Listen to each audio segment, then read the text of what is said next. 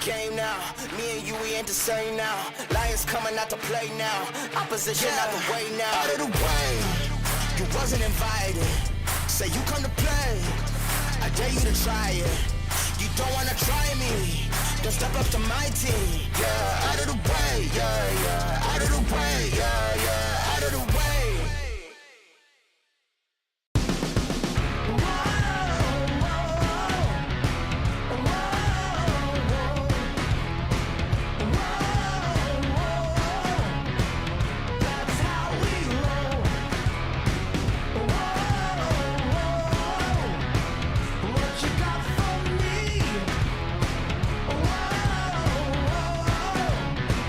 Just wait and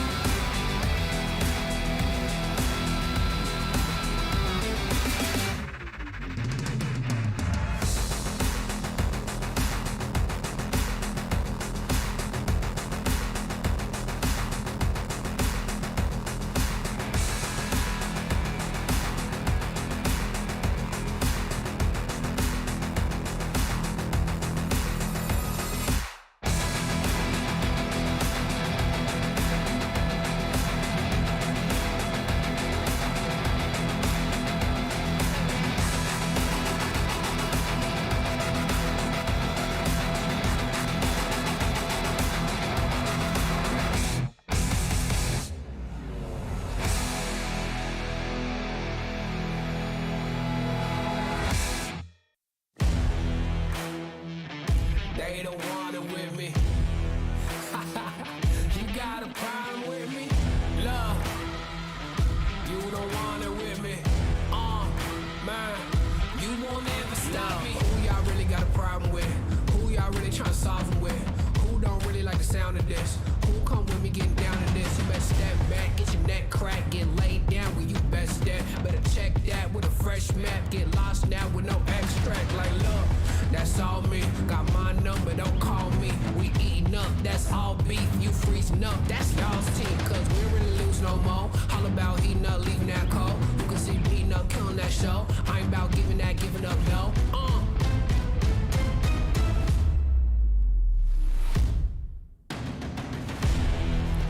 Nah, cause they don't want it with me. Look, you got a problem with me. Look, cause y'all don't want it with me. If you start a fire with me, then you never gonna stop me. Ayy, sound the alarm. We about to go on. You getting it wrong. Time to go off. Can't hold us back. Truth hurts, you always that. My truth lurks, say y'all collapse. Now scoop first, where your homies at? Come my team with me right now. My team's on me right now. But what you mean y'all out? It's time to weed y'all out. Okay, we coming back with a vengeance. Time to go start your engines. What is this thing y'all mention? Time for y'all stop pretending,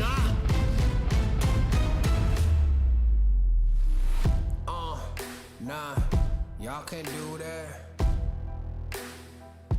Where your crew at? Y'all can't do that. Nah, where your crew at? Nah, man, cause now you alone. Yeah, get out of my zone. Man, cause now you alone. Love, get out of my zone. Nah, cause they don't want it with me. Look, you got a problem with me. Look, cause y'all don't want it with me. If you start a fire with me, then you're never gonna stop me. Nah, cause they don't want it with me. Look, you got a problem with me. Look, cause y'all don't want it with me. If you start a fire with me,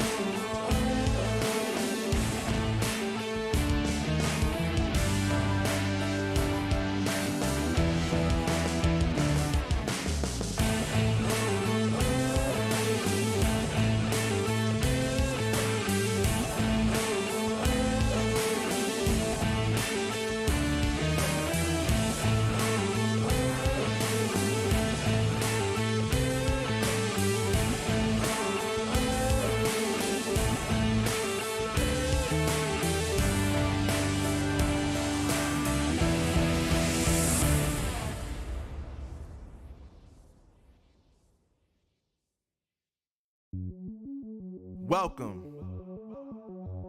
to the place where dreams come true. Where everything you want can be yours. If and only if you're willing to work for them. You're willing to hurt for them. But most of all, you're willing to be first for them. Ha!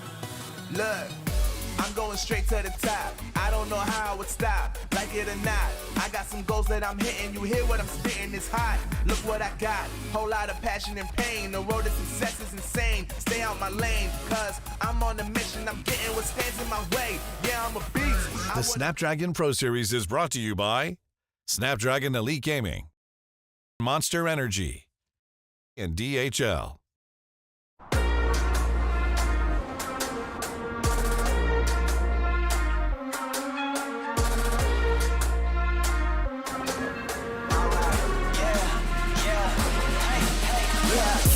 Won't stop going till a player on top know it. Rooftop, penthouse, sweet. If you really want it, gotta own it. Fight through it, we was at the lowest. Blood, sweat, tears, the components. Riding all year, now's the moment. We are not friends, we are opponents. Yeah, I'm coming for mine. Yeah, I'm making a play, the game on the line. Yeah, I've been on the grind. Yeah, I jump in the spot, I made it my time. Yeah, look in the sky. Yeah, the stars align, no shade to shine. Can't stop it already. Emotional work and devotion, we put in this time. Look, you won't stop.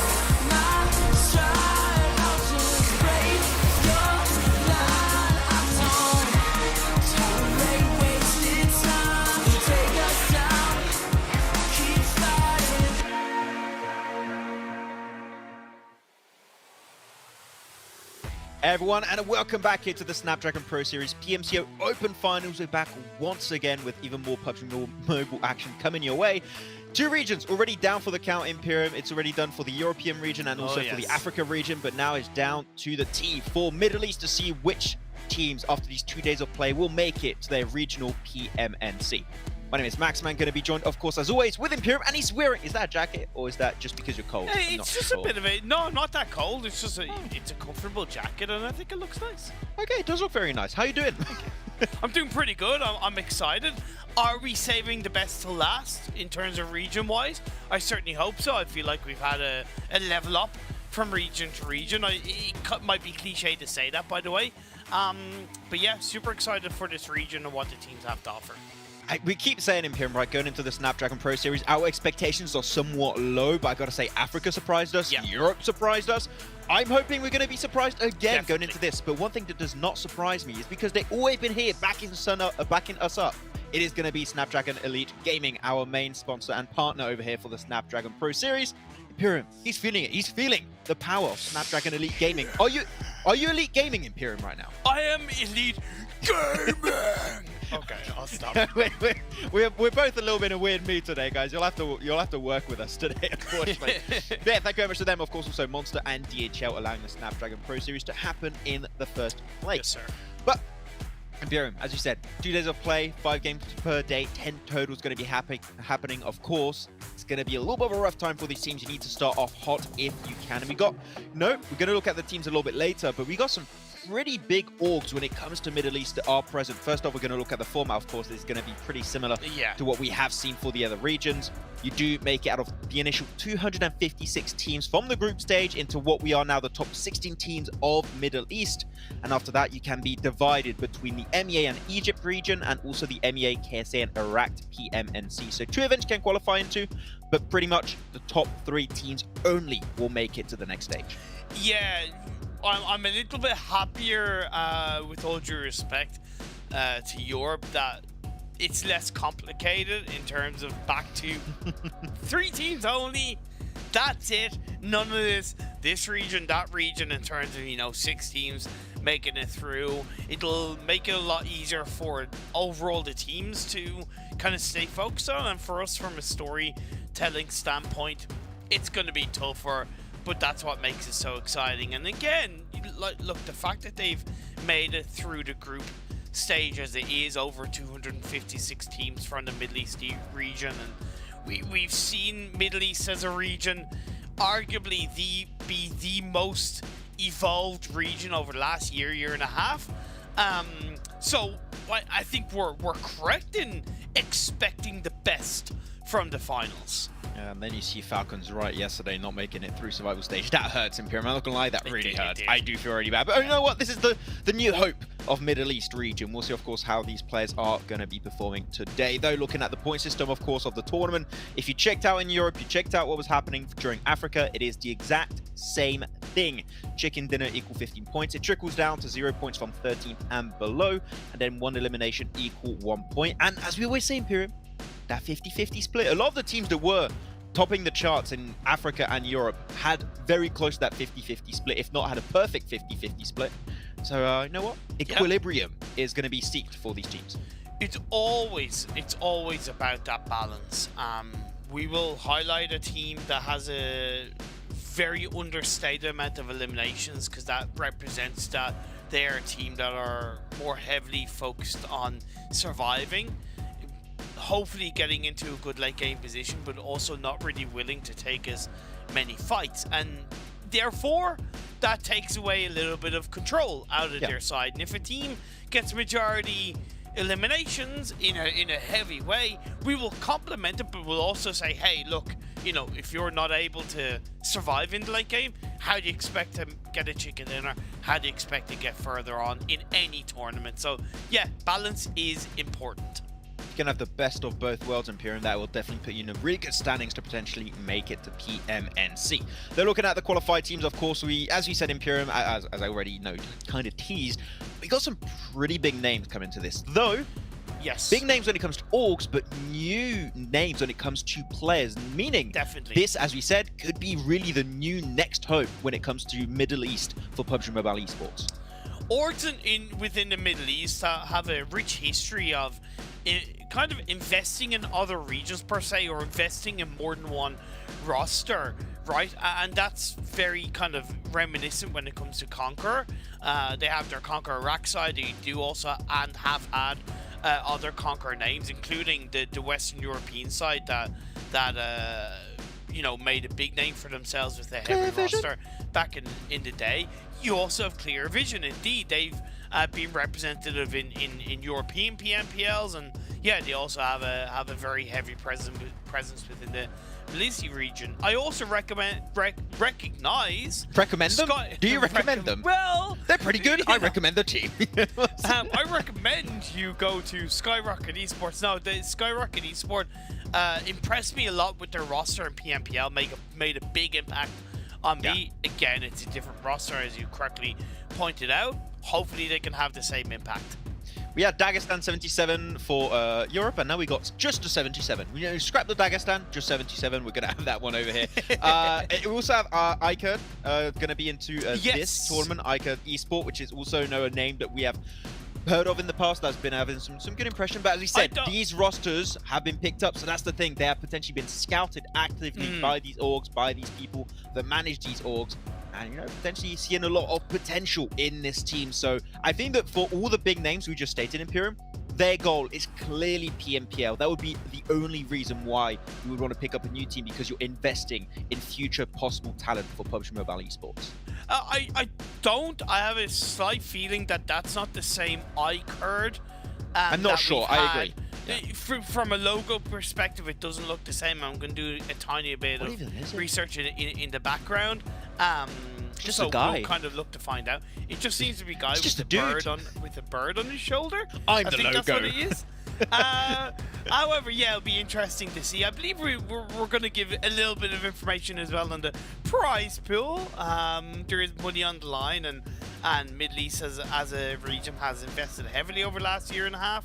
And it's tournaments like this, whether it's, you know, international based tournaments such as the Snapdragon Pro Series, PMCO, or inter-regional tournaments within the Middle East. These kind of prize pools make a big difference to allowing teams to stay invested and build their future within PUBG Mobile Esports. Exactly, and the prize pool is going to just keep growing from here on out. Of course, it's going to be, I think the PMEC is going to be like 20,000 euros on the board. So yeah, you guys have some pretty decent amount of money that can be secured by the next tournaments if you qualify through this. But as we always say, goal is to be in top 3, of course, and make it into PMNC. And the main goal is to be in first place because you want to get that extra 4K potential increase from second to first place. That is really, really significant. Teams have been battling their hearts out for Africa and Europe to be the first place team. It's been looking really good for teams like Dagestan 77 in particular, but basically what we're trying to say, if you want that first place, flashy plays are going to be required here, and consistency will be rewarded at the end with that extra 4K on board. Indeed, indeed.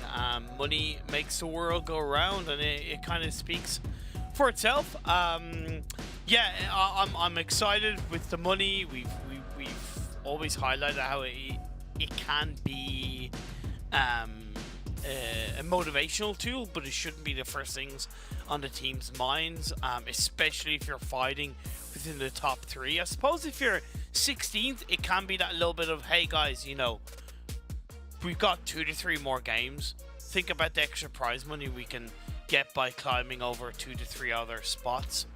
Let's get this and do what we can. So it's there to help the teams in game and out of game, and you know, it always makes things a little bit more exciting. Exactly, it's going to be really exciting to see how things are going to be panning out for these 2 days of play. 10 games total. Is going to be interesting to see which 3 teams will be able to make it to the next stage and potentially claw their way into PMPL. But with that said, we do have a very quick interview with Nabaz, the coach of Conquer Iraq. Check this one out.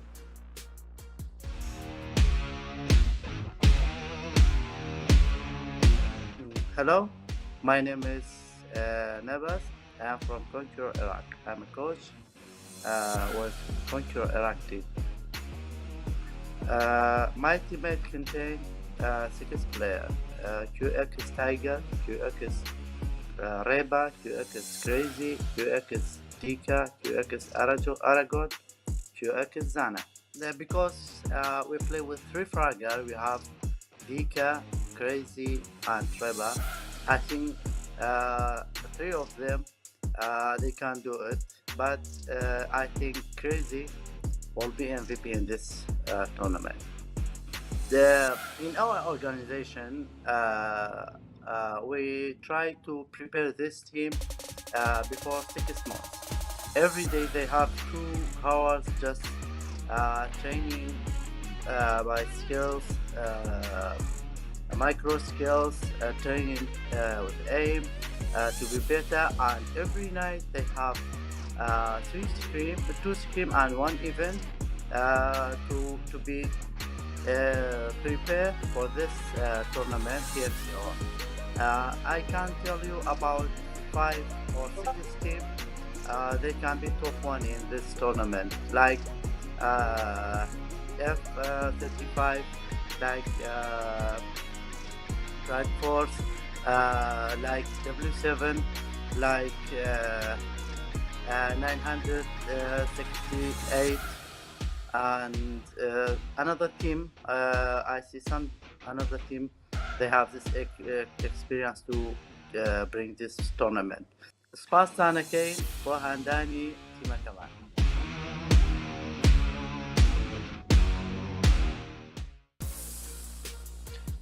Great to hear from Nabaz over there during that quick interview. But man, 6 months of prep has been going on for the side of Conquer Iraq. That is impressive for this stage of PUBG Mobile Esports.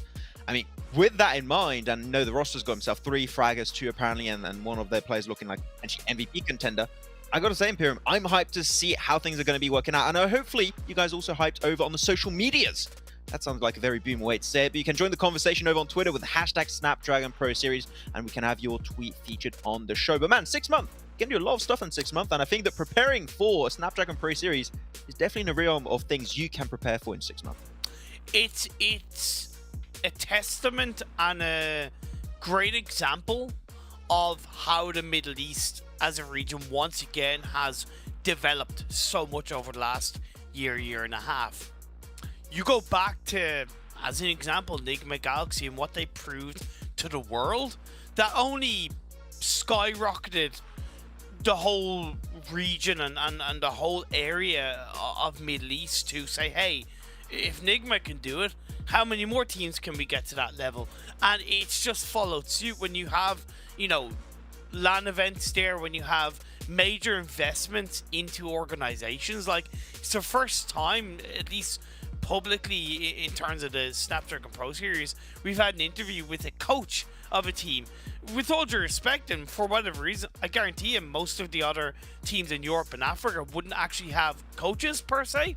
So again, it's a big sign of what's being done, and that's why it makes me just that little bit more excited for these finals. That's the thing when you have no Conqueror backing you, you definitely have a little bit of extra resources, and those resources plus the 6 month of prep, that's going to help them out pretty significantly. We'll have to see, but of course we do have a quick little breather, quick little break before we head on over in game number 1 over on Erangel. We'll see you guys soon.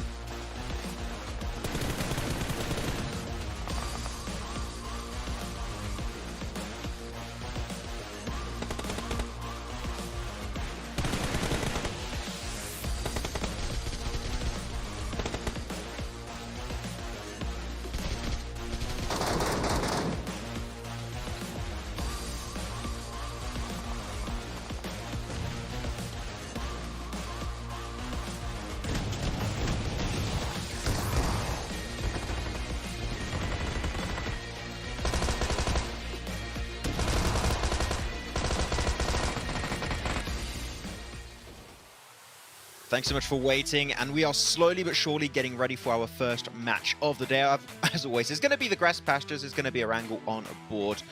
And man, talking about it, we just mentioned No Conqueror Iraq looking as one potentially very heavy contender. Why? I'm not sure. Okay, I'll join you over that one. I was just waiting for you to. I saw it. I was like, how long is he going to hold on to it? I'm not sure. I know. I was committed, dude. I was committed.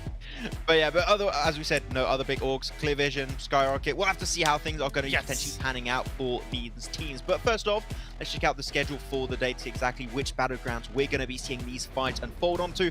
3 Erangels, 1 Miramar, 1 Sanhok, as usual, Imperial.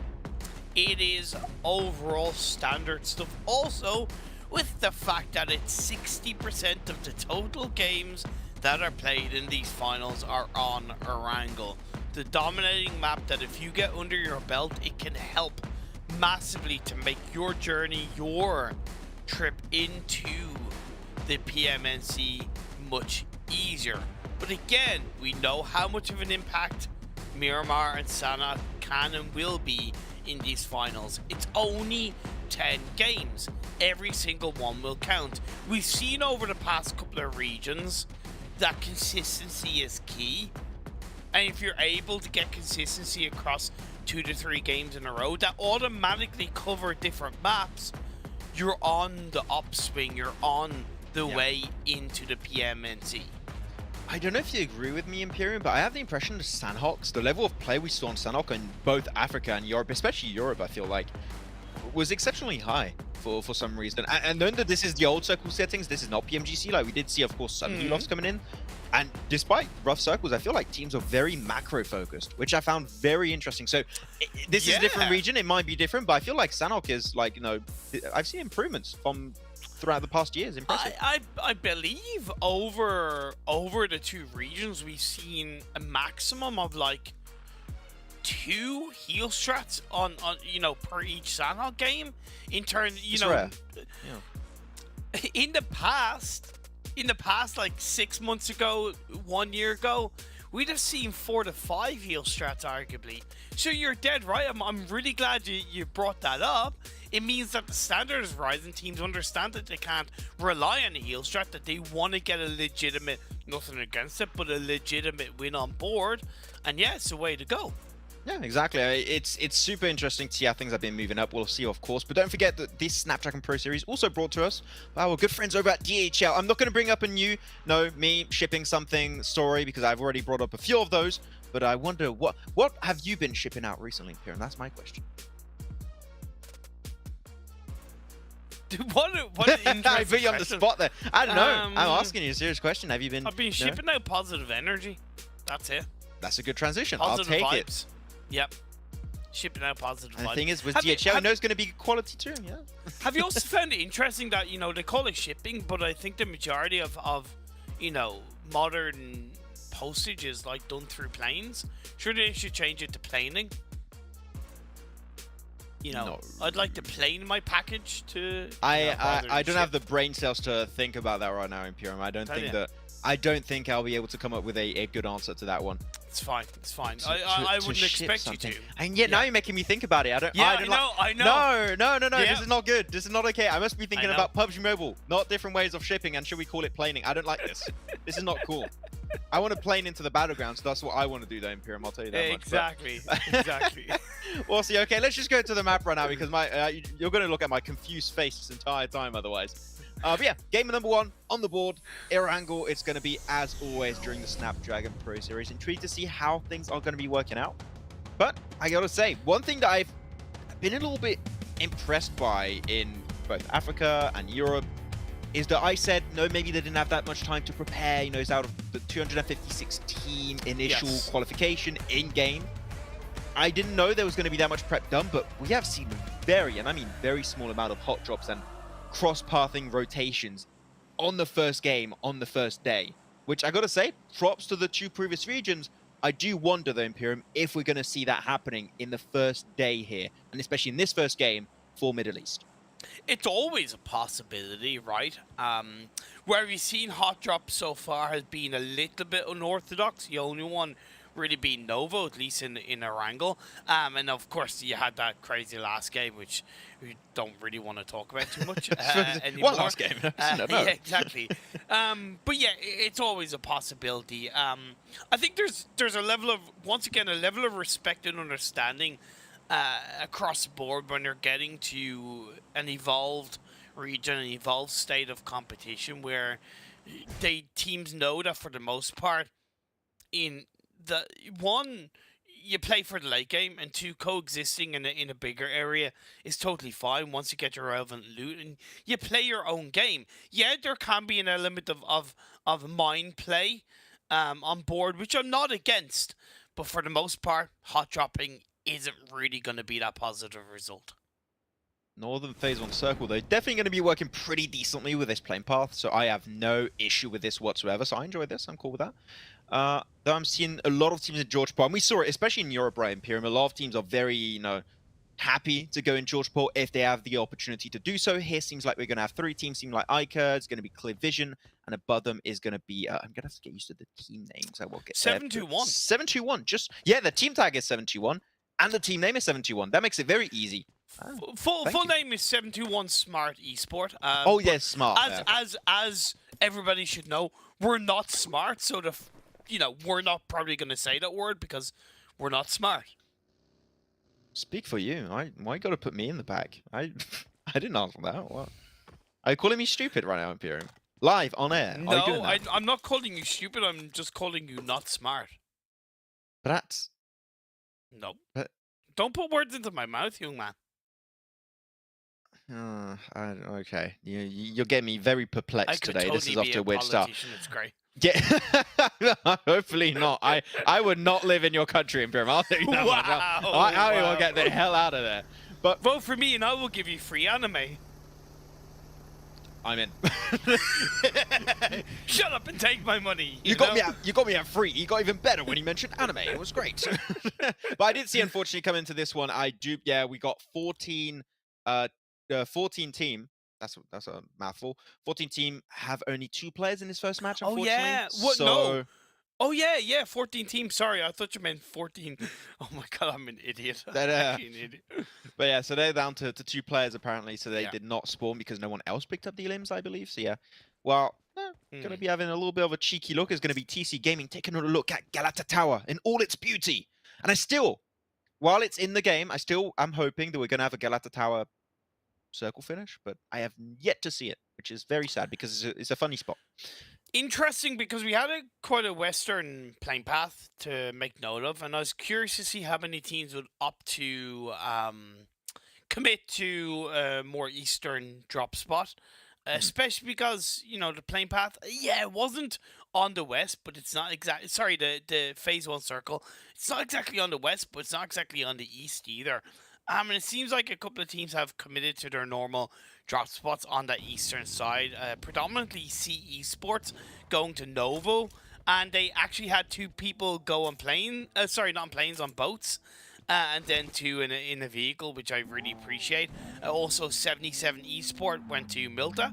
The one positive is that, bar clashing depending on rotation times, they're for the most part going to have a little bit of an easier access coming into the circle because they can utilize the freer area of the eastern side of the map, again, because that playing path was more predominantly on the west. Exactly. I'm really hyped for what Pache can do, specifically because of their little bit of a split right now. And you got that river that's in play, Imperium, right? We always know the river in play based on whether the circle's going to go.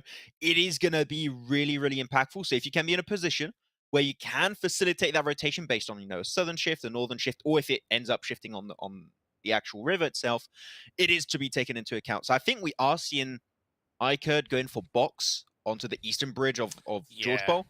Yeah, that's a great position. I think I would have to say, even Imperium, that is the best position there, and Roshok, like the high ground of Roshok. 2 best positions. So Ica, pulling off that move early. Got to say, that's a good plan in my head. Brute Force on our screens right now, if you notice, they only have 3 players in Severny. They made a big brain move right off the bat. 1 player is looting up the building to the south of shooting range. It's on that massive hilltop. It's quite sprawling, but it's a great anchor point. It's kind of, okay, guys, you all go Severny, loot up Severny, grab a couple of eagles, and meet me here. That's what I think they have in mind. It's automatically going to make their rotation a little bit quicker. It's automatically going to create just that little bit of extra positional control, and to me it's them understanding that, okay, we want to think a bit ahead, we want to take advantage especially of where this Phase 1 is, and there is most likely going to be a couple of teams looking to prioritize the north of the river location, because one thing that we need to consider is that there's a chunky enough amount of the northern side of the circle in that water play, so the north of the river does have the majority of the landmass. Exactly. Like, the thing with Booth too is that where he is right now, You can easily loot up for one person there. It is not enough for 2 people. It is enough for 1. Do that 3-1 split, which you did mention, having 3 players just like scavenge everything available in Savernia, and then you can just regroup. If Booth still needs a little bit extra, they'll just pick it up for him. Right? So I think that overall, as you said, pointed out, I think it's a really good spot, good scouting information, facilitating rotations. That's good. Waleed, though. Come on, Icar. Come on. Come on, come on, come on, come on, come on, come on. Come on. Come on. Oh, man, I'm a little... I'm What? clenching my fist right now. Yeah, he wasn't spotted, luckily enough. They are taking shots, though. Come on! Shoot! Wait, they are shooting, they are shooting. I just don't think we can hear the audio, Imperium. Okay. The audio's been cut on our side. No, we can't hear what's going on. But they are, in fact, taking shots. Oh, we can hear it now. That's cool. But they were indeed actively shooting. General... I think he might have lost the wheel on this from buggy. Helmand. Look at this from Helmand. That I do appreciate. If he gets onto the high ground, that's actually higher than where General is. That gives a great off angle for Icard. Oh, still no audio again, but he is actively shooting once again. Helmand gave himself some decent spray. But as you said, I love this off angle. He's just really creating himself a little bit of a pin position, making sure that this player is going to struggle to just leave this area as a whole. And that's an amazing nade thrown over by Clover, and that's going to be one potentially to seal the deal. The thing is, you might not be aware, but if you're on that wall where Clover is, you can, in fact, just barely reach that spot. If you don't cook the nade too much, it will roll down. So, yeah, it seemed like Clover knew exactly what he was working with. Great initial knockdown, and if you're on the other side of the team, I don't think that you go for that rest. So, General might just be the first casualty. And double W7 are cutting their losses, and too right they should. Don't try and go for that revive. Don't try and go for any kind of re-engagement. Just cut the loss and move away. And they'll go to the southwest of shooting range. Phase 2 is about to pop up. Pache have a 3-1 split between northern hillside of Rozhok and the south riverside of north of the river, which is the best of both worlds, arguably. TC 77 are kind of close to each other outside of farm, and C is still looting up Nova. I didn't make note of the fact that Execution had also gone to military base on a side note. Didn't mention it because at the time I was talking about teams prioritizing the eastern side and how that can impact. But that north of the river shift on phase 2 is going to make a lot more challenging, Max, for the teams that are down on that south side. It makes it challenging a little bit for the teams on the south, but I think it's great that you get that out of the way on phase 2. On phase 2, you know you're not going to have that witch scramble on like phase 4, phase 5. Like, oh, do we have to go south? Do we have to go north? Do we have to gatekeep? Like, you don't have that question anymore. You know 100% it is now north. How are we going to rotate now? We've got that question right now. You still have a lot of space, so it shouldn't be really too much of a massive task for these teams to execute the rotation. So that's, I would say, the biggest issue of this game already out of the way. So really, really going to be great for these teams. Though I'm seeing Booth slowly but surely being surrounded by players of Icard. So as I suspected, he does have a car. Regroup. It is not worth the risk. Booth regroup, which he is doing right now. But I'm kind of frustrated because at that point, they didn't know where phase 2 was going to go. I low-key find it frustrating that the rest of the team stayed in Savernia up until phase 2 shifted. However, yeah, Booth repositioning and with one of his teammates on the side note who had picked him up, they're going to go back to Saverny. The best compound for me inside this circle, there's a couple, but arguably it's that Saverny hillside and that warehouse. It gives such oversight towards Saverny. You're going to be able to catch out teams possibly rotating from the southwest, and you're not too deep in the center that you're stuck on the phase 3 shift. Pretty much everything around shooting range, especially the southern western side and just straight south of shooting range, is a great position. It's a high ground spot. You're going to spot all the teams that are going to try and leave the riverbank. There's a lot of really advantageous positions to play around. So I'm really stoked seeing Iker can be playing. I think that you got also Conqueror Iraq in it. Yeah, Conqueror Iraq are also in that position. So two teams who already, especially Conqueror, we said is one of our big teams looking at here. 6 months of prep.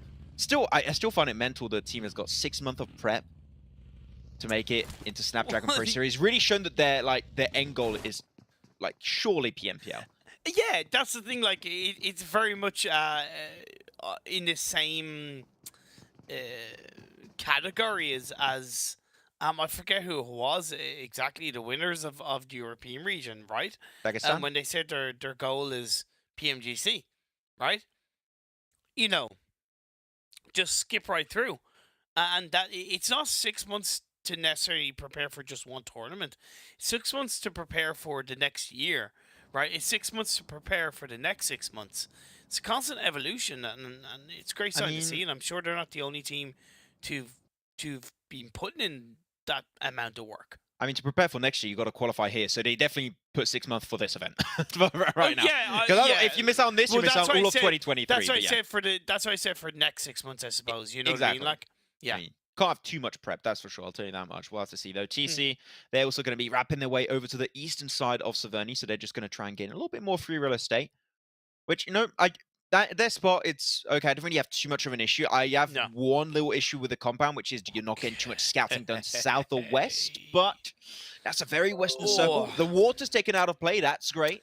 Yes. But, man, Conquer Iraq has got a golden spot right now in Imperium. Like, they are given an amazing position. Conquer Iraq, Icard, and 7-2-1. Probably in the 3 best positions of the circle. Don't want to take away from the side of One Heart on the northwestern side, because it's a pretty high hill, and they should be able to shoot towards the likes of Conquer Iraq on Shooting Range Hill in that regard. Clear vision in a bit of a tricky spot because it's a little bit more open and variable around that southwestern side. And for the teams coming in from the east, yeah, although the shift moves away from the water, most of the strong points are going to be taken already. Team Brute Force just trying to squeeze himself onto the ridge up north. They do send himself 2 players first. Brute Force love playing split. Like they don't like playing as a 4-man. I feel like that rotation, you put it off as a 4-man because you don't know what's on the other side. You don't know what's on the receiving end of that rotation. So sending it as a duo without a follow-up through Severny feels a little bit weird to me, especially because you got Skyrocket currently going to be crashing up in the northern edge. So going to potentially see a few fights rock TC. Up very, very soon. TC, though, sending Tess forward, not going to be able to get any information so far, apparently, on W7 Esports. But he's just trying to go around, try and get that information, but you could currently say he's safe. Could say he's testing W7. You could say that.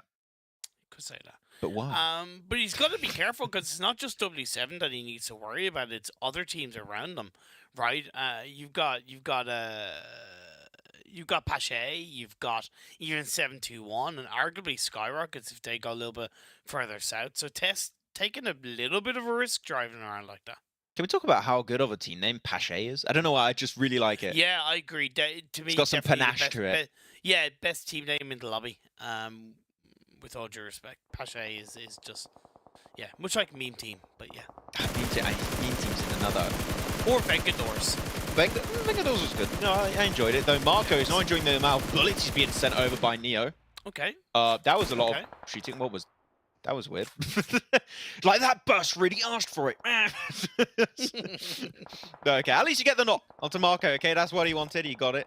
Not sure if he can actually secure it, though. Potentially going to be also stolen by another team, Skyrocket.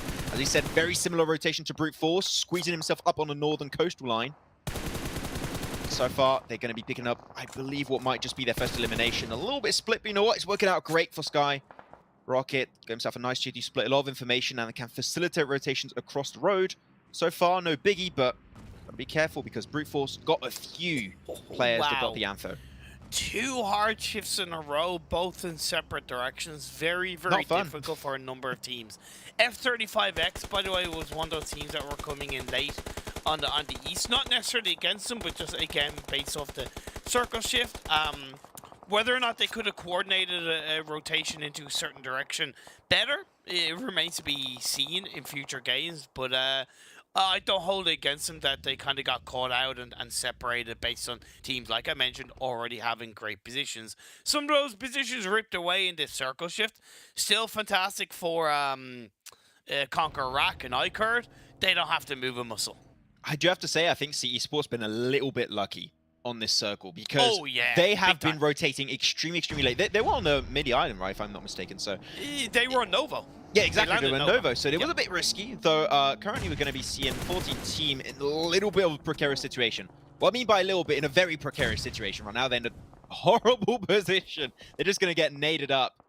And I got to say, really good angles we are seeing picked up by Execution. And I think Kevin's going to get one. He's going to get one fantastic nade eventually, but I think he's aiming for the shed right now, but they're not in the shed, in the bridge right nearby. And now it's going to be 4Boy just picking every single one of those up, and that's it. And I got to say, Execution now got himself a nice little bit of clearance in their spot. By the way, as much as that technically looked like a separation engagement, you know, a bit of a solo push, it wasn't. The nades and the pre-fire shots being dealt from above was a big factor in, It was backup. Yeah. in 4Boy being able to push in like that, and the damage had been done in that regard. So great play is 968. Trying to find a way in on the southwestern edge of the circle. There's 77X, iCard, all around them, as well as Brute Force. But Brute Force aren't really in the cleanest of spots, as even though they have a full squad up, they're all together, and that really takes away from the spread. By the way, don't look on the round rankings on the right side. No, everyone is not alive, okay? we've definitely suffered casualties. That's an issue. That's a little bit of a It's fine, it's fine. I shall be get rectified, hopefully. tech But thing. we'll definitely got some players that did go down at some point. Clear Vision, though, had this massive split on the southern-western side, and I think that they understand we don't want to stay low ground this entire game. We want to start gaining a little bit more terrain, a little bit more of a better anchor point in this circle, so we can get information and potentially push teams that are low ground, and they know they don't want to be the low ground team this entire match. So I do like what Clear Vision's been doing. Nice little bit of a split too. They've got to be careful, though. There are going to be teams moving in, and they're going to be trying to go for the initial spray. Val gets some nice damage done, and is going to be followed up by Shroud, actually, from TC. So it seemed like a little bit of a KS to some extent, but Clear Vision still holding strong to the west as one player gets knocked. Once again, it's pretty solid. Clear Vision have not prioritized to revive yet. They've looked to counter-engage to slow down the side of One Heart. You get that trade knock, you slow One Heart down. The separation, it's great from One Heart, but it's also a bit risky because they are singled out, and that takes makes it a little bit easier for Clear Vision to get that counter knock. I love this play from Delo. He just leapfrogged all of Clear Vision, and now he's got just such a good position. He's basically gatekeeping Clear Vision from making it in this next circle shift on phase 5. Unfortunately, you can't say the same about one of his teammates, Artful, that got picked up on the way. Quick might be able to go for the res, but knowing Clear Vision after they got their teammate resed up, they want to make sure they go for the push. Look at that, Paul sending it onto Della. They are not given any room for mistakes here. They want to get full control on the west, and that's it. Della instantly knocked and flushed. Now only 2 players remaining. It's been a little bit of a leapfrog inception Imperium, but I feel like Clear Vision might just be the ones coming out on top, as that nade is looking like it might just get the damage they need. Ooh, a little bit wide. Misses out. Does miss Dom out. is going to re-knock out, and yeah, 2 players left. I do like the fact that One Heart, their 2 solo players, tried to separate themselves because they know the risk of the nades that are in that area of the hillside. The thing is, they sent 1 car forward. Do they know there's still another player? They're like, where did they go as 2? Is there still 1 left behind? I think that there's definitely some question marks in the mind of Clear Vision. Like, I would not heal there either, because I think there's a little bit of misinformation. They're going to be sending it forward. There you go, just making sure. Okay, no, he's just going to be moving around. But now they're going to be also spotted out by teams on the northern edge. It is not looking too comfortable for Clear Vision. They need to move ASAP. Or you can third party the fight that's happening just northeast of you, Imperium. There's a lot of options. But you can see what Clear Vision's going to go for. Shots come out at 7-2-1, pushing on towards the the crashed airplane, should I say, which is a great spot to hold on to by Conquer Iraq. But Conquer Iraq are going to come out on top. It's Reba.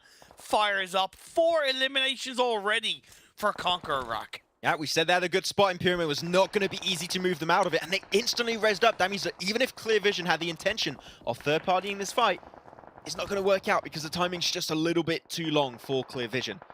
Conqueror, though, great little ridge. Got to be careful. Don't allow teams to get too close, otherwise it will be Nade City. Shroud and Test from TC are just going to try their best to hold on to the northern edge, but the circle's moving in. Teams are getting pushed their way. This could be looking like a good opportunity for TC Gaming Imperium to get a few frags here and there. Yeah, it's not going to be easy. Test. It seems like he loves the vehicle more than shooting. Like the two Salazar times that we've 2.0.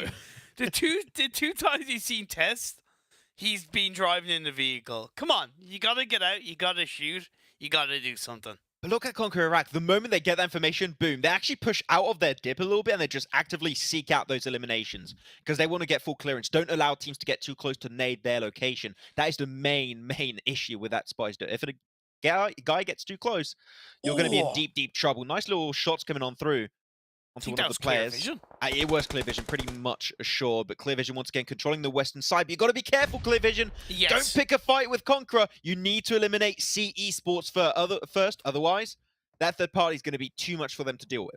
They got to know that Conquerac are not really going to disengage away from that dip, right? They're not really going to move out to the point of engaging on Clear Vision. You're 100% correct on Clear Vision needing to prioritize C Esports. It's on the same hill ridge side. It's just a little bit further away from them. They have already lost a player, so in C Esports' mind, they have the body advantage, and they need to push that. I also understand, though, that they might be cautious of the fact that there's W7 to the south of them. But if they send it towards Clear Vision, W7 will not be able to third party in my eyes. We did see, though, one player of Clear Vision getting flushed out by C Esports, so that's going to be definitely hurting them. When it comes to numbers, oh wow, C Esports currently win that fight, but one nade could be one thing to change the fight. They're talking about Nade. Savar is going to be taking his own fight versus Iker. That's a good one. Pushed him low.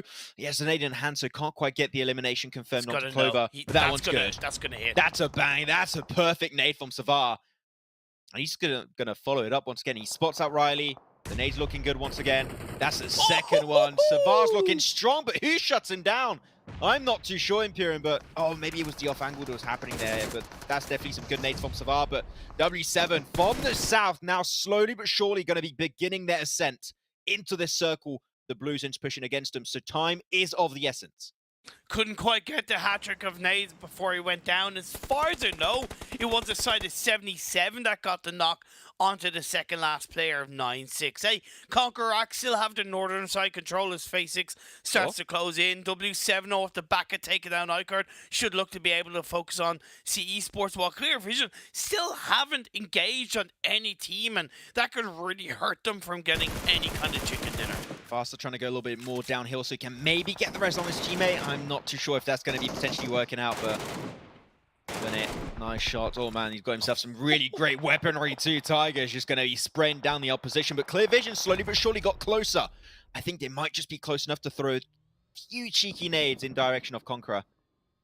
As damage comes up, still have 6 teams in such a small circle. Imperium with very little coverage right now. This is a great first game to start off the day. The nades are still being traded back and forth. I don't think Clear Vision have vehicles, and that's really hurting them, pushing up and crashing in on the Conqueror rack. Crazy got knocked by a lovely nade by the side of Clear Vision, but if they're not able to follow it up, it hurts Conqueror rack's ability to be pushed upon by Clear Vision. Never mind the fact that the revive came out, the circle shifted right on top of Clear Vision. The likes of 77 are going to have to move downhill, W7 are going to have to move downhill, while Seal is going to have to push towards Clear Vision. This is it. This has to be Conqueror Iraq's game to lose. There's no way this one escapes them. They got such a great position. Clear Vision are getting absolutely wrecked. Down to just one player. And C Esports just want to pick up the pieces. Every single point they can get is going to be a massive potential increase and kick off to the Snapdragon Pro Series for them. Only one player, D7, DM, going to be remaining. Smoke's going to come out. W7 still trying to eke their way forward. You've got multiple fights. You've got 2 fights happening between 2 separate teams outside the circle. And you have Conqueror literally just chilling, waiting to pick up the pieces. C Esports should have pushed earlier onto Clear Vision, or W7, one or the other. That little bit of passive play, again, could kind of hurt them. The game's not over. Yeah. 77, like I said, having to move downhill, get punished. To touch on what you said, the fact that they're not taking fights and eliminating the entire squad, they're taking a risk that if they push Conqueror later on, they're going to get third-partied. That is the issue. You want to clear all of the other teams that are outside the circle before you go for this push if you want to aim for the win. But 14 eliminations appearing for Conqueror Iraq on the very first game. You know what? I'll tell you, those 6 months were definitely not for nothing. It's looking pretty promising. Yeah, they had one of the best positions in the early parts of the game, but they've certainly done a lot with it off the back of other teams being quite passive. See, Esports still up as a full squad, though. Yuns might just be a little bit of an issue. If they decide to push it and show their backs over to Yuns, that could be the potential downfall of C Esport, but it would maybe turn into a 4v4. Currently, it's a 4v4v1. The Circle still right on top of Conqueror Iraq. Get himself his last first stage. He's going to have to do something now. Stand up. Spots a player, but he's instantly shut down. They were aware a player was still in the wings. And now they secure himself a second place with 5 elims. As now they're just going to be snaking their way forward. But Conqueror to see if they spot them out. Great first shot here onto Olako. That's going to be opening up the hostilities. 4v3 currently. I believe they might just be out of nades. The blue zone's going to be the rest of the work. Olako is out of the game. 4v3 currently. Maybe looking for 19 elimination bomb on their first chicken dinner. Tiger going wide with the off angle on the buggy. He wants to squash them down, and he picks one up. That's Hoppid. Instantly getting picked up, and they're just pushing it up. They want every single elimination they can get, and that is going to be it right behind them. How can you stop Conqueror Iraq on the first match with a massive 19 elimination chicken dinner to kick it off? 6 eliminations for Tiger, 6 eliminations for Crazy, 5 eliminations from Reba, and 2 eliminations from Dika. There's a reason why they have 3 fraggers in their roster. They make it hell for the rest of the lobby. What a great way to close out the game. And Tiger swinging around, and they knew that C Esports were pinched. Like, that they were absolutely pinched. And the only target place for C Esports to go in the final moments was that crate drop. And Conqueror Rock knew that, and they played off that. Just so clean, so simple, but great execution.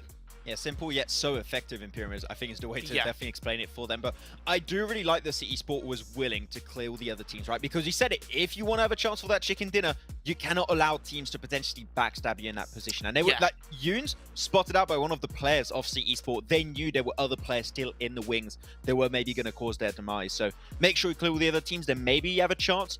And then you have the buggy just coming in, and you're like, yeah, it's definitely pretty much GG, but still really good stuff coming out on this first match. Of course, don't forget that all the energy you just witnessed in this first game was brought to you by Monster Energy themselves, keeping everything on point for these players when they need it the most.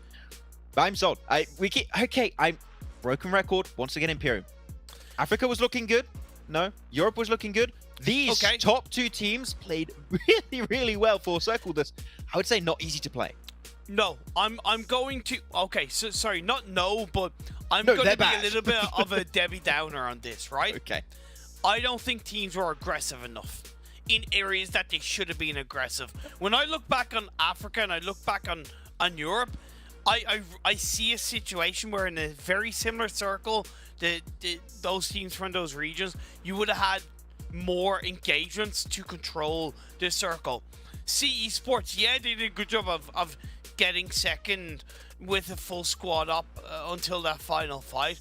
But again, when you're talking about kind of really taking control of the circle, really putting yourself in the best position to get a win, as well as picking up eliminations along the way, they should have pushed clear vision. Same the other way around. Not enough aggression helped make that look so much easier for Conquer Rock. I don't know if it's first game jitters. I don't know if it's a pattern. We'll see. I'm still feel really impressed with what C-Sport were able to do, because don't forget, this was the longest rotation from them. They dropped Novo, made it right up there playing edge, uphill the entire time. That is not an easy rotation, but still really good stuff for them to get a second place on the very first match. With that said, we're going to head on over to a very short break, and after that, we'll be back with some Miramar action for the Snapdragon Pro Series.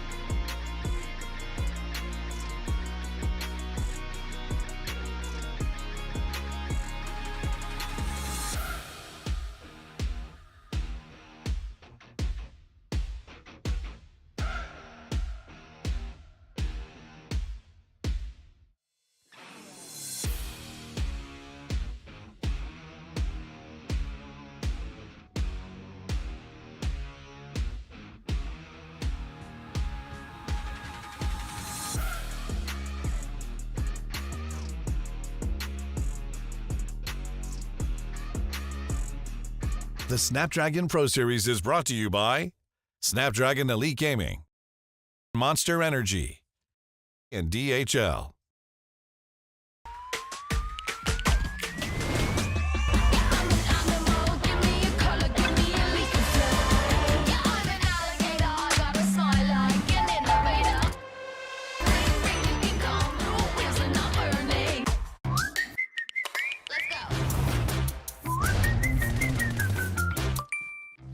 Design if they wanna buy me, baby, I'm too pricey.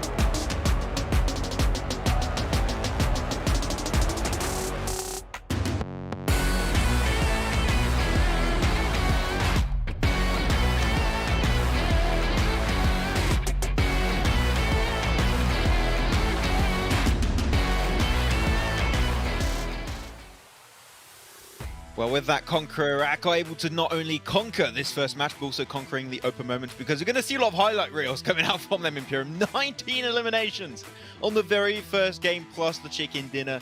It is hard to beat that. Starting off hot for them, and man, Tiger, he was just pouncing at their foes with Buggy, which I didn't expect to see on the first game, but he just rolled over the competition, literally. He was looking good. Yeah, talk about making a statement at the end of the day. Despite my point around how teams around them should have been more aggressive in terms of circle control, it was 100% Conquer Rock making a statement. They knew where to be. They knew how to position themselves in that dip, because that kind of dip can at times be very false reassurance. Right, teams will go there and they'll be like, Grant, we don't need to do anything. We don't need to, move. We don't really need to be active. No, a big part of protecting that compound and protect that area is taking a risk of stepping out, peeking up, shooting, stepping out, peeking up, shooting. That as a team, when you're in this kind of lobby, requires way more preparation. See what I did there? And way more teamwork than you think. And the fact that they only suffered one, I believe they only ever suffered 2 knocks across that lobby. 2 to 3, yeah. Speaks for itself. So genuinely very, very impressive from Conquerac within themselves. The thing was also, when we're going to look at the match rankings once again, just to exactly express how many points have been taken home by them in this match. But the thing is that the way they played the game doesn't even sound like that far out there. It's not a play that's like, oh, it's insane or anything. It's just they rotated earlier than other teams around them. They got in a really good position when it comes to scouting. When teams were getting close, they would actively seek out to eliminate that team to make sure no one could threaten their spot with nades. And then when they just they know they have the man advantage, they know where the enemy team is in the closing moments of the game, they're going to actively spread out to get 100% confirmation on that chicken dinner. It doesn't get as simple as that, but it gets so good. It is what you call a textbook play from Conquer Iraq on the first game. It's the fundamentals personified, right? That's the fundamentals personified. Still a solid game from CE Esports in second place. I know it's half the points of Conquer Iraq, but I think we've kind of, for the moment, gone on enough about them. 17 points for CE Esports. Execution gone a little bit understated. Max 10 eliminations in that game. They deserve their props for that. 77 Esports with 13 and Clear Vision with 10. So the top 5 with double digits. So I do think it was a pretty good start to the finals. Do have a little bit of sympathy for the teams, because a couple of those circles were very hard shifting. I know that's kind of normal in PUBG Mobile, but I certainly felt for how they shifted. I believe it was phase 3 and phase 4 were both very difficult to navigate around. I would say about 2/3 of the lobby were literally fighting an uphill battle, right? Because the circle ended up on top of the mountain, south of shooting range. You're gonna have to take those fights uphill. One of the few teams that was able to make that work out was CE Sport, and I already mentioned it before the break. They went for the rotation from Novo, wide wrap into the western side, and just held the edge the entire time, just clearing team after team after team. Sure, as you said, Imperium, maybe they could have done a little bit better when they were taking that fight versus, I believe it was Clear Vision. Maybe a little bit more presence on that fight would have just unlocked a lot more potential in the late game. But still, they just, step by step, playing the edge of the circle, which is playing it as passive as possible until you have to commit to a fight. So yeah, I think that in this first game alone, we saw a lot of versatility, a lot of different things to make each one of these teams stand out and make them different from one another, which I enjoy. And I'm sold, that's why I said that I feel like this region's already looking strong compared to what we saw for Africa and Europe, is because I feel like we've seen already Conquer Iraq being good on almost all fronts, and then other teams showing, I think, true potential. Like we saw Clear Vision with that really good split onto the western side. Execution, that big fracking power. CE Sport playing edge on the south a lot of the time. I know I'm going on a little bit on the rant right now almost, but I feel like they've set up expectations for these next matches in the very first match, which doesn't happen very often. No, that's true. A big blueprint set for Conquer Iraq, without a shadow of a doubt, and it gives us a sign of what is possible when you mention the other teams that you justifiably put out there. I'm looking down at the bottom of the standings. I think Pache and Brute Force could have done a little bit more, because early in the game they seem to have half decent positions. Sometimes a rotation isn't going to go your way, other times it will, so don't give it up. I think Brute Force being the typical, kind of example of really missing out on good potential. They dropped in Severny. I was quick to highlight the plus of Booth being, you know, further away as an anchor point. They didn't really do that, and then they committed to Severny in phase 2, which is, you know, disengaging away from Severny. We know on that kind of circle is extremely difficult. Doesn't matter how bad a heart is, it's extremely difficult. I love dropping Severny Imperium, and I can tell you, as a 3-man, there, yes. Dropping there, I find it is really fun. I think it's just a great spot overall if you know how to play it properly. The thing is, you must try and set yourself up for success when it comes to rotations, because very rarely, if you're Severny main team, you're gonna have circles end near Severny, which happened here. Like, was really close. Yeah. You should be so much faster, in my opinion, to rotate and like send yourself to where Booth was.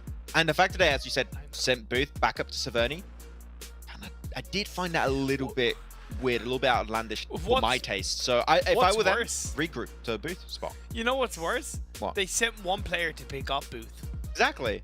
I have so many questions after that one. You'll have to see, but of course, you know, checking out, of course, predictions, Imperium. I am told right now we've got some predictions we're potentially going to have to do. Of course, if you do want to join the prediction game, you can do it in the Twitch chat. Of course, also on social media over with the hashtag Snapdragon Pro Series.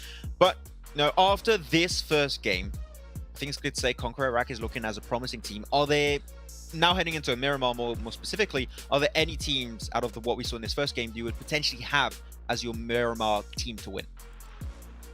As usual, my door is wide open and my eyes are wide open to all the teams stepping up to the plate in Miramar. Conquer Iraq back in... Oh, did you just like put your eyes really close to the eyes camera? open, like, no. Okay. Like, then you add the Vine Boom effect and this perfect. Thank you for you know, providing an example of, you know, eyes being. You didn't need to make it a whole thing, but yeah, sure. Well, dude, you kind of surprised me, not gonna lie. I know that in the past, other iterations of a Conqueror Iraq side have been strong in Miramar. 6 months test should mean that they'll probably be strong on Miramar as well, which speaks for itself. All the other teams, they've set the blueprint. Now match the blueprint or rewrite it and give us even more to talk about. Do you write a blueprint? I think a blueprint was a drawing. I'm not sure. Okay, definitely not an engineer here. Definitely didn't major in engineering. Don't you mean architect? Engineering too. You know, you use blueprints for a lot of stuff in Imperium, I can tell you. Okay, if I had to give my own personal prediction for that game, it would be C Esports. Once again, down to their macro. Novo drop, going up to the northern western side, not an easy rotation of winning all the teams the way they did. You said they got lucky though. They got lucky. I mean, in the sense that teams are not really gatekeeping the south as much. Yeah. In that sense, if that's what I was referring to when I said lucky. Okay. Well, that's why I kind of, you know, touched upon it in terms of, was that all you meant by it in terms of nobody was really gatekeeping the south? Exactly. The thing is that if the circle would have been a little bit more south, and if the team was still playing, I think, box more specifically, that would have been the big issue. That would have been the moneymaker for the team playing against them. But yeah, I think that we saw some interesting macro, and especially surviving that uphill battle Imperium as a 4-man for as long as they did. Very impressive. So when it comes to Miramar, a very macro, even more macro-based map, I think all like CE Sport could be the one to maybe snatch the win and, you know, already close that significant gap between first and second place. So, well, they need to back it up now with good results. Yeah, and also, they did a decent job of avoiding other teams that were rotating from that military island area, right? So if they can do that in the blue in a calm way of a wrangle, there's no doubt that they can do similar in Miramar, where avoiding teams on rotations in the first 2 to 3 circles can prove to be a big reason why you win a game. So yeah, I'm glad you highlight CE Esports. The playing path on this game too is not too bad, diagonal from the southeast over to the northwest, a bit more north than some teams I'm sure would like, so it's going to be a little bit more challenging to get to the Chumacera area, or if you want to go kind of south of Los Leones. Right now, One Heart are in Puerto Priso. Sorry, not in Puerto Priso, down in the south mainland, and you have CE Sports in Puerto Priso. So first team to drop technically means CE Sports Max should be one of the first teams to start rotating. Could be. You know, that's the cool thing I like about CE Sport. You know, they drop in Novo, they drop in Puerto Pariso, they drop in spots where the circle very rarely goes to. because they want to put the game in hard mode. They don't want to. Oh, Lord. They're like, Snapdragon Pro Series, too easy. Conquer Iraq, who even the hell is that? 6 months off prep? We don't care. I know, just going to make it a little bit harder on ourselves because we want to truly deserve to go in PMPL if they make it that far. But The hot drop? I see a little bit of Picado, a little bit of, hot drop. Don't think you want a hot drop at one player. Whoa! Kevin, that was way too cool for the start of the game. You can't do that. You can't drop like drum shots from a roof into a window. What? That was like something out of a movie. I'd watch that movie. Steven Spielberg called this Kevin guy up. Just call the movie Kevin. I'm sure that will be. Oh my god. Round sick. Now you need to do the voice. What do you mean the One voice? man. Oh. One man against them all. His name, Kevin. In theater, July 3rd. Yeah, that's actually pretty good. Pretty good. Well, we should get John for that, to be honest. We should have John stand by and just request stuff. He's a really good trailer voice. I'll tell you what, I reckon he could definitely join do that. Cameo. You know those stuff like that. that YouTube series called Honest Trailers, and it's like trailer for Yeah, movies and yeah. I'm sure John would be good on that too. He would be put him good on on that. By the way, once again, 14T, I think only came into this game as a two-person team, if I'm not mistaken. Either that or they've lost.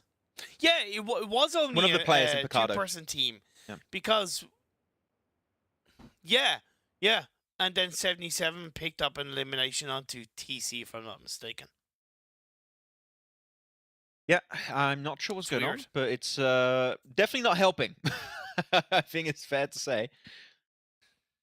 I'm Or not maybe really the logic. gonna comment on it, but yeah. Maybe the logic is like, you know what? If we only come in as 2 and win all the time, but even when we die, we only give 2 points away. So, checkmate, nerds. I don't know. I'm just really big copium right now. I appreciate the attempt of that logic, but yeah, that ain't it, Chief.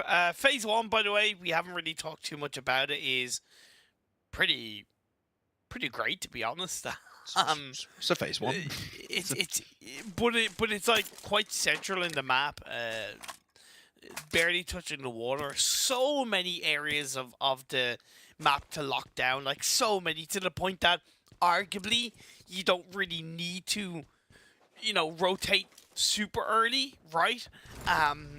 It just depends on what area of the map you drop to, what is more comfortable for you and your team to reposition to, right? If you're doing preparation work, most teams will have a set number of areas of the map that they want to kind of go to, depending on the playing path, phase 1, etc., etc. So yeah, if you want to go south side, you can kind of stay around the Chumacera, Los Leones Hills. If you want to go north side, you have the Picado Hills. East side, you have La Bandita and the hills around their area. Yeah, the world is their oyster, essentially. I do have to say, I really enjoy the distribution of where teams have drops here. Like, did have, of course, a little bit of a drop that was happening in Picado. You had a TC losing himself 1 player to 77. Yeah, sure, a little bit of an issue. But other than that, I got to say, the drops that have been chosen and like the overall team distribution over the entirety of Miramar, it's on point. It's what I would expect from, like, a PMPL, even PMGC, because, like, no team is really going to have an issue. From the very word go, you're in a good position. Your rotation seems like it could be set. We'll have to see, of course, how things unfold. But the drops itself are seem definitely rehearsed, prepared, and especially things like those 6 months of prep. I'm going to keep bringing it up because I find it very impressive. From Conquer Iraq is definitely going to help this, settle very quickly when it comes to these Miramar and just overall matches. Even the spreads around the splits as well, right? Yeah. ICARD, having individual players around different parts of Chumacera, right? Comfortable that they have the city all to themselves. One hard, dropping early, but then starting to rotate early, so that they're already directly west of Los Leones and close to 721 in terms of, beside them. That kind of recognition is great. Clear vision on a 2-2 split between Graveyard and North Hillside and Minas. yeah, so you're bang on about the clean drops and the clean spread, and the splits around that make it even sweeter in terms of the beginning of the game. So we can see one player of execution right now. Boy, which they already all left Picardo, by the way. That was their main drop location. It is pretty center. I do like the fact that they left it because Picardo can sometimes be a little bit tricky to leave it. It's a big city. You don't know what's really too much around it. If you just go where execution are, it's a little bit more flatter terrain, a little bit harder to be scouted and spotted by other teams, and especially sniped at with like DMRs or snipers. So I gotta say, I do appreciate what execution are doing instead of just staying stale as a in that position. I do gotta say, I do like what execution are trying to achieve. We'll see if it works. If the circle goes back to Picardo, then tough luck, go back there. But as right now, it's not hurting them and is not helping them. It's just trying to avoid potential issues later on. And I even appreciate the execution rotated early from Picardo as well. You know, it can be a little bit false security to staying there when it's so close to the center of the circle, but if you leave it too late, you're going to be surrounded by teams on the hill either side of you. Picardo is oftentimes can be a valley of the damned for teams. Yeah, good start as TC shoot up towards W7 as far as I know. Yeah, Fell lost one of his wheels there, so he has to unfortunately jump on and just that one little compound city. Yeah, of course, he's got him to in hand, so if he gets a nice little sick headshot, that can create quite a good opportunity for him. But knowing that TC already lost a player really early on in this game, I would not advise going for the push. If General gets away with it, he just gets away with it. Just it's not worth taking the fight any further. Already being down as 3 Imperium, their odds of a chicken dinner cut down by a pretty big margin, so I would not go for that fight any further. But here you go, pickups happened. It's interesting that TC rotated in this direction. Do you think it was a little bit, I don't want to say like pre-planned, but a little bit reactionary in terms of knowing that W7 drop in Le Cabré area and recognizing that, okay, well, we're down a player, so rotating early in the game might be a bit risky. Let's see if we can kind of gatekeep W7 on the edge of the circle and pick up an elimination or two. I think that was the case because you're not taking a lot of risk. You're on a high ground position, you're scouting information. Yeah. If they come by and you can pick up an elimination here or there, like they almost got one on General there. Like if they get that, that's great. Exactly. You're for a very small amount of risk, you get one free elimination. You're hurting one of the teams that are going to be entering the circle in a similar position from you, which is the north. I think the risk is minimal. So sure, it doesn't work out, but I think the idea behind it is definitely something to be reckoned with. So yeah, I agree with your point. I think that was what was intended, and sure, it didn't work out, but good idea. I like it. Good stuff. Exactly. Phase 2 went quite heavily down southeast. Los Leones is very heavily in play, to say the least. You have the hills to the north that Conquer Rack are going to stay in. They barely actually moved across the first 10 minutes. Not in a bad way, by the way, because remember I said Phase 1 had so many areas that you can kind of lock down that there's no rush for the most part to rotate in. And luckily for them, the circle has headed in their direction for the time being. See Esports down on the southeast of Los Leones. Well, One Heart, continuing a trend of being in a little bit of early action across the first 2 games so far, found themselves executed. It seems like execution a little bit in a tough spot right now with those shots coming in. No, that's what allowed them to get in that spot in the first place. Execution is the fact that they left Picardo really early. They've just been on the road, constantly moving, trying to find themselves some good spots. So if I got to say, this compound definitely a good option to hold on to, but unfortunately did lose one player in the process. I believe that was picked up by 71, if I'm not mistaken. So a little bit unfortunate, but you know what? 3, you still have a chance to make something somewhat work out. As ooh, quick car explosion, and he's going to be instantly knocked on down because of that. I think his team's on the move to try and go for the res, so he should be okay, but unfortunate that happened. One Heart do need to be cautious. There's a number of teams around them. Not only Execution, although Execution not directly in a position to re-engage, but you have F-35X on the high ground, the edge of Los Leones. Great position to be in, by the way. Even iCard to the southwest of them, and Skyrockets as well. So a number of positions that One Heart need to be aware of. If they can get the revive onto quick, that would be very important for them to sustain a position coming into phase 3. Still a couple of teams in the blue as well, Max. Most notably Brute Force. They dropped in El Pozo, so they're already kind of like not too far away from the first circle, but definitely much further away from phase 2. They have TC in front of them, but for the time being, they're not looking too bad. Oh, there you go. General got picked up eventually. Not by the team we thought it would be, but it's going to be another squad than TC. And that's it. He's going to be done for the count. Circle about to shift though. Interestingly so, we'll see how things are going to be working out, but I love this position coming out from C. It's such a good little entry point into Los Leones if you want to play it. It's really good. They're going to have to leave it, unfortunately so, but when you drop Puerto Paraiso, I think it is always the best spot to go there. So once again, good macro decision from C Esports, in my opinion. Are they slowly becoming my favorite team? That's a little bit early to say, but I got to say I do enjoy and appreciate what they do on a macro sense of things. It seems very, it seems very natural to them. It's just like, okay, we're in this position, that spot's good, let's scout it. If it's available, boom, move, easy peasy. I would like to have seen them have sent one player a little bit further, let's say north of Los Leones on the hillside, to prepare for potential of a phase 3 shift up the north. And I say that not only because we have had the circle shift up the northwest, but when you're contained around the edges of Los Leones, you don't really see much of what is kind of on the opposite end of the city. And C Esports in this shift is quite blind. Luckily, they take shots towards, I think it was 968, but they send them away. That does create a little bit of an easier opening to go into the southeastern edge of the circle, north of the Los Leones hillside. But yeah, I like how you're pointing out the many positives of C Esports gameplay so far in this game. I do also appreciate in the circle 77 going to be sending themselves a little bit more central on this next circle shift, so they're going to be instantly trying to find a good spot to call home for the foreseeable future. Outskirts of Los Leones are still playable, but I think it's safe to say, Imperium, that it is not going to be a good long-term option.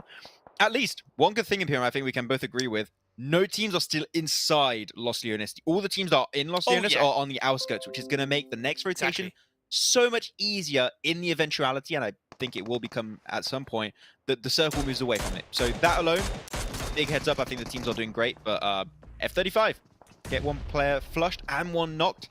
Not looking too good on the west of Los Leones. They were pushing in onto One Heart, and I believe it was actually 77 to third party, and to eventually take them down. I do want to give credit to F35, but they should have pushed on this engagement in phase 2 instead of phase 3. So timing is always important, and they made a mistake on the timing. Hurts them a little bit there. I mean, a lot. A little bit. They're dead. Yeah, it's quite a bit. But yeah, 77 once again on the ball when it comes to spotting out those players. Mini 14, I think there's an SLR. Also, yeah, the SLR in the hands of Yoons. They're going to try and get themselves some sneaky shots. And man, already 4 eliminations to their name, looking pretty good. A few little one-taps through the smokes, trying to hope they can connect. I don't think much will come out of it, but yeah, One Heart trying their best to hold on as the current 2-man they are in that position, but they are slowly but surely regrouping.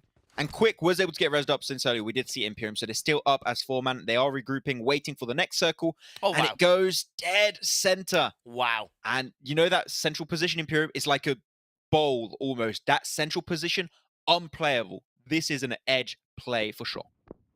7-2-1. They're allowing W7, although W7 already were in vehicles, so arguably you don't hold it against 7-2-1. But that hillside to W7? The east of them would be absolutely fantastic to go to. W7 seem to want to go into the center of the bowl / crash 77. I was going to say, like, the bowl is not playable. You have to crash 77. There's no doubt in my mind. I don't think they're going to be stopping anywhere anytime soon. Oh, they're turning around. Back down. Yeah, I think they're going to go to the high ground north potentially, or for this position. Ooh, this is rough. There's many reasons why I don't like this position. Because one, if you got a team north of you, they're going to spot you through this open gap. Yeah, and it's not good. Yeah, and your cars, especially Imperium, they're visible. If a team sees that, they're just going to pop the wheels. How are you going to rotate on the next circle? Answer, you don't. You just die. Now, to be fair to them, they didn't know that 77 had a player knocked.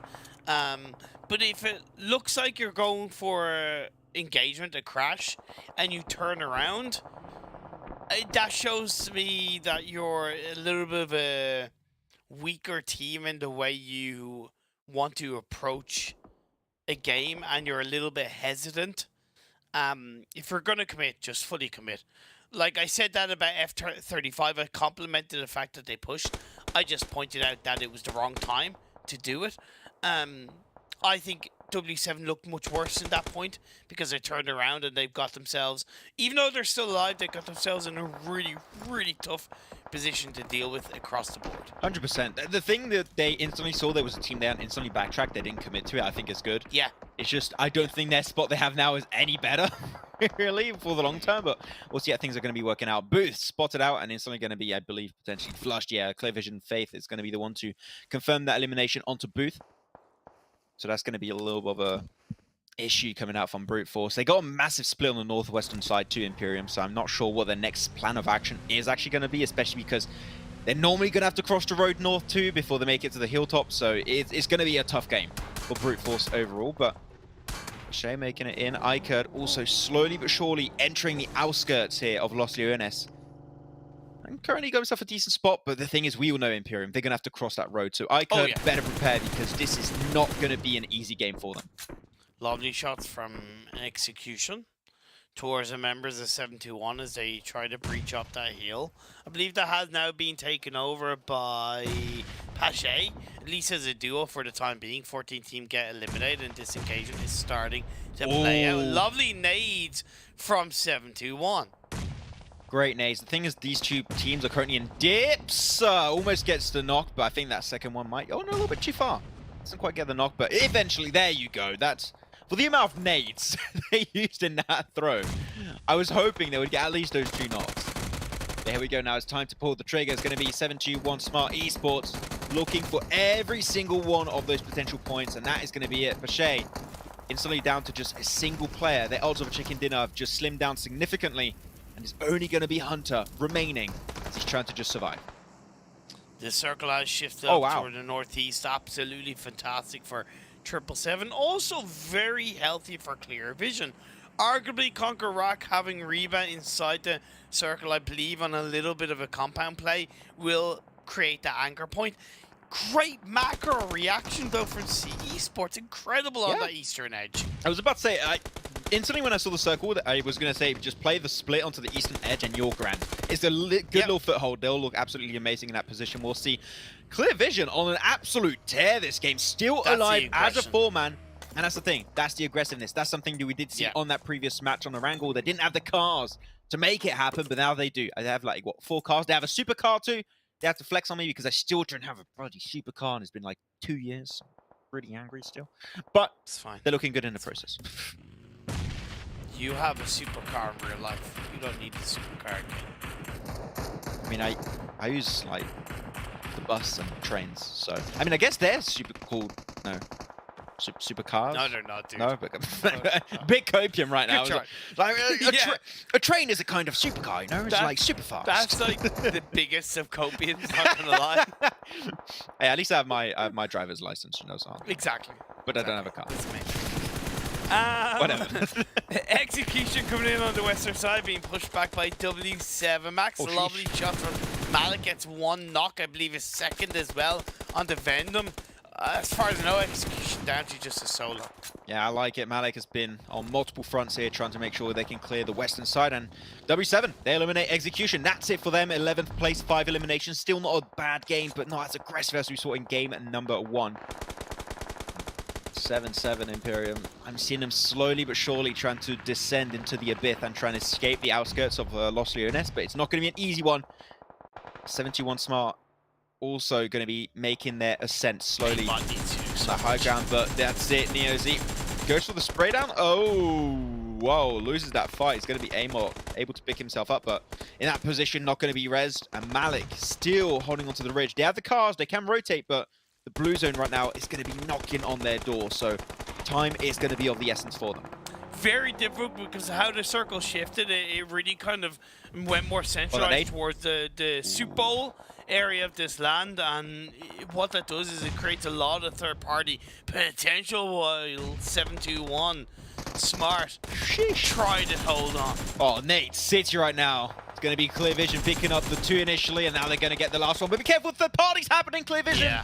A little bit too far. They should be able to get the rest. They've still got like 45 seconds of like chill time, but they're getting pushed up right now by W7. I think they are. W7, what the control. I love this. Realize that. Yeah, I'm loving this. This is a really good play. The nade comes out. That's great. Yeah. A little bit. Oh, I think he actually got it. Yes, it does. That's going to be D7DM knocked down once again. Oliver, Embark, and Fold are going to have to leave that position, aim for the northern edge of the circle. But what a push from W7 Imperium, really taking full control of the West. Yeah, great play by W7. Fantastic opportunity off the back of that recognized engagement coming out from Clear Vision. Arguably just as good, though, from Clear Vision. The nade from Fahar really helped push back. Fahar really helped push back W7 and create just a tiny bit of time to turn around and get back into cover. In the meantime, the Ham has been able to get revived up. So for the moment, Clear Vision back up to full squad. Intrigued to see what's going to be the next move for W7. Do you chase down Clear Vision? Do you go for the fight onto 77? I would say those are the 2 main and only options they currently have, so we'll have to see. See Esport though, oh, going down in the ridge. Oh, sorry, in the ditch, should I say. Oh, that's a tough spot to be in Imperium because I think you have, what, 2-3 teams that can see them in that position. Question is, how long can they hold? It's not going to be easy at all. Conquer Iraq have CE Sports in front of them, and they've 1 heart a little bit more in front of them. So 2 teams that get past, and CE Sports have proven themselves to macro their way into the late stages of the first 2 games. But can they micro their way into a chicken dinner? At least he only has 1 nade and 1 molly, so there's a chance they can survive it, but he's just going to be helping out. Look at that. He's the unofficial sniper of CE Sport right now. Imperium, he's just helping out the squad. Get himself that little... Oh, that molly actually connected onto Na'Vi. What? Oh, that's really surprising. I guess they just didn't see it. And Dicko just... himself embark, like, almost instantly. Great execution. Oliver does get himself done. That elimination with the Mini 14. Circle closing up. The teams are slowly but surely getting pushed into the circle. While CE Sport get Navi back up on his 2 feet, the 3-man squad is still alive, but it does seem like we're going to be having a sneaky third party happening here. It's going to be Conquer Iraq willing to take control of the South. This circle is third party crazy at the end of the day. CE Sports know that Conquer Iraq are behind them. They know that a couple of nades, a couple of mollies could really hurt them if it rolls down the hill, but they're also cautious of the fact that there's a number of teams in the north, and that third party is potentially, if they send it too deep towards Conquer Iraq in their own right, having to stay prone down and lowball those nades towards C. Oh, the nade a little bit too short, but CE Sport, they know they need to push it up, and they get it done. Revenge for game number 1 has been dealt. Conquer Iraq out in 5th with 4 eliminations. Clear Vision still going to be sneaking their way up north. I think that I saw just 10 eliminations ready to their names, if I'm not mistaken. That is a massive, massive game 2 from Clear Vision. But how long can he survive? I'm not too sure. 7-7. The next team that's going to have to move, they're going to have to push their way right into the open loving arms of 1 heart. How is that fight going to work out? Well, 1 heart do not have an easy job, Max. They know that they are going to have to stop coexisting with CE Sports and push a little bit closer over yonder of the hillside and spot out that engagement. Hearing the shots that CE Sports lay down onto Conquer Iraq has given that information over. The solo player from Clear Vision, by the way, Dam, is doing a lot of work to slow down CE Sports, right? Just enough that CE Sports know they can't push in that confident way. I love these little angles that CE Sport have. Is just making sure that this game does not escape their grasp. Have to see it. There nice you go. spray down. Halako gets it. This high ground position is absolutely awesome. You're just getting the perfect third party on this fight unfolding between these 2 squads of 1 heart and 77. Great execution. Brown's going to be the first one to get knocked. Halako, how do you deal with this guy? Answer is you don't. You just die. Artful is going to be the next one picked up quick. It's going to be the last survivor of the team. Who's going to be picking up 2nd place? It's looking like it is going to be 77 to pick it up as 1 heart get eliminated in 3rd. Still an amazing game from them, but it is now time to try and move off Olako. If Olako is left alive, Imperium, it is almost impossible to take this game away.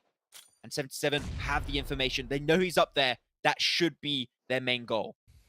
The Rise and Bush play from Navi, trying to keep Esports in for the win. Taka only gets knocked. That is the play from Esports. Look at that, they're pushing for the fight, but still Holako, you just cannot escape it. This guy is an absolute point. And Esport Imperium, no chicken dinner game one. They were way too close, but here, they're making sure it does not escape from them. They secure the second chicken dinner of the day.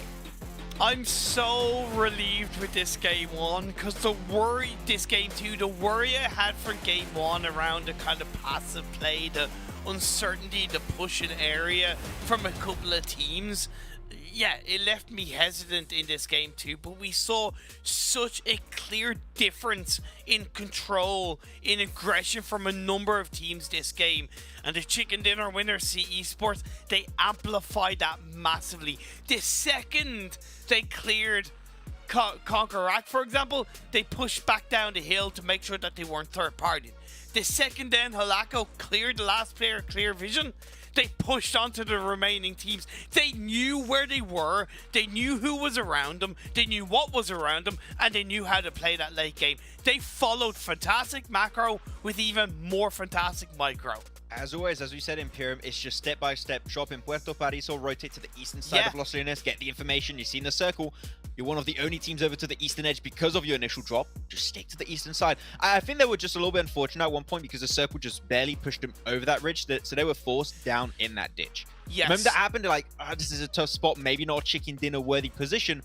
And you have Conqueror right behind you too. So they're like, okay, let's just focus Conqueror. If we can clear that team, then we can just play around our smokes a lot easier and just potentially win the game. And then, as you said, Holako playing that high ground position, something of absolute beauty.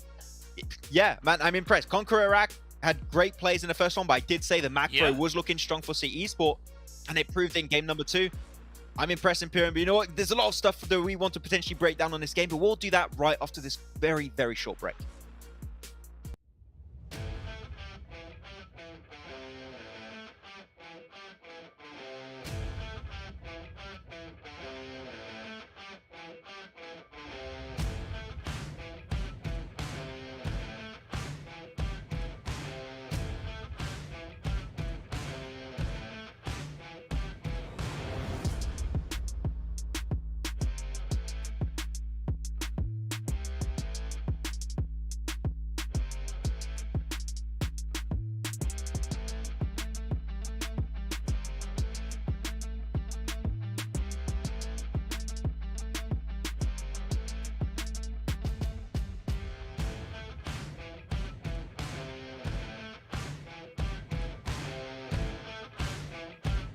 The Snapdragon Pro Series is brought to you by Snapdragon Elite Gaming, Monster Energy, and DHL.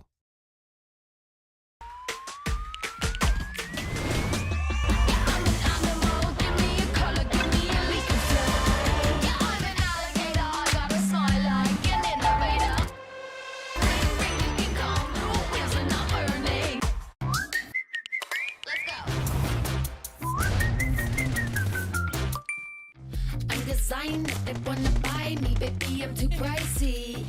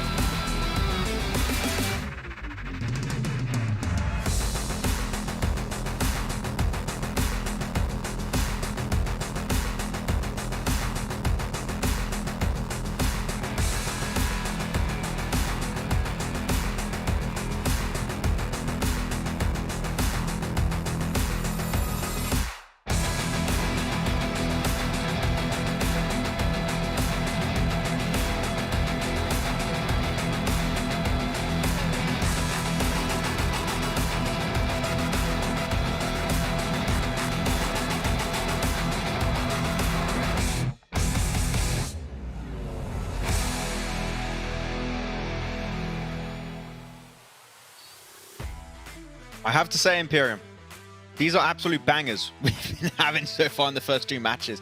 Great stuff. Conqueror Act to secure the first game, but game number 2 will be taken home on Miramar by C Esports. Now the question stands, can they keep it up with more better results? It seemed like that might be the case, but the questions has yet to be answered. So we'll see. But man, and you were saying during that break, Imperium, that like this is looking like some top tier level stuff we've been witnessing from the teams in this match. It's no disrespect to obviously the rest of the regions we've had so far, but one of the things that popped into my head during the break is this is kind of like the first game where it felt like PMPL level lobby. You know, not so much in terms of...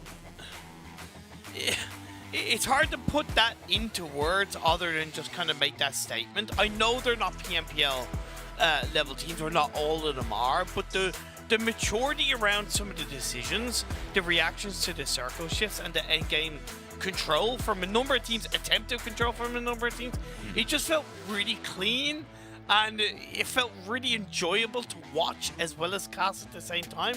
Yeah, just hard to put into words, but it was a near perfect game to watch for me. It's just a fantastic game. I feel if you replace the team names and player names by, like, I don't know, some other big international names out there, I literally wouldn't be surprised. Like, yeah, I'd see that. No, exceptionally strong team do that exact rotation because it is just that good of a rotation. I would really not be surprised. Let's check out the match rankings though to see exactly how many points were scored by some of our teams and how many points were taken by C Esports. We said Imperium before this game. We said it. That's already a pretty big gap between first and second place. Well, no more, because 29 points, that is definitely going to be reducing it a significant amount, or increasing it, because they have overtaken, I believe, the top team in first place. They probably will have, because even though Conqueror Act did get a decent game, by the way, 10 points is nothing to shy about. C Esports got 19 points more. Actually, I believe Conqueror Act might still be in first off the back of the 19 first 2 games. I might be, just because of the 10 points they got. 29 for the Esports is incredibly impressive. Once again, kind of, you know, putting something on the board, and 18 points is quite impressive. Great balance, clear vision as well. Third in the first game, arguably could have been, you know, top 2. I believe it was fourth or third. But either way, another 18 points in this game is fantastic. It was just a really good game. Just a really good game, and I'm just happy. I'm not sure who's going to be in first place, but we can check out the overall rankings to actually know who's going to be on the top of the leaderboards right now. And it is going to be C Esports, 46 to 44. It's looking grand. Seems like the competition is on between those 2 teams for the extra 4K increase from second to first, but right below, 77 Esports looking pretty consistent. Clear Vision Esports, as you also said, looking pretty consistent so far. And Execution, maybe a little bit too aggressive, but you know what? It's working decent-ish enough right now where you're still in that race for top 3. I'm glad you point out, even though we're only 2 games in, the stark difference in execution between placing points and elimination points, because it's a bit of a trend they'll want to correct. On the other end, 77 Esports, arguably in the same position, right? Only 7 eliminations to 22 placements. As this final goes on and teams become more familiar coming into tomorrow off the back of Doom VOD review, other teams will be more confident in understanding and controlling circles. And if 77 don't start to pick up the aggression and pick up the attempt of control and rely solely on placement points that it looks like at the moment, we could see them instantly drop out of the top 3. So I'm worried about 77 Esports a little bit. Hopefully that will not get to that point. We'll hope to see a little bit more from them, but I want to see more from Brute Force, sorry, should I say. I think there was some true promise in that first game when it comes to their drop and how they were playing around Booth in particular, and I think they just fumbled the bag eventually, and then they just kind of fell out of their grasp. I want to see Brute Force play well around those drops and how they go for those stretches, how they play around their scouting and regrouping. I think Brute Force showed good positions. I want to see better IGLing around those decisions, right? I want to see execution being done to actually go for the long term, go for those games potentially. So yeah, I think Brute Force is a team that has potential there, but I have yet to see the spark that's going to ignite that potential into true absolute beauty of a firework. Definitely. It's actually a surprisingly strong analogy that you made. Of kind of like, you know, some teams have the gunpowder or they have the spark, but they don't have the gunpowder and the spark together to light up a firework of a It's a way game. better one. I should have said that. Yeah. No, but hey, look, you laid the foundation. I cleaned it up. Team effort, my friend. Team effort. I did also get, on a side note, clarification, because we were wondering during the break how to pronounce one of the players from Clear Vision. It's pronounced Dahoom. Apparently. Our resident legend, Sandstorm himself, who is casting the Arabic language, shout out to you, my friend. He cleared up for me and told me how it's pronounced. Dahoom. Dahoom. Dahoom. I like that. That sounds actually really kick-ass. I want to scream that name when I'm, you know, when he's going for 1v4 or something. I think that would. I'm glad you said 1v4 because my mind instantly went. Nah, come on, way man, different come on, direction. nah. I mean, That's just you. That's just you, Imperium. That is just me.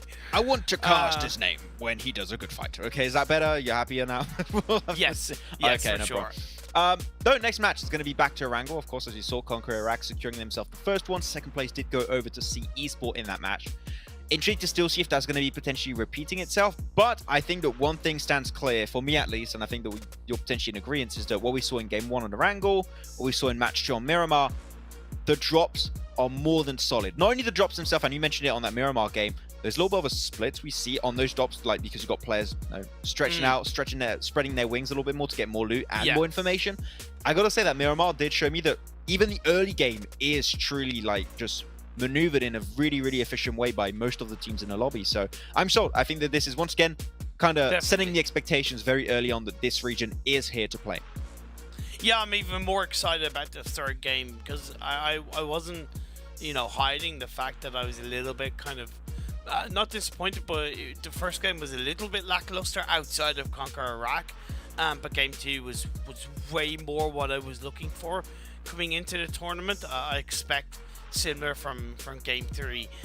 The way the circle shifted in that second game really wasn't as harsh as they were in game 1, and it also added the level of quality that we saw in the EU games of adding a bit of intensity when it kind of shifted away from nearly all teams and kind of forced them to, in the same time frame, move or attempt to move into the edge of the circle. I think it was phase 5 that you said that this is all edge of circle play that's going to be required from the teams, and yeah, it made that late game just so much more intense. Exactly. The main issue was because you had so many positions outside of Los Leones that were still available, like those buildings. I think C had one of the buildings. I think there was maybe also 77 at one point. Like there was a lot of that terrain that made it just so hard to just survive inside the circle that you just had to play edge as much as you could. So except if you were one team, I think it was W7 that just like were just sweeping the entire West, which on that side, W7 also a team that is willing to go for those game-making plays to make sure, like, we know we're not going to make it in circle. This is a really bad spot. We just got to gun and just clear this position. And if we just gain all that position, all that space, maybe a chicken dinner is going to happen. Plus, a lot of eliminations will just, you know, get funneled our way through that strat. So W7, I think, has also shown, like, promised that they are willing to make those big plays when the time is right. And I think that's what Clear Vision did on the northern side, right? Also, yeah. And when the circle kind of shifted quite heavily down south, it was that little bit of, oh, well, you know, it's going to become harder for us to enter into the circle confidently. Let's switch up our play style to be a bit more aggressive and punish teams coming in late, and that's what they did to a number of teams. Exactly. Well, with that said, of course, if you do want to join in the prediction game, you can join us over on twitch.tv, and you can put your predictions over there in the chat right now. If they open a poll, I think they might have done a poll.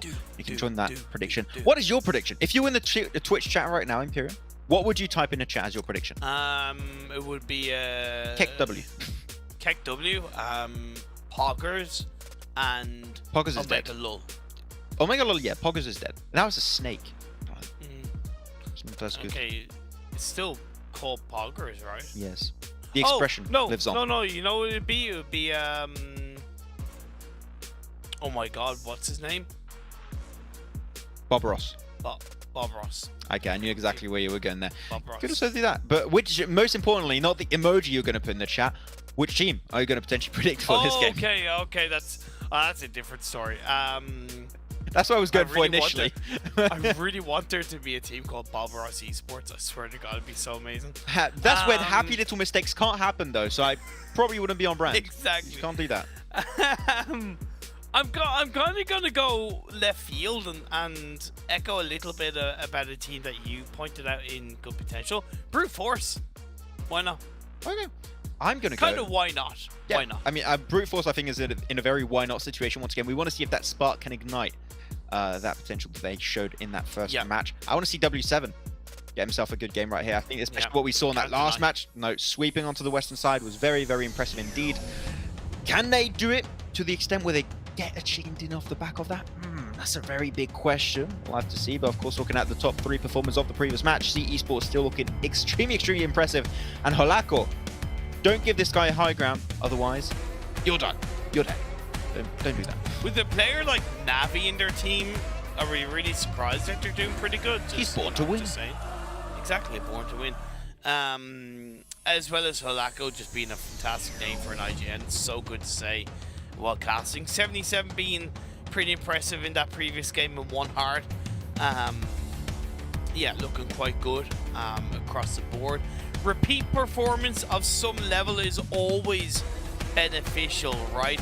When teams are playing in these kind of tournaments and you're able to sustain a little bit of consistency, it allows you as a player to breathe easier, continue to focus, and, you know, feed off the momentum, right? It's confidence personified, even if they're not chicken dinners. Getting 18, 10, 7, 20, it's just like, because you know going into next game that, yeah, we're going to get something out of this, and it can be very much a snowball effect. Exactly. Well, snowball effect. You're making me even sad now that there's still no Vikendi in the competitive rotation. Maybe it will be reborn.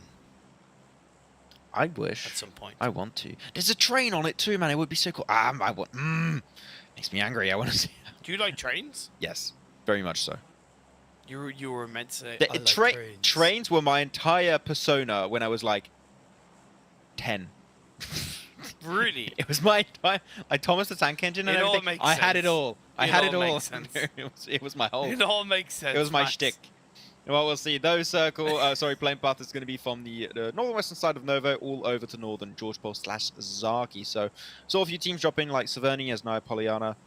Can be a little bit of a stretch if you want to make it over there. Other than that, this should be okay for teams to deal with. But yeah, still, I want my train on the Kendi. Great playing path in this third game. The best we've had so far.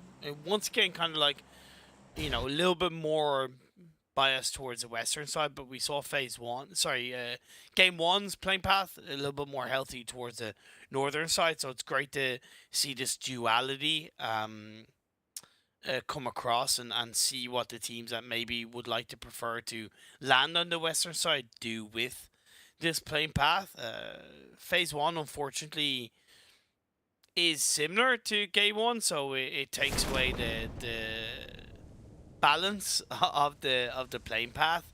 Will Brute Force learn from their mistakes? Will they put themselves as a team in a much cleaner position coming into the later stages of this Phase 1? I'm just looking at the drops right now, seeing if there's anything that's changed from the previous match. I don't really think so. But this is a circle once again. Brute Force. Yeah. I want to see just that rotation, but just good. I reverted to caveman speech. I want to see rotation good. Good rotation, please. And I'll be happy. Good rotation equals good game equal maximum happy. Ooga booga.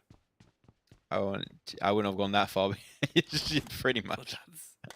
Yeah. Just like taking stuff, but like making it worse, you know. I feel. Well, to kind of like defend you / us a little bit, that's kind of what a lot of the previous game was.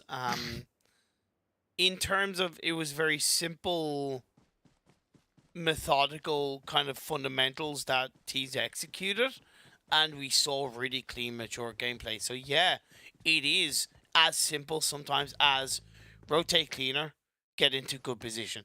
You know, like, because the game is not easy. It's complicated. There's many factors. There's a lot of RNG, but the more you allow yourself as a team to use those elements as an excuse, the less you're allowing yourself as a team to take accountability, learn, and get better. Right? Because you could 9 times out of 10 say, well, we didn't get circle look. Well, the circle shifted away from us, etc., etc. Yeah, they're a factor that can happen to any team at any point in any game. But the best teams will always have either a plan B, a plan C, or simply won't allow that to become an excuse and adjust to the situation and get the best possible result out of it, even if it's not a win. So you're right to say things in a simple way sometimes, because that's all we like to see sometimes. That went. I know really, I went on a bit of a tangent that there, sorry, went but yeah. way deeper than I thought it was initially gonna go. I know. Yeah. Fair enough. Look, I feel like you'd be good in like philosophy class or something. Like, the philosophy of PUBG Mobile by Exactly. Imperium. by Imperium. Oh my god, I actually wouldn't say no, but no, I would say no. nobody I would say buy no. it, but I don't want to. yeah, I Please. wouldn't say no, but everybody else would. Exactly. No, please stop it. This is hell. Oh, no. So far, we are seeing the exact same rotation from Brute Force on the northern side, shooting range / Saverny split. Got to be a little bit careful in Southern George Bowl. We've got a little bit of action that could be unfolding as Embark This is different. spotted out some plays from ICAD. One knock did come through, but I believe the flush will be impossible to pick up for clear vision. This is why why I'm happy to continue to compliment Clear Vision on an evolution between game 1 and game 2, and why I'm relieved as well, because I'd highlighted the passiveness from Clear Vision in game 1, and I kind of asked the open question: was it jitters or was it a pattern? In game 2, they were much more aggressive. In this game 3, a clear increase in aggression. We didn't see this kind of push onto iCard. And in game 1, it's not like iCard rotated super late away from South George Christ. They rotated actually quite quickly. So for the Clear Vision to push this as aggressively as they have, even if it hasn't resulted in elimination, shows Clear's Vision intent to control these games as much as possible.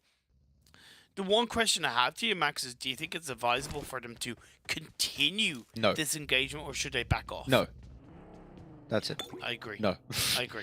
I absolutely despise early game fights if they don't help you in any way. So, Booth, what the? Yeah. What? Huh?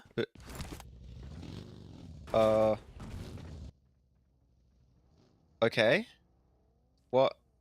It's not just me that saw that. You saw that too, right? I didn't hallucinate. Yeah. Booth double nading himself.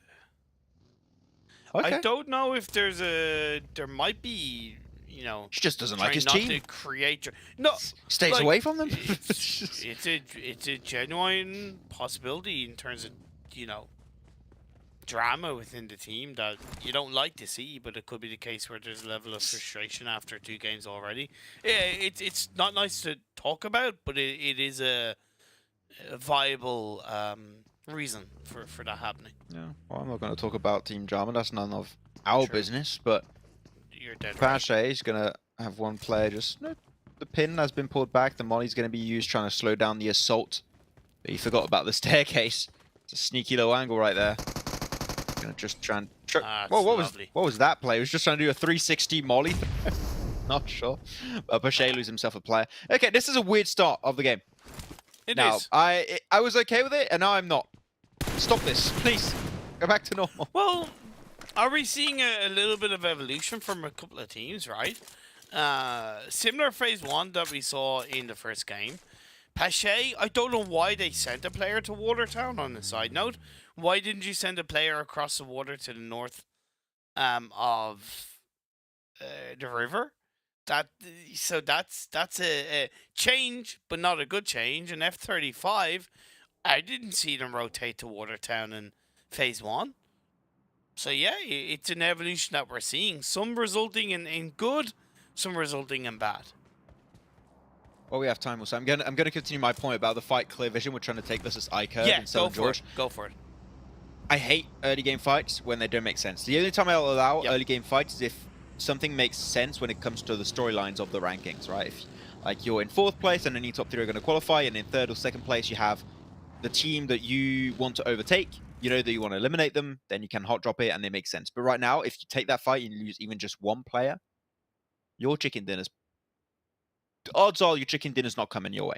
So yeah, I'm not a fan of early fights. I've never been, I never will be, unless the storyline makes sense. So yeah, clear vision, I believe, clear vision still have 4 players alive. The fight didn't really break out, so good on them, but still, don't do it. It's not cool. Compliments to Execution Max on a very strong early rotation. They were in military base, and look at where they are at the end of phase 1, start of phase 2. They've bunny hopped TC, they bunny hopped Skyrockets, they bunny hopped 77, Conquer Rack, Pache, 721 Smart Esports. It is an incredible rotation from Execution. It is, and they get access to, I think, the warehouse position, which in this circle, I would have to say, is clearly the best position by far, Imperium, by far. It is such a good spot. Me and Kalaris, every time we see a circle there, it's like, whoever goes warehouse, instant win. That's how good the position actually is in this match. When I play public games, it's like, and I always go there when the circle is in around Severny. Always. It's just automatically like a magnet. You're just attracted to the spot. Just like, I want to go somewhere else, but it's just so good of a spot. Like, right, I'm just gonna go there. Especially you can play the roof. You can play. I think some players can like jump on the roof, so it's just even better. The warehouse, we'll see, but 14 team on the way. It's a long way, but with that buggy, I don't think you're gonna make it out, Terminal. Ugh. You got so many angles. Yeah, there you go. I knew it wasn't gonna work out. Sure. I'm just glad they joined the lobby with more than 2 players this game. Oh yeah. Oh well, they not lost one of them. No, they joined the lobby. They just... There's equilibrium in the force. There cannot be more than 2 players from 14 team. Impossible. The forces are too much. No. The game the lobby cannot handle you with 3 players.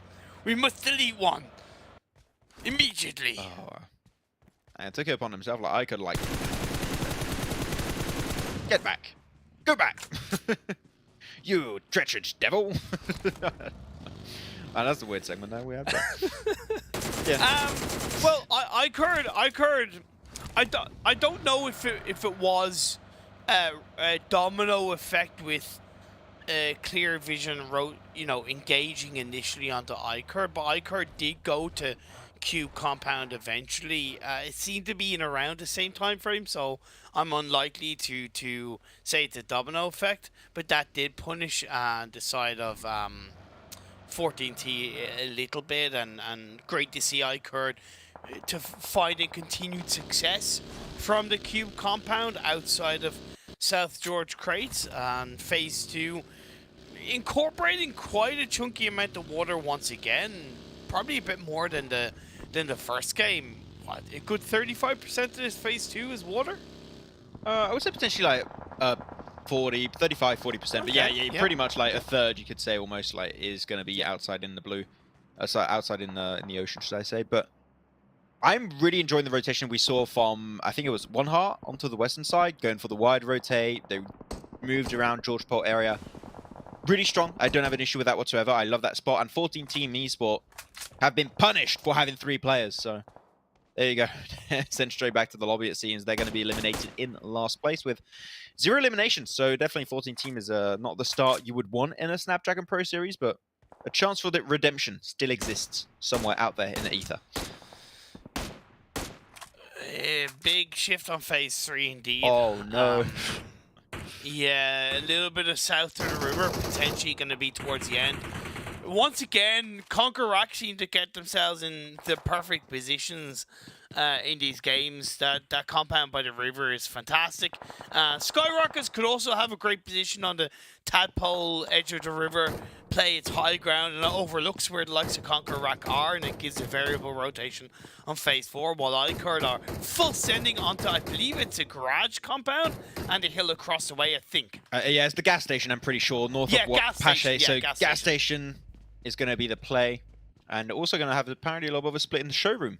They want that. They really want the car. Give me the keys!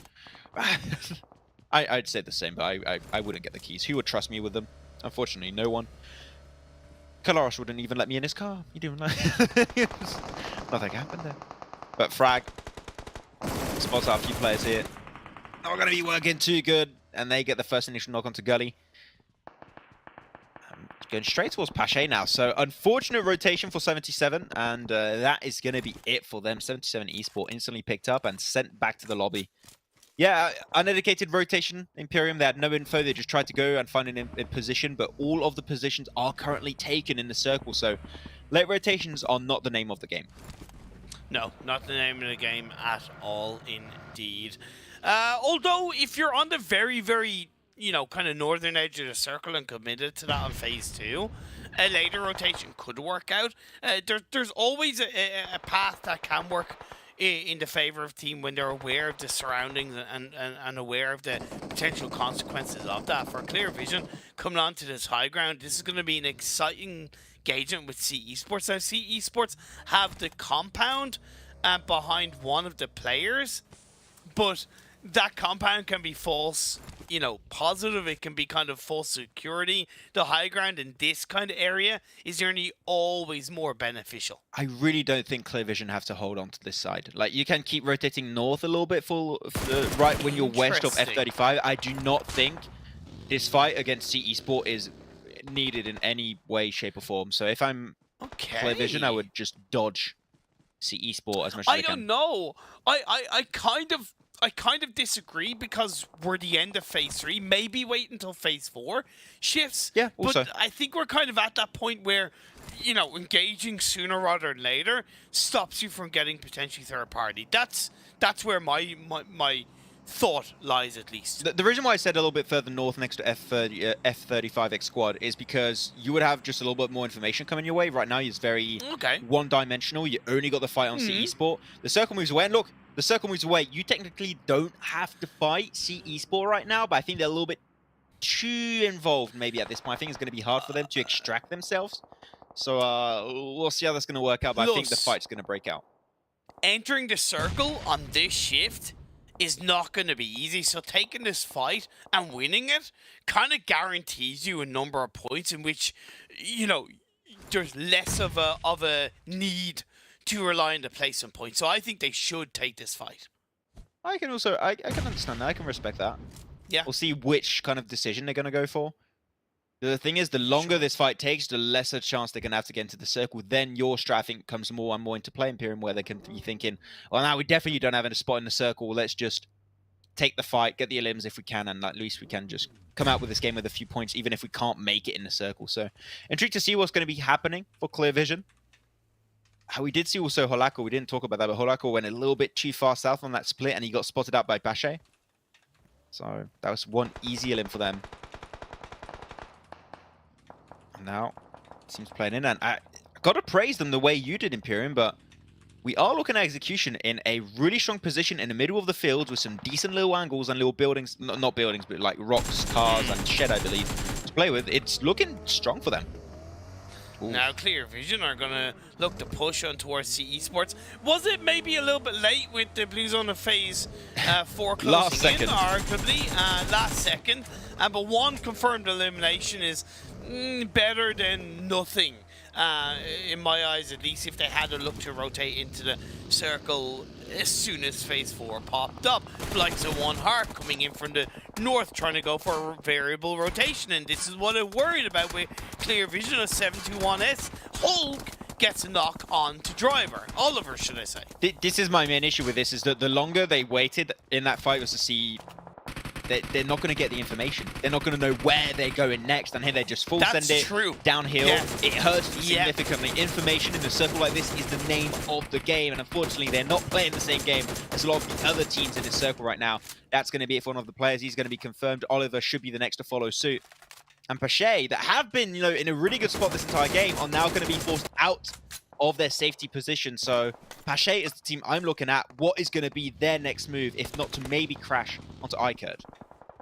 Yeah, we both had the same kind of underlying end principle, just two different, separate viewpoints, that going in blind was not the right, thing that Clear Vision want to do, or going in panicky on a rotation was not what they wanted to do, and it seems to be the case, and I hope they learn from that in future games. 13 teams are left, 42 players alive, brute force.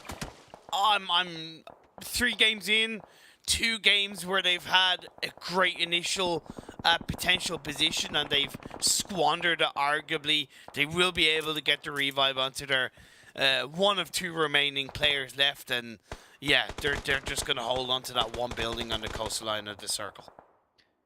Well, this Imperium is going to be all about where the circle's going to go. Which is going to be the next circle shift? It's going to be in the field, open area. And this is it. It's looking great once more with this circle for execution. You got that great little position. You can see that one speck of dust on the circle, which is going to be just that little tower where iCurd, I believe they still have cars in really good working condition. If they crash that spot, that could be a game-winning play from iCurd. I want to see them on the move. Initially, regroup and send it to that spot. iCurd can be the one to claim this third chicken dinner today. They can indeed, as the knock comes through from F35X. One thing that F35X have been so far in this game has been pretty aggressive. They've taken a lot of shots towards teams, certainly taking advantage of teams in a panicky position. Their spread is quite viable, a 3-1 split in this kind of circle. It's not the most comfortable with how open, but it's still great. Still amazing indeed. There's going to be one heart still on the move, trying to get as much information over to the east. Potentially one of the teams furthest away from the circle right now. Pache, the full send is there, but Helmet on a sneaky little position on that wall top, gets the info, nice spray down, foil him so far for iCurd, and they did in fact flex over to that position I mentioned earlier in the circle. So this is where Clover currently is playing with his teammate. I'm absolutely adoring what is happening from iCurd. And if the circle keeps coming in their favor, I do truly believe, Imperium, this is going to be an iCurd chicken dinner. It is going to be so hard to deny it from them if it keeps coming their way. 2-2 split is integral. You don't really want to have the full squad further into the circle where the 2 are, at least not at this stage of the game, maximum of 3 in my eyes. You want to have the Overwatch even if it is outside the circle on phase 6, but it seems like they are committing the whole squad to that area, so I think it takes away a tiny bit of control, but maybe the damage is done as Esports do go down eventually. Finally a poor game in their side with only 1 point allows the other teams around them to catch up in the overall standings. There you go, Marco is going to be initiating things here versus 7-2-1, but it's not going to go much further, unfortunately, as the thing's going to be at a little bit of a halt. Storm, though, does survive the first initial encounter. He's going to smoke his way up. 5 Elim, still not a bad game for them whatsoever, but not sure they can go any further. And I just realized, is aimbot and Hackshot, wait a second. It just struck me, Imperium. We know these guys. I don't know. I don't know if it is. Is it them? I don't think it is. I don't think it is, man. If it is, that's sick. I'm just saying. Now you guys, how's it going? 1 heart, that's it though. We knew their rotation on the east was going to be a hard one to pull off. They were just so far away from the circle. So many teams already in good spots. It was not going to be an easy task at hand. Circle centers up once again, and iCurd are still in the circle, Imperium, in such a good position.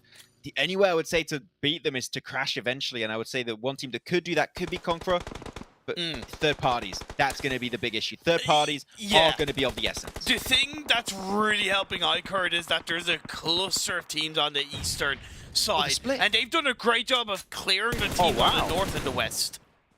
They went for this massive split. And as you said, like the moment they cleared northern teams and western teams, that's why that keeping extra players for a little bit longer in the gas station was so strong. They get extra info, spraying down teams on the western side, and they can allow themselves to go for this massive T2 split. I think it might be a little bit too overzealous, because I think that that's going to allow teams to crash it. That's potentially an issue. We'll have to see. I'm talking about a crash. We're going to see that happening right now on the minimap. It's going to be TC going for the engage, pick himself the first initial knockdown onto Helmend. And that is it. That's the issue with the 2-2 split Imperium. You're going to allow teams an opportunity to go for the breach and create their own anchor point off there. Great execution from TC. They had a chance and they struck at goal. It was absolutely fantastic from TC, but they're not out of the woods just yet. They have iCard in front of Barrage and Nades heading their direction. Still the remainder of S35X in front of them, trying to fight their way into the edge of the circle. The smokes are going crazy as TC try to maintain control. W7 though entering on the eastern side. My team that I predicted to potentially get this chicken dinner. They've been looking so good when it comes to late game plays in the previous match. See what their game plan's going to be this time around. F35X squad next one to fall. 5 teams still up and running about, but only one will get the chicken dinner on this Erangel game. And Clover's got himself the Orm too. Oh, can really create no a great position. Right on top of the smoke on that crate. It is such a deadly spot. It's so hard to spot too. That's ballsy, I think you got the information on the play of TC. But that is, as you said, ballsy is definitely the word. And Clover's there, gets the initial spray down with the M4. Greatly done. The circle's about to shift. Where's it going to be? I'm going to say it's all about the circle. It's all about the circle. It has to be.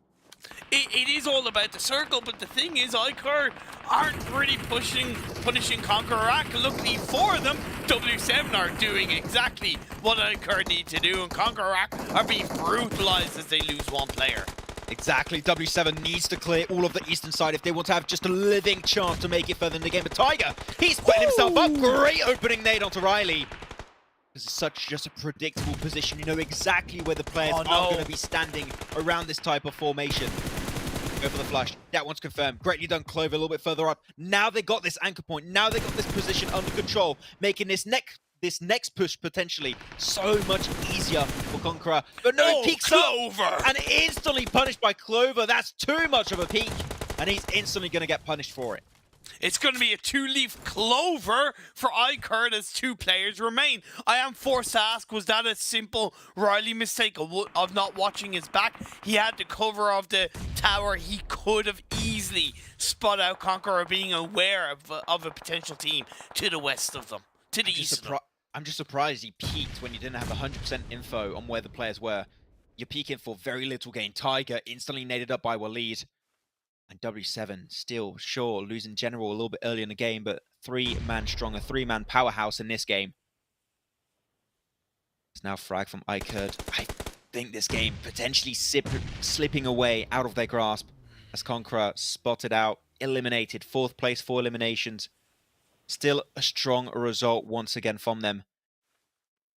But now we're going to see potentially another team rise to the top of the rankings after this match. W7, iCurd, and TC Gaming, all aiming for that one chicken dinner. 3v2v2. I think it's anybody's game as we have a classic 3-way dance. Phase 7 did go towards iCurd. This is going to be an easier said than done for them to come out on top. W7, they might not know that they have the body advantage. They're certainly going to be cautious as they enter in from the east. Yeah, 3-way standoff, but it seemed like Hero wants to unlock the situation, push himself over to that extra crate. That's going to be great. Can get some extra elevation. Prone down, can get that third-person perspective info. Nice spray down though. Malik is there, clearing it once again. iCurd losing an extra player. We'll see if Clover's going to be the lucky 4-leaf Clover in this match, as he's desperately going to need it. Even if he just wants a 2nd place, can he outlive TC Gaming that still have 2 players up? Is going to be Kayan Test. Waleed's knocked, so the res is there, maybe giving a slight chance to TC Gaming to reposition. I still think this is W7's game. Suppose they have to come down off the high ground, and that does expose their body a little bit more. And with separated players either side, it could be the case, but Hero is going to be the hero of the day. Great. The angles are so good. Shot him right underneath the car. That's why you pop the wheels, ladies and gentlemen, to make sure that does not happen to you. I think he spotted Clover there. Yes, he did, in fact, get the info. That's the 2nd place minimum, but they want the chicken dinner. They want to go the entire way. Gaia's going to be the one to get pushed upon for TC Gaming, and that is game. W7 secure himself the 3rd chicken dinner of the day. just cleanly executed. It was close across a number of teams. I don't think that W7 were the most standout team in the game, but shades of what we've seen so far in the first 2 games. It was foundationally clean. It was calm, cool, collected. You can't really argue with the performance, and in that end game, controlling from the east, punishing players around them, it took confidence and they exonerated that wonderfully. Wait a second. Did I just get 2 chicken dinner predictions correct in a row? Are we counting? I'm counting that. It doesn't happen very often. Now I'm counting. It really never happens in Pyramid that I get 2 chicken dinner predictions correct. Nonetheless, in a row, by the way. So I'm just like, look. I didn't want to bring it up, but I bring it up. As someone, no. Here's the thing. As someone that got back-to-back predictions correct in the PMPL Americas, I can respect that. So well done, Max. Due rights to you, my friend. Thank you. I appreciate that. But No problem. W7, what a great control they've been having this game. Just these splits in general have been looking absolutely fantastic. You know what also is fantastic? Our main partner here, the Snapdragon Elite Gaming processor, is going to be here to power your mobile devices if you want to enter PUBG Mobile Esports or any mobile esports for the matter. Snapdragon Elite Gaming is here to assist you along the way. But man, yeah, as I said, W7, those splits at the end, making sure that this game was not going to escape from them. So, it's so simple, but we've been seeing it so much today. I love it. It's absolutely awesome. Definitely. And that game from iCard, great high ground split, utilizing the gas station, should I say, and then utilizing the hard cover that tower provided. I think there was a couple of slight mistakes from iCard, but other than that, you know, in terms of them doing what they could to control their end result, it was a very well executed performance. Great executed performance. We have 3 fantastic games where we still have 2 more remaining. We still have more to give for you guys here joining us on the Snapdragon Pro Series. So we'll be back after this break for the first Sandhawk of the first and last Sandhawk of the day. So yeah, a Sandhawk game is coming up. Be there.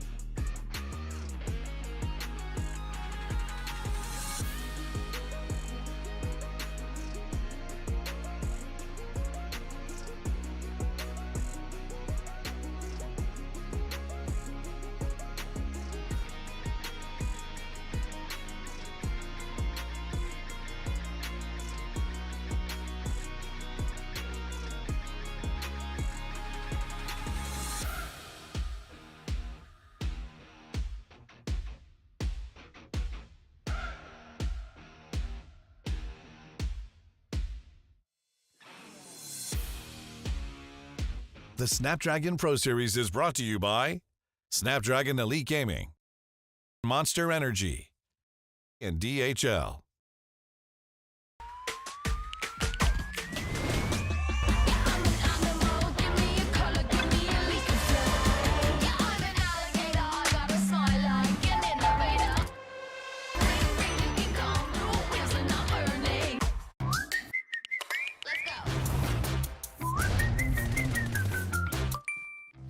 Designer, they wanna buy me, baby, I'm too pricey.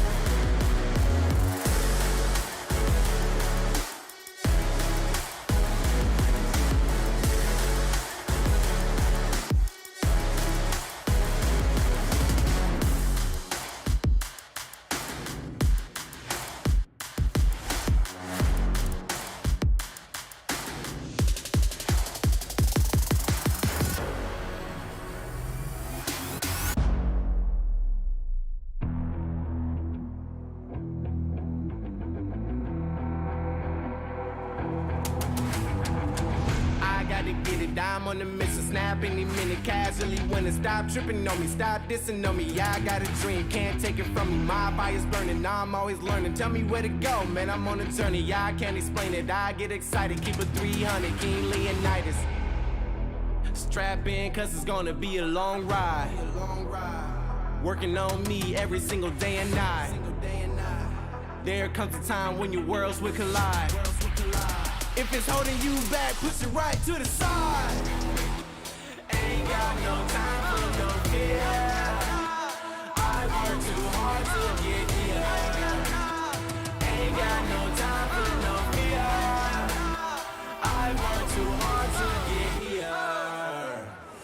I don't got the time, put me in, coach. I've been going hard, time to let it show. Everything raw, give it to me now. Let me have the spot, man, it's going down. Gotta get it here, I don't wanna wait. Take what I want, then I go train. Gotta get a win, I won't lose the game. This is my year, I ain't gonna break. Strap in, cause it's gonna be a long ride. Working on me every single day and night. There comes a time when your worlds will collide. If it's holding you back, push it right to the side. On another level, I will never settle. Mind over matter, get the gold medal. On another level, I will never settle. Mind over matter, get the gold medal. Ain't got no time for no fear. I work too hard to get here. Ain't got no time for no fear. I work too hard to get here. On another level, I will never settle. Mind over matter, get the gold medal. On another level, I will never settle. Mind over matter, get the gold medal. On another level, I will never settle. Mind over matter, get the gold medal. On another level, I will never settle. Mind over matter, get the gold medal.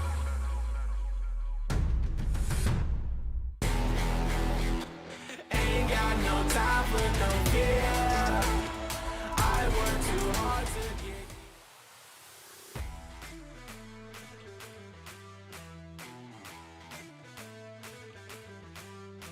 Wrap over to the eastern side, the full control and decimation of teams around them, and especially the split at the very end to make sure this game was not going to escape from them whatsoever. Thing of beauty, and I gotta say, every single one of the finishes we've had so far today have been so impressive by the winning team. I'm sold. I'm telling you once again, Middle East is looking like a powerhouse team with true potential to make it to PMPL. Every game, it's cliche to say, but every single game, things are heating up in terms of the teams, the amount of teams that are showing their potential, that are evolving, that are learning from mistakes in such a short period of time, right? Because you gotta think it's not easy. It's genuinely not easy to kind of evolve in a progressive way from kind of like one game to another, because depending on when you go out, whether you last the whole game or for whatever reason or you don't, you still have a little amount of time, 6-7 minutes, and you might be in the lobby for 5 of those minutes, and you can't VC while you're in the lobby. So you're kind of like, you know, for that kind of performance to continue to evolve from a number of teams, it just shows a standard across the board. And yeah, great job from a number of teams, and I'm excited to see how they continue to evolve in Game 4. It's going to be on Sanhok, so it's going to be very different variables, but the fundamentals, when you improve, you can improve. Very good point. Sorry, when you can improve, it doesn't matter what map it's on. That's my point. Okay, I was like, so when you improve, you improve. Yeah, so that's what improving means. I realised that sounded kind of shit. Sorry. That's fine. Let's check out the match rankings, see exactly how many points were scored by all of our participating squads in this previous match. And W7 Esports during a massive W with 9 eliminations and those 15 placement points from the chicken dinner, rounding up to a total of 24 on the game. Looking really, really impressive, but I could.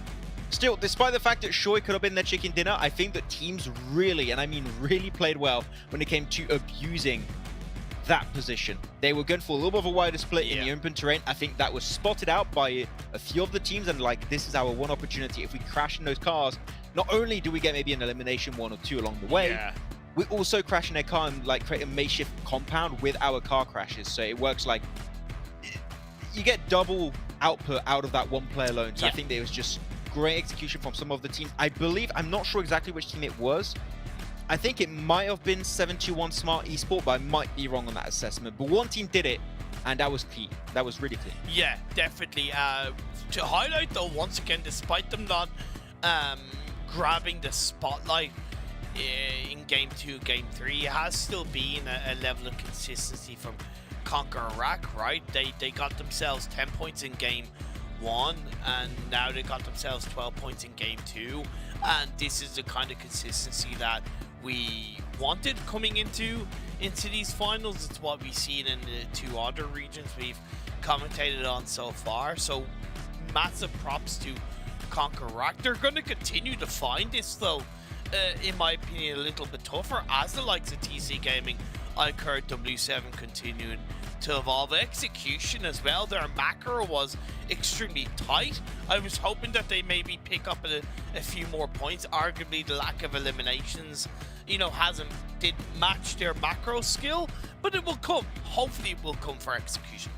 The thing is, though, Conquer Iraq getting himself a decent game. See, Esport only got himself 1 point, and we saw that that gap fluctuating a little bit. So we're going to look at the overall rankings to see exactly how much of a lead has been created by Conquer Iraq right now. But they are definitely looking in a very, very comfy spot when it comes to being right after these 3 matches. So looking good. Conquer Iraq with 56 points total, very close to that 50-50 split we always like to talk about, and followed up closely by 47 points by C Esports.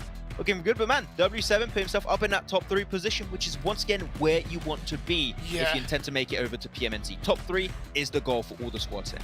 And top 3 so far with Chicken Dinner, so you gotta say it certainly deserved. No disrespect to Clear Vision, 7 Esports and Execution, right? If you're able to close out the game, you're arguably maximizing your points potential. The stark difference, obviously, though, between first, second, and third is the elimination count. Not that it's bad from W7 and C, but it's extra good from Conquer Iraq. You couldn't ask for a better start. 29 placements, 27 eliminations. It's Thanos level balance.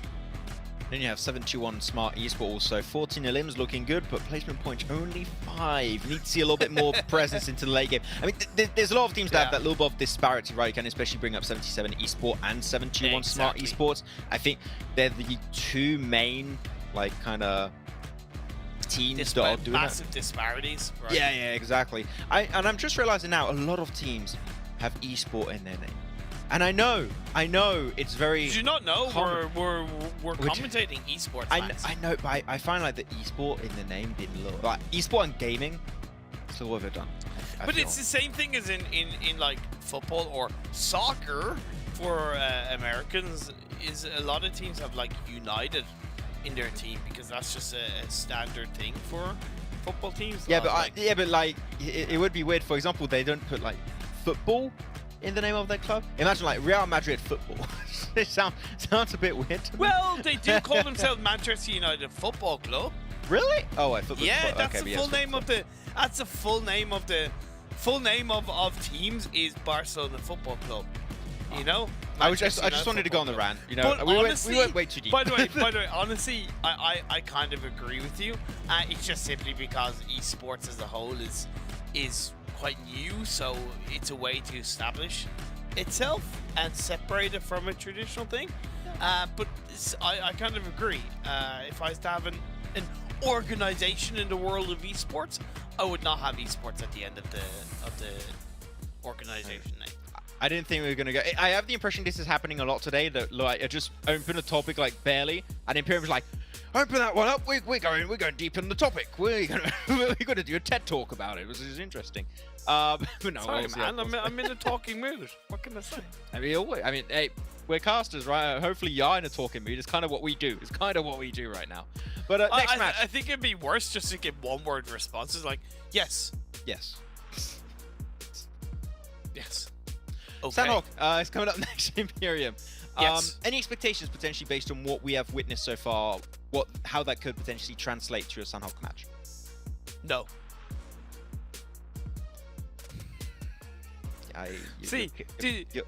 The duality of my responses. Imperium. Just, you should know this by now. No. I'm taking over right now. You sound so sleepy, Imperium. We need something to wake you up. You know what? Okay. I got the perfect thing right now. It is gonna be Monster Energy, whichever flavor you want. Okay, which flavor for this Monster Energy segment? Ginger. Ginger. I think you said that again last time. You're big. I mean, you're ginger man that likes ginger stuff. Ginger ale. Makes sense. Very on brand. Yeah. Yes. I still like the Paradise one. It's sugar-free. Paradise Punch, I think. I don't remember, like, it's got Paradise in it, but the sugar-free one, I really like that one. I drink it. I even drink it on the regular when I need a little bit of an extra kick. I just go down, pick one up, come back up, sip it, and I'm feeling good. What was that sound you made? I don't know. I do it sometime when was that trying to describe the tin being open? I don't know. I don't know why I was trying. I don't know why I put it there. To be completely honest, no problem. I was just kind of curious. You're asking too many questions right now, Imperium. I don't have an answer for them. Okay, you put me in a tough spot. Getting back to what you had initially asked, though, because it is a genuine thing to highlight. I don't think we're gonna have too many heal strats. I'm happy to say that. I think the maximum we'll see is like 2. And that could be reactional as much as premeditated from a couple of teams. Control from the likes of W7, hopefully evolving from what they did in the previous game, would be exciting to see. Will there be any hot drops as well, right? We have seen hot drops across the other regions, so that's something that certainly could come out in Sanhok, Max.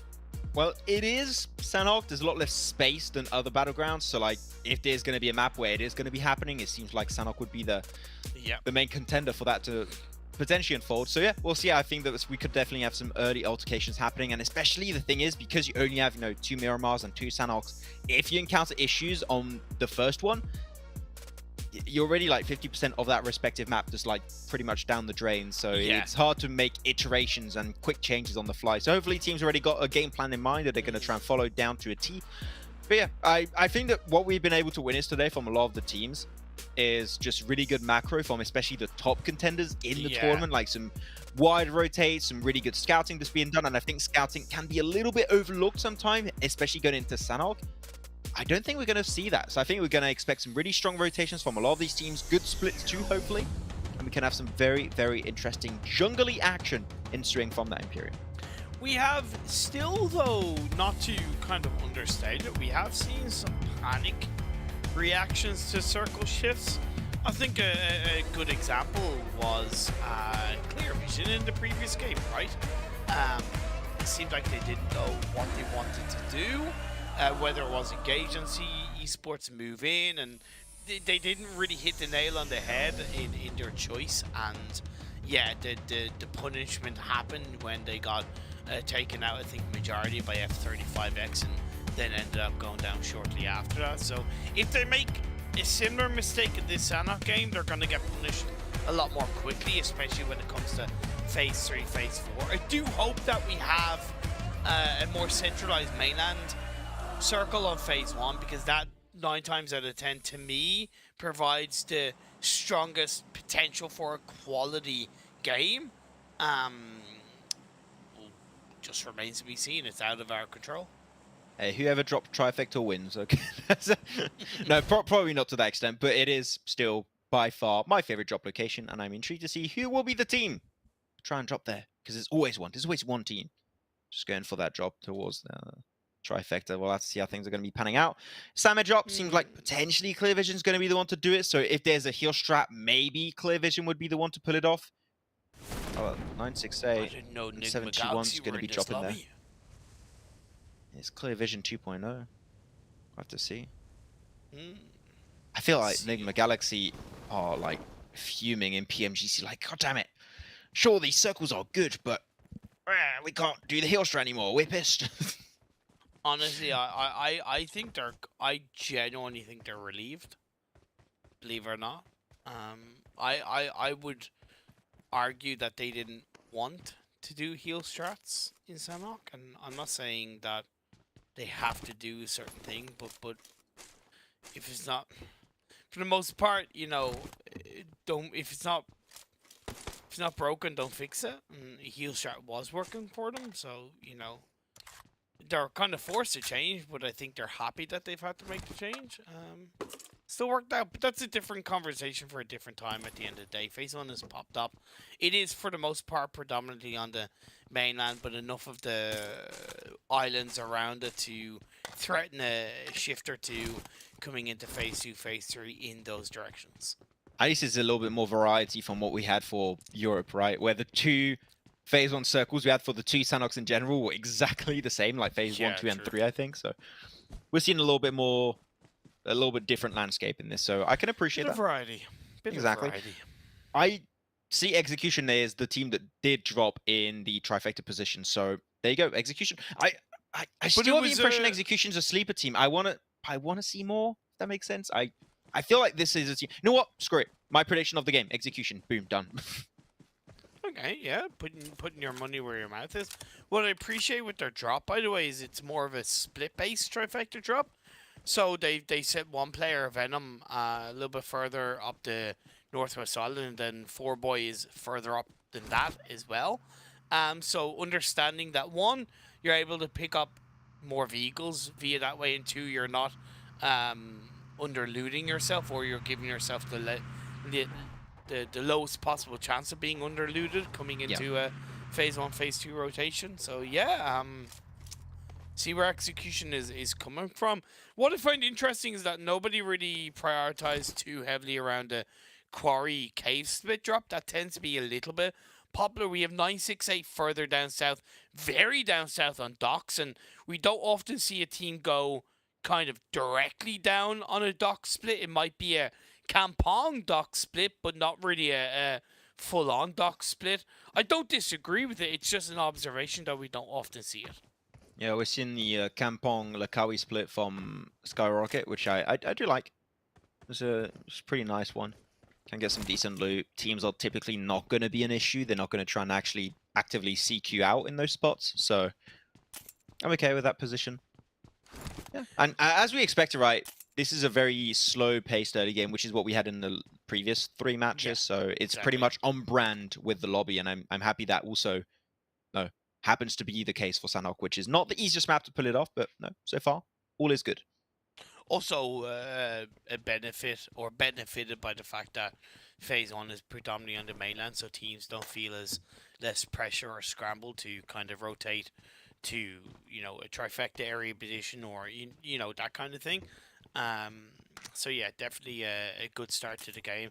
On a side note, when I was commentating PMPL Arabia, Skyrockets were playing, the first thing that always came into my head was the team Rocket blast off at the speed of light, and I'd always put like Team Skyrocket blast off at the speed of light. Okay. Just a fun tidbit into how my mind works. Very interesting. Thank you. I don't know how to move on from that, so I'm not going to. You talk about what's... Yeah. I was going to say Execution. You talked about their split. Yes. And they, instead of playing trifecta rotation, they want to go for the wide rotate northwest bridge. So unorthodox. It's an interesting rotation that I was not expecting. I'll give them that. You know what, they pulled a sneaky on me. Little cheeky guys of Execution, but I mean the thing is this planned? Because I feel like this is 100% trade and rehearsed. Like I feel like they know a team is there. So they just want to gatekeep it as much as possible. Even though gatekeeping from under the bridge sounds weird, so maybe not. Question marks. I don't think it's a plan in the sense of, let's say, targeting W7, but I do think it's a calculated move around the fact that the benefit of a trifecta. Yeah, you notice Malik from W7 I'm looking at that. Across. Yeah, but to continue what I was saying, one of the benefits of dropping trifecta is that technically you can rotate easily through, let's say, boot camp, high ground, south of boot camp, etc., etc. But arguably, that can put you at risk at times, as Venom takes shots towards Malik. It can put you at risk of being third-party from teams behind, whereas this kind of rotation, I think, leans into a more direct approach of, hey, if we're going to come across a team, it's going to be one team at a time. The only disadvantage, or in my opinion negative, is that, one, EE have not got an actual confirmation in terms of intention, and two, they allow W7 to swim across. 2 players swim across, and that really takes away a massive advantage they had initially in the engagement. Well, I have to say, this fight is not going to be going on this way for long. Because one heart is coming in. Yeah. One heart's coming in for the third party on the western side. Or And I think this would be a better play. That's what I would personally do. Or if you see the fights happening there, you don't want to cross that bridge because you want to make it over to the mainland, go to Trifecta and rotate that way. That would also be a valid option. But they can third party from the high ground. Where 4boy is, sorry, not 4boy. Yeah, where 4boy is, One Heart can go there and easily third party, in my opinion. I mean, you could. Once again, it goes back to the topic I had earlier about early game fights. I know, mate. I agree. I don't want to see it. I don't want to see it. Take it away. Yeah. Especially with Phase 2 centralizing so nicely on the mainland, there's way more positions available to get a good kind of, comfortable position for yourself. There's so many more areas. So if you're missing out on that, you're throwing away even more of a potential decent finish in this game. So execution, they've made their bed and they're low-key going to have to lie in it. But for how long? Exactly. But it seems like they will try and go for the Trifecta. So happy to see that coming out from One Heart. Seems like that's going to be their game plan. Circle, we did see it shift over to the mainland even more. So just an overall pretty decent eastern shift. And the central position is going to be pretty much between the cross point between Paradise Resort and Quarry, pretty much. So the high ground position, which is why I'm seeing Brute Force at. I'm loving what Brute Force are doing, but they're 2 split right now. We need to see at least a 2-2 split, but a 4-man split is just overkill. Yeah, I don't disagree. Don't disagree at all. Thank you. Icard still in Paradise is intriguing. I think shifting further down south in terms of at least one player to grab information. I highlight all the time how risky it is staying inside Paradise, past the 11-minute mark. I know we're still only 9 minutes in, but past the 10-11-minute mark, because you're locked into those walls. You get so little information, and the longer you leave it to leave, the higher the chance teams are rotating around you. And then you'll get caught out. Right now, it's Pache and 77X. Luckily, there's no team directly down south, so Iker still have that potential to move in through the south. On 6-8, though, they're going to be having their own fight coming up. Okay, and the fight's gone. I thought that was going to turn out in the breach, but no. 71 are just not interested in that fight. They just want to get a little bit more free real estate in the southern eastern edge, especially because there's a good high ground position on the east of Quarry, and I think that might be their end goal. Yeah. And it feels so weird for me, because you know me, my relationship with numbers Imperium, and having so many names of teams like 968, 721, 77, 14. I'm proud of you, to be honest. I feel like they're trying to make me hate math, which I already do, but even more. I think it'll help improve your math. I don't know, and when I see an equation in real life, I just start sobbing uncontrollably. I don't see equations in my real life. You just walk down the street and see an equation. Exactly. It just that's the thing, right? Your teachers, they say, "Oh, you'll need this in real life," and then you have someone that abducts you and say, "If you don't solve this equation, I'm going to throw you off the bridge." No, it could happen. I always remember when my teacher said, most stories, by the way, you're going to use that in real life. Most stories with you end up with you in some way throwing yourself off a bridge. A bridge or window. I don't know why. It's my branding. What can I tell you? Yeah. I wanna... Maxman 30, professional caster, analyst, and professional bridge thrower. Bridge thrower. I don't know about that title. Probably wouldn't put that on my CV on my resume. Yeah, we'll see. F35 in a good spot though. Still enjoying the rotations we are seeing from execution. If they can get this high ground position, it would very clearly be the best spot in this entire circle. But F35, 2 players in the trifecta of the road. They're currently getting crashed upon by Brute Force, but Booth is still not there, and I'm starting to really believe that Booth just does not like his team.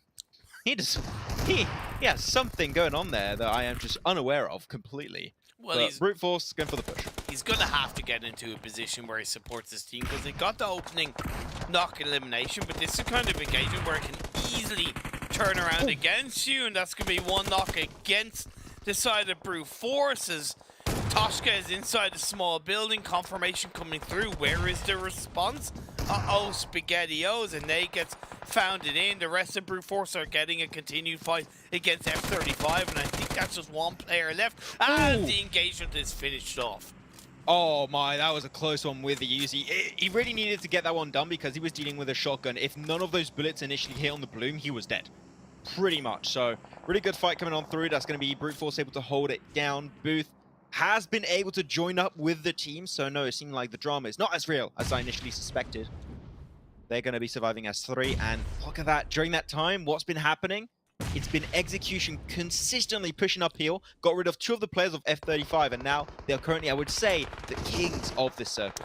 This was, on the side note, one of the hardest circle shifts the teams could have asked for, because it really eliminates a lot of even somewhat decent spots from the circle and still incorporates a bit of water, especially for the teams that were kind of on that eastern side of the map, such as 721 Smart and Sky Rockets, as well as 968, who are opting to rotate through the southwest/south side of the circle, going behind clear vision, heading towards the side of One Heart, who did go into the trifecta rotation and onto the South Boot Camp hillside. What I find interesting is that 14T have gone into Boot Camp.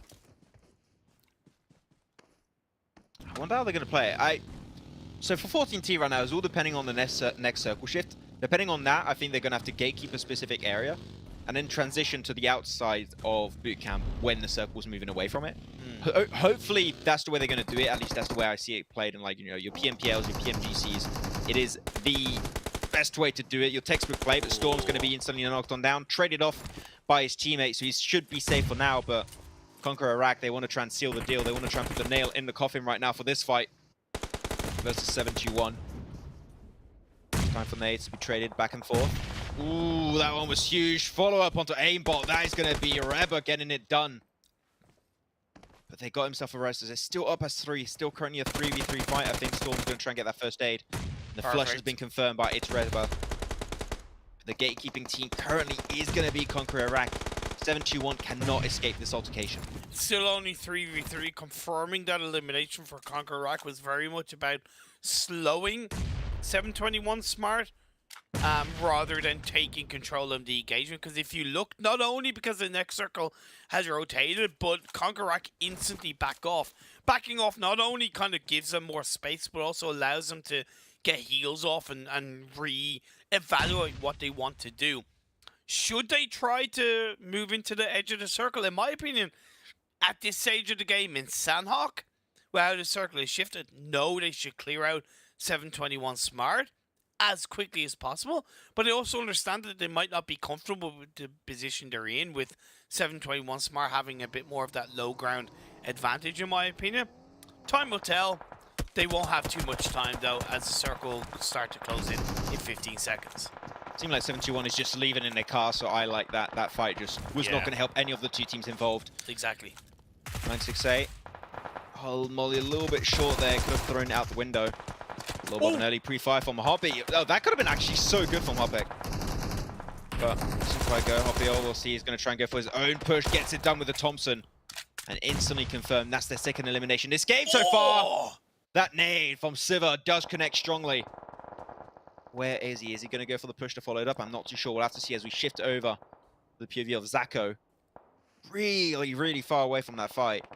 He's just trying to, I guess, trying to go for the heel strap. He's only got 5 first days. Not too sure. Conqueror, they're going to be eking their way forward here. Over to the trifecta versus Brute Force. They have 3 players currently dealing with it, but Conqueror are struggling to make this position theirs. The crash itself was quite poor from Conquer Iraq. They didn't have the full team pushing in. I understand that they needed to make a bit of a crash as quickly as possible because their backs was quite exposed by the likes of Seal and even 14T. But to me, you just got to make that push as a full team at the same time. They didn't do that. They're now down to solo. TC Gaming and Ico, it's going to be the next big fight to unfold on the Eastern Edge. We still have 2 teams trying to leave Paradise Resort. That's going to be Pache and 77. So a lot of fights are going to break out and reach their conclusion before the next circle shift. So I'm intrigued. I do like what we've seen for 14 team, but I believe they lost.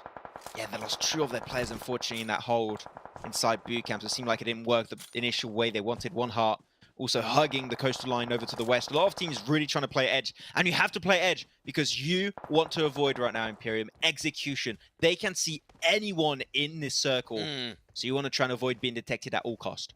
One Heart made a great rotation from the south boot camp hill across the coastal line of the mainland and have hovered past 14 team Clear Vision. I don't know why Clear Vision went to boot camp in this circle and have tried to rotate from there. Maybe they're thinking the team is there. They're trying to pick up eliminations, but that shift is even better for execution. Sweet as a nut, as they're going to be able to punish teams brutalized from the eastern side of the circle.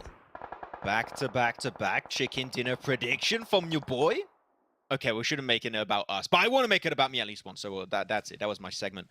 Execution definitely making sure now is going to be the teams on the south and the east do not get any entry point on that high ground. If they defend it, I would be surprised if they don't get the chicken dinner though. Riley pushing up for iCurd, gets some nice initial damage, but this one player Test able to wither the storm. Gets the knockdown, we'll be able to get the res onto Kaya, so that's good for now, but no counter push coming in through iCurd. Also going to be taking a little bit of a breather to go for that double res. Should have rightly pushed so, but the blue zone. Ugh. Together as a duo, the squad wipe TC before going for the revive onto the first knock player. So a missed opportunity. I understand the push from Riley shouldn't have done on his own. Hellman now just trying to heal up a little bit more. Nice little angle from Frag. Oh, gets one, perfect. gets 2, and that's it for TC Gaming. That's the angle you need, iCurd. Because now there's very little amount of teams over to the eastern edge. Maybe, and I truly mean maybe, there's a chance iCurd can go a little bit further in this game. It's not going to be easy. Spots out one of the players from Brute Force. The spray connects, but still just barely alive. Holding on by a thread, and he makes it over to the rock, and that just might be the end. I don't think Frag can get the first aid. Oh, he can. 2 seconds. He can. 1 second, and No! he's down to the blue. Too close for comfort, and only Helmet will remain alive for the side of iCurd. Phase 6 is actually going to wait from the hill sheesh. that Execution was holding on to. It is perfect for the side of One Heart as iCurd are eliminated. Wait. Execution gave up their mountaintop? No, wait. They have? Not to me. No, not really give up. They still have Venom on the edge of it. I don't class that as giving up. For In me, my that's opinion. not the high ground there. For me, they gave it up completely almost. Like, Venom is sure got a little bit of a high ground position, but it seemed like they just wanted to get a little bit closer to the circle. We're seeing Brute Force clearing, sweeping over to the southern eastern edge.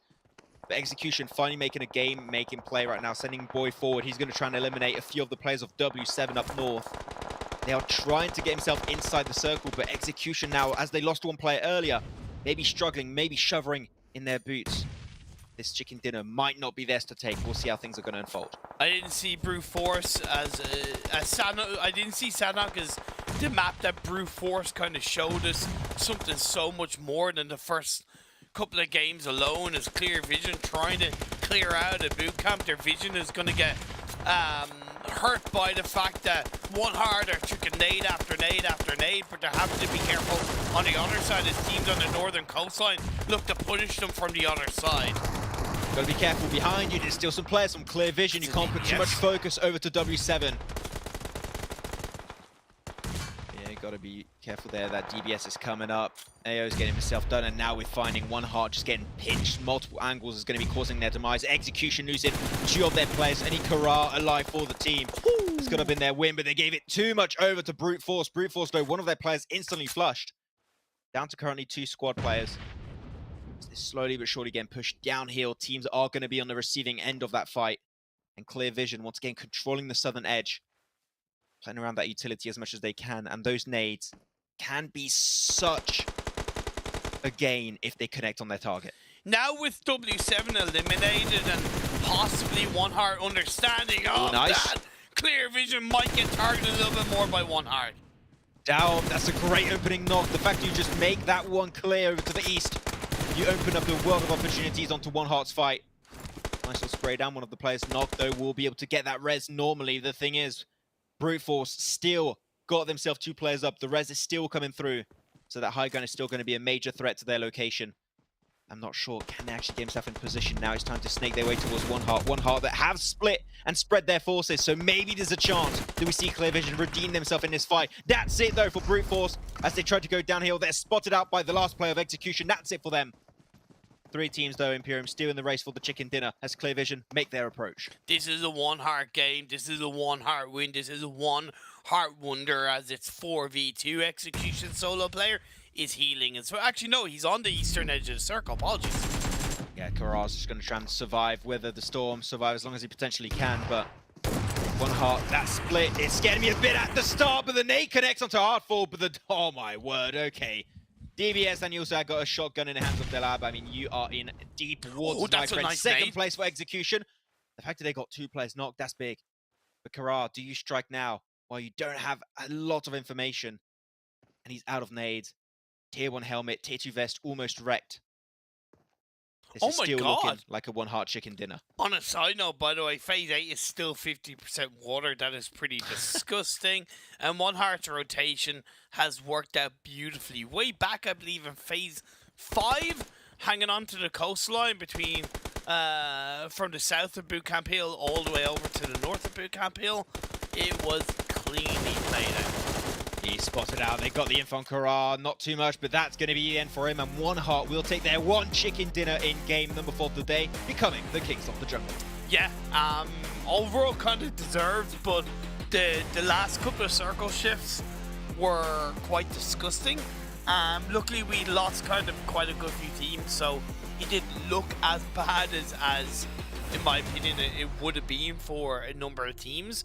Despite Execution getting second, I'm curious if you still think they made the wrong decision, or if you think they made the wrong decision giving up that hillside to try to keep pressure on the teams in the east. I feel like where things started to go south for them, it was when they allowed Brute Force to push on their location. And I believe Brute Force, we didn't see on the feed, I think that Brute Force got 1 elimination on Execution too. Okay. And that basically just destroys and dismantles your entire play on that position. So I think if they still had 4 players, I think you hold on to the high ground position and you just shoot everything that moves. Like, you're really making sure that you're using that position as much as you possibly can while you're still in the circle. Of course, it did move away from them at the end. It went over to the northwestern side of the mountain, so they would have to go downhill. That's always rough, but I still feel like this could have been in that position like that. Yeah. To have 4 players, it could have been a massive, massive elimination game for them at the least. But also don't forget that this tournament, the Snapdragon Pro Series, is brought to you by our good friends over at DHL for all your shipping needs, or planing needs, as Imperium has apparently called and branded. So that's what we're going to call it from now on. Trademark. Yeah, thank you very much to them. It's trademarked. Okay, we'll have to see Imperium Corp do a collab with DHL. See how that's going to be working out and ship stuff even faster. I mean, come on, okay? That Imperium Corp. That's a cool name. Imperium Incorporated? That sounds actually pretty cool, not gonna lie. Imperium and Company, yeah, exactly. Actually, fun fact on the side note, Nova Esports, their parent company is actually, I think, is Imperium something. Yeah. So that's true. Interesting fact of the day. We also got an interesting break of the day, so we'll be back in just a few.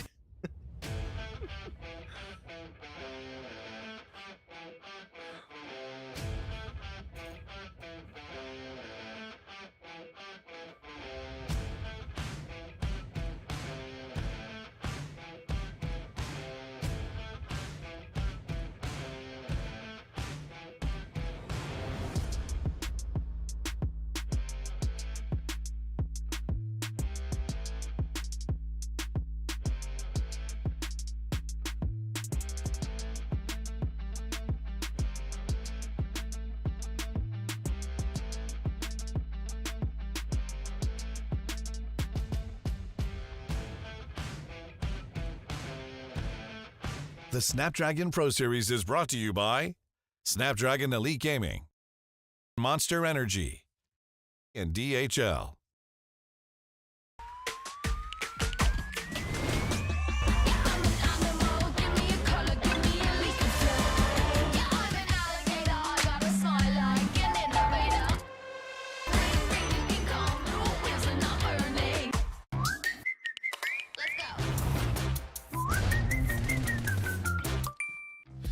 designer, they wanna buy me, baby, I'm too pricey.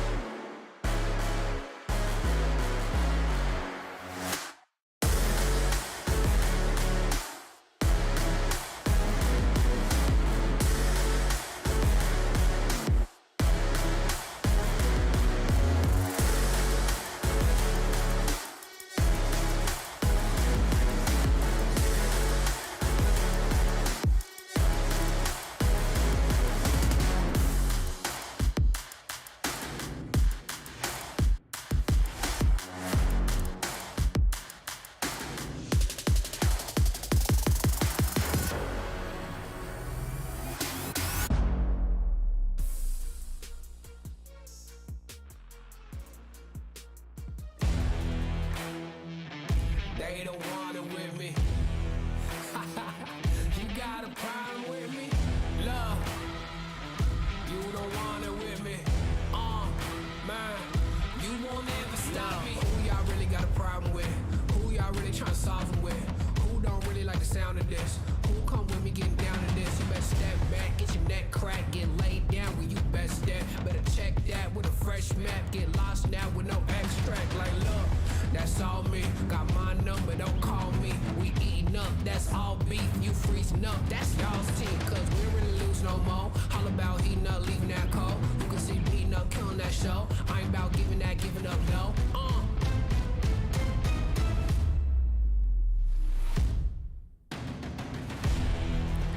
Nah, cause they don't want it with me. Love, you got a problem with me. Love, cause y'all don't want it with me. If you start a fire with me, then you never gonna stop me. Ayy, sound the alarm. We about to go on. You getting it wrong. Time to go off. Can't hold us back. Truth hurts, you always that. My truth lurks, say y'all collapse. Now scoop first, where your homies at? Come my team with me right now. My team's on me right now. But what you mean y'all out? It's time to weed y'all out. Okay, we coming back with a vengeance. Time to go start your engines. What is this thing y'all mention? Time for y'all stop pretending,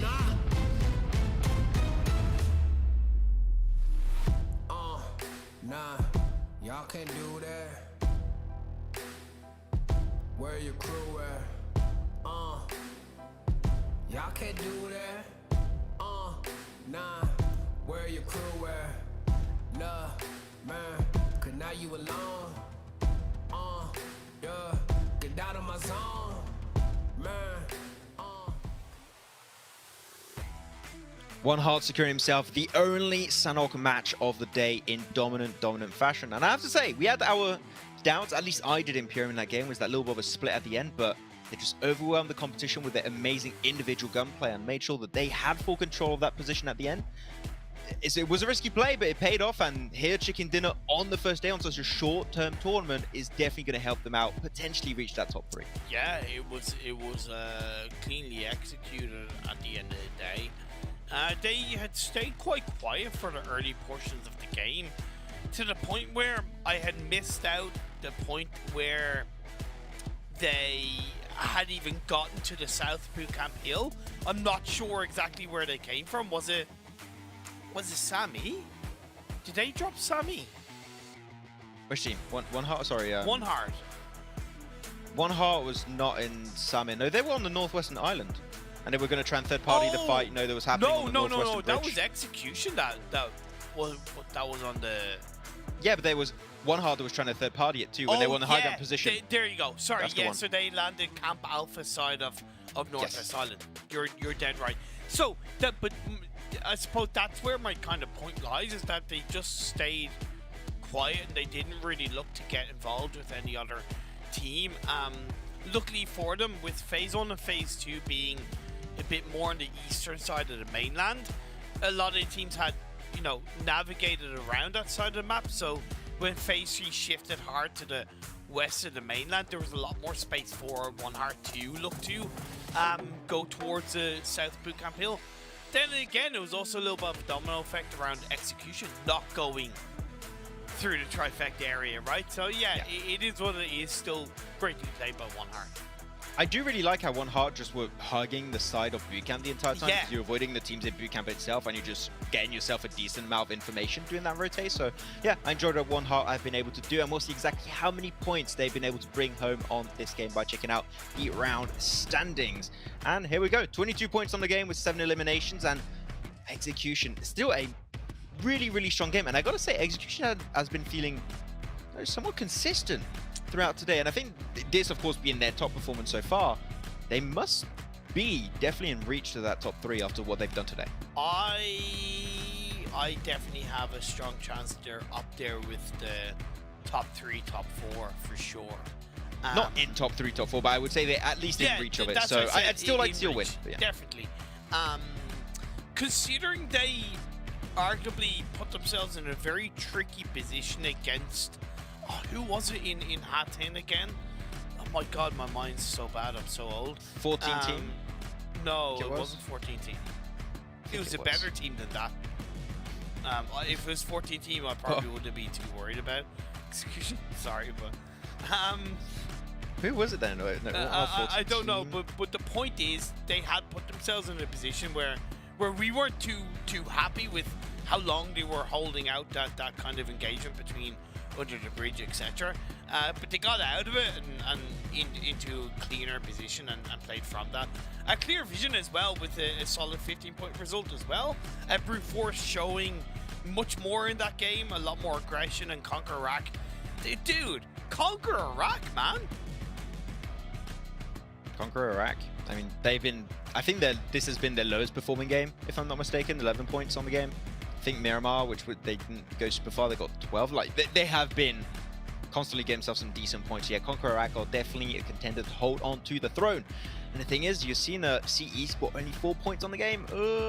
Slowly but surely, they're slipping down. They're still in a position where they can be in that top 3 and qualify to PMNC for Middle East. Definitely. That's fine. You still want to be in that first place, right? We keep repeating it, but the 4K prize pool increase from 2nd to 1st place, that is where most of the prize pool is. So we're hoping to see Esports get himself in decent standings after this. But it's still anyone's game. It's still just going to be, after this game, the halfway point of the Snapdragon Pro Series PMCO Open Finals for Middle East. There's still a lot of opportunities for these teams to make it up there. Though looking at the overall rankings, Conquer Iraq, as we speculated, Imperium are still going to be in that first place by a decent 16-point lead. But that's still just one strong game away, so Conquer Iraq can't afford to fumble. Oh god, no. Their consistency has been good, but like we kind of expected / have witnessed, other teams are stepping up. And look at that, Max. One Heart have got themselves into 3rd. It's only by a point, but it's still top 3. 2 points divide 2nd to 4th. 4 points divide 2nd to 5th. 6 points divide 2nd to 6th. You see my point. It's very close up at the numbers top of the standings. Exactly. Down at the bottom of the standings, look, you know, I know I made a bit of a jab, but I don't mean it in any serious way. 14 Team Esports in last on 2 points. It's been a tough start for them. Create that bounce back. I love an underdog story. We both love a comeback story, don't we? We've seen it in other regions where teams have put themselves in a much better position in day 2, whether it's in the final game or at in the start of the day in day 2. I'd love to see that from 14 Team Esports. I have a lot of faith in them. I just haven't seen enough that I can kind of give examples to stand by it, but I hope we do. And One Heart in 3rd place after that chicken dinner. Of course, that's the thing about these 2-day events, 10 games total. One chicken dinner will really impact your position on the overall leaderboard. So One Heart got himself a chicken dinner when it really counts. And Pache Esport, I don't want the only good thing about Pache Esport being their name that we both agreed was cool. I would like to see a little bit more presence, because especially that first Wrangle game when they were playing south of the gas station, which was played later on by, I think it was ICAD. That was a really good position. That was a really, really good play from them, and then nothing really came of it. So I want to see Pache get in those positions again, which, as they proved already, they can do. I want to see something better. I want to see a follow-up to those good positions, which right now it's a little bit, it's a bit of a stalemate. They kind of had, they're like in a good spot, but nothing happens. Would I be correct in saying that kind of the difference between the top 8 and the bottom 8 at the moment is that the top 8 have showed us potential and, for the most part, executed on some of that potential, and the bottom 8, for the most part, have showed us potential but haven't executed on that potential? I would say... I don't know if that's too simple. I would have to agree for some of the top teams, not all of the top teams. That's what I said for most of them. For the most part, some of the top teams, I think that when they have an opportunity, they will take it. Sometimes it won't work, of course, like PUBG Mobile is not. Of course. Sometimes you're going to make a play and the play is just not going to work. But when there's that opportunity, they're going to go for it. And like I just used Pache as an example. In that previous Wrangle game, they were in a really, really good spot. And I just don't feel like there was an attempt to make something happen. There was not like, as we used the analogy before, there's not that spark to the potential that is there available for them to ignite into potentially what could be a top 3 finish, or if not a chicken dinner. So yeah, I think that was a good way to put it, Imperium, but I still want to see these teams get in those good positions, but I want to see something more, right? And I think that we're talking about making it into PMNC, we're talking after that to make into PMPL. These average plays of just getting into a good spot and waiting for things to happen, hoping the circle might come your way, is not going to cut it, right? No. We are here to reward excellency of teams that have been playing, like Conquer Iraq, that have been, you know, performing and perfecting their craft for the past 6 months now. These are teams that will be making it to the next stage, and teams are just unfortunately waiting idle on the sideways. Fortunately, I have to say, but maybe you're not ready this year at least to make it to a PMNC, especially not a PMPL. And that was a bit harsh. I went deep there, but it's interesting because I picked up on that straight away, and I was kind of going to add on to that and say that might sound harsh. However, you know, it's not a bad thing to not be ready, right? In a moment, it sucks to hear it, it sucks to think it, but it's okay to not be ready at a certain point, right? If you keep on fighting to be good enough, if you keep on challenging yourself to be good enough, you will get there eventually, in my opinion, for the most part. And look, I can use, you know, not to take it away from the teams, but I can use myself as a caster. You know, I wanted to be good enough to be a professional caster, and I wasn't until I kind of was ready to, or good enough to be one in that regard, and it took time. It'll always take time. Keep grinding, keep fighting, and the teams will make it.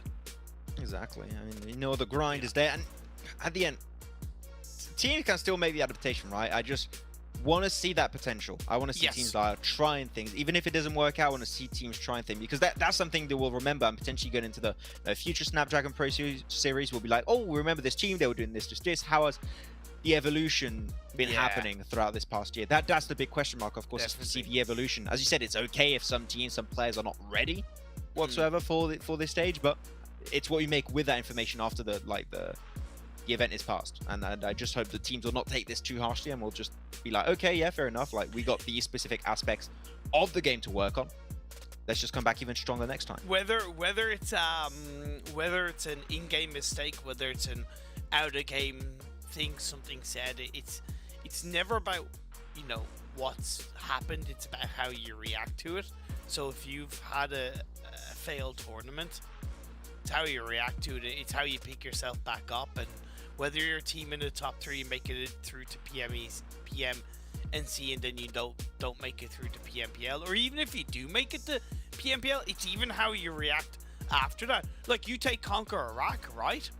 You know, training 6 months for this, you know, that's how they've reacted to every single thing, to continue to train, to continue to train, to continue to train, because they know where they want to get to. So if you react in the right way, you're gonna get to where you want to. Jeez, we're going on some philosophical tangents, Jesus. Yeah, Great. we had a lobby restart, so we're going to have to Yes. potentially rehost the lobby, so we're just taking a little bit of time. So our apologies for the little bit of a delay on this one. But it seemed like we're going to try and rehost a party, get this game going for match number 5, and after that, we'll be reaching the halfway point of the entire Snapdragon Pro Series here. And man, that's going to be it for Snapdragon Pro Series after these, like today and tomorrow's games, right? It's going to be over for the year. It'll be back, of course, hopefully next year in all of its glory with all our amazing partners over here, like DHL Monster and, of course, Snapdragon Elite Gaming. See our amazing performances, because the thing is, right, you're always going to have that rotation of teams. We saw this year in each PMPL, bottom 8 teams straight back to relegation league, and I gotta say, seen a lot of the regions. Okay, this is maybe of a hot take. This is actually, I think this is a pretty big hot take. Okay. I have the impression with what we've witnessed in this Snapdragon Pro Series, it's very few teams, okay, very few amount of teams.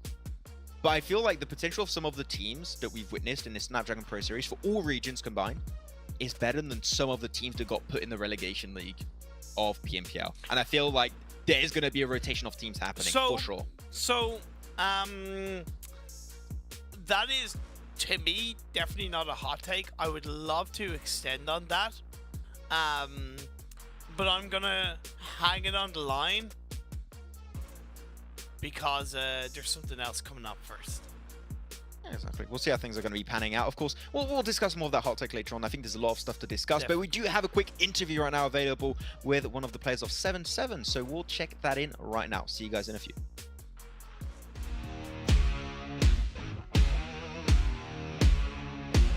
Hello, my name is Rossi, and I am manager of 77 Esports. We have 4 main players in the game. The first one, Takyun, is the game leader. IGL. Second one is Willy, he's Frogger. And third one is Yunus, also Frogger. And Rawan, also Frogger. 77 Tokyo. They trying every day hard and talking about his problems in the game and fixing their problems. I think W7 is 4. Thank you for supporting us. Inshallah we will be top 1 and we came here to be champion.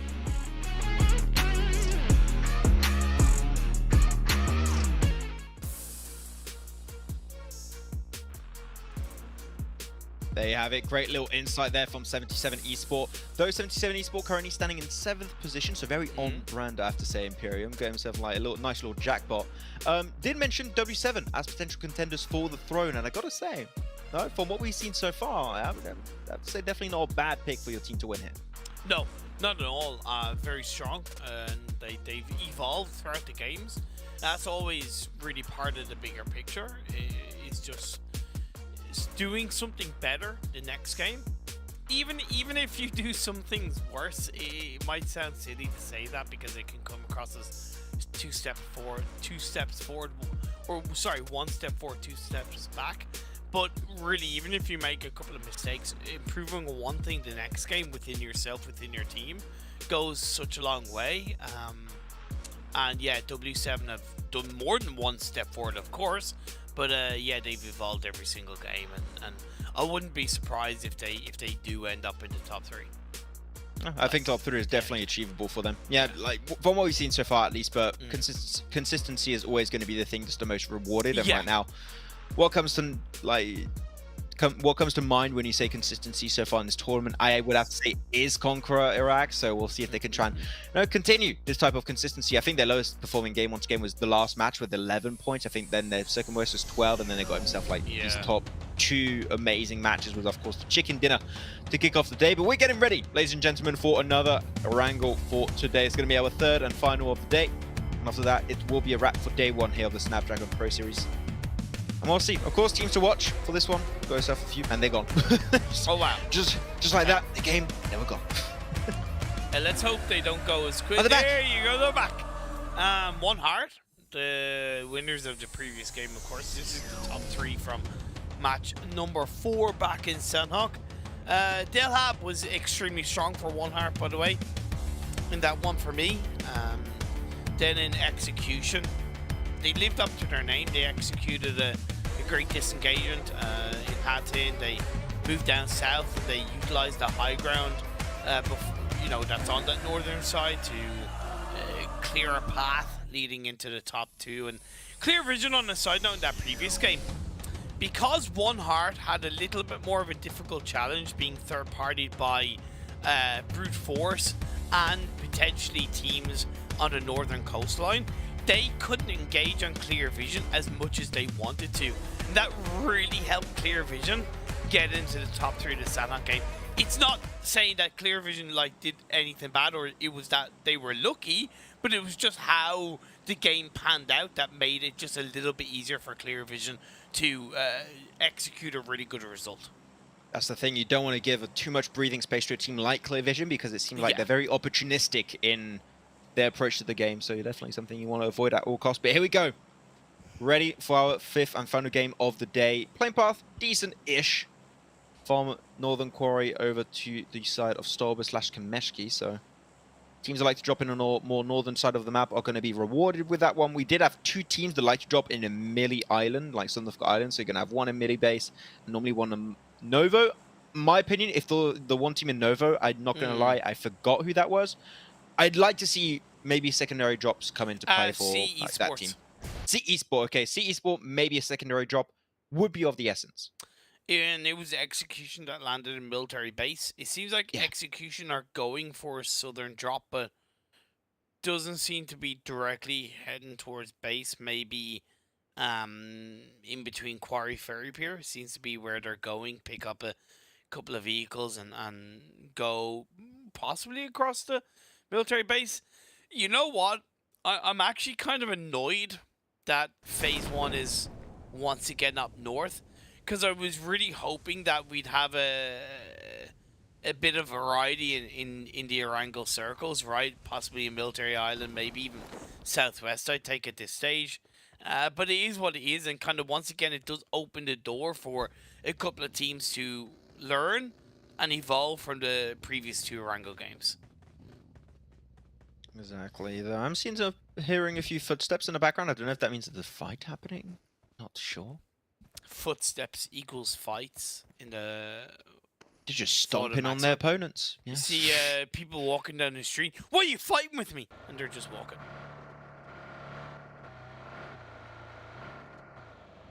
No. Fair enough. That doesn't happen. I'll see. Okay, see Esports all 4 in a car. Where are they going to go? I'm not too sure. Gotta be careful. We've got a few foes, a few enemies around here. Are they actually going to commit to Novo? There's no way they go to Novo. No way. No shot. Okay. Because I was thinking, it's in direction there, but they're losing so much time. So, wait. I want to low-key defend this for one reason. Go on. One reason only. This is day 1, and remember, teams have little to no chance of, obviously VOD reviewing during the day.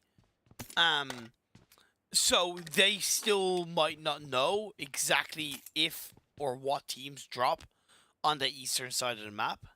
So it's just a matter of look, we don't know what areas of the map are free, even if we have a secondary drop spot. Let's do what we know, even if it takes us a little bit longer. Familiarity can kind of help a team be more comfortable, even if it looks tricky. As it happens, they've stopped in Milta, so I kind of think it's okay. But that was my logic, by the way, for them going down south. Yeah, I just think that doing what they did, which is stopping in Milta, is just so much better. You're just avoiding the whole shenaniganries of having to drop that cross that bridge twice there and back. It's just totally agree. Whole mess. So I think this is okay from C Esports. They do stretch a little bit further. I do wonder if that was just because of this plane path, they speculated Milta was free, or is it their actual secondary drop location? If it is their actual secondary drop location, it's not that far away from Novo. It's very weird to have a secondary drop location so close to a main one. Yeah, right? Exactly. You would think right now, a good secondary drop location, you could go for Sunken City would be a good secondary drop location. Ruins could be a decent spot. Yeah, 9 times out of 10, when you know yourself, 9 times out of 10, when a team's main drop spot is kind of like so kind of close to the edge of the map, their secondary drop spot is like on the opposite end of the map in that regard. So it technically can cover both painful circle situations. Sorry, plane path situations. Exactly. Okay, this is really chill game. Woo! Well, I think it's gonna be chill. What I find good is that clear vision. For the time being, are not looking to push onto iCard, and actually, wow, it's bad. It's great. Something of pure beauty. Sorry. okay. The observers must have a lot of fun. Just like let's just look at this pen. Let's just show something shiny for Max. That'll keep him happy. I'll keep him occupied for a bit. Yeah, Clear Vision not only have not looked to kind of push aggressively onto iCard, but iCard have interestingly disengaged away from South George Crates quite early. Like they're already in Cube compound. Yeah, I was about to break down that rotation, so I'm happy you did it before me. But iCard going into Cube this early on, when it's about almost a 50-50 split when it comes to north and southern terrain available across both sides of the river, is really important. We'll see if that position can work out for them. W7 rotating once again, also pretty early around the side of Everest. Intrigued to see what is going to be their rotation point. It seems like the furthest bridge east of George Pole is going to be their rotation point, or they're just going to wait in the open. I'm not too sure, but it seemed like they kind of try and do a similar play to iCard, which is just on the side of the bridge, and you can rotate depending on where phase 2 goes, which you can't go wrong. It's just such a good play style. Everyone does it here in PMPO and PMGC. It's just good. I have to say, I'm pretty impressed with Pache setting up actually an aggressive defense. Oh yeah, against Conquer Rack on that Rosshawk Hill. Instantly, Reba is going to get spotted out, and some fantastic awareness. Like, it's against the grain of the circle, but it also makes sense, right? They gave space in previous Varango games to Conquer Rack to move across the river, and for the most part, it went against Pache, right? Because he didn't get good results. So creating that space by pushing back and eliminating either one or multiple members of Conquer Rack is really, should, in my opinion, be really helpful for Pache's late game result.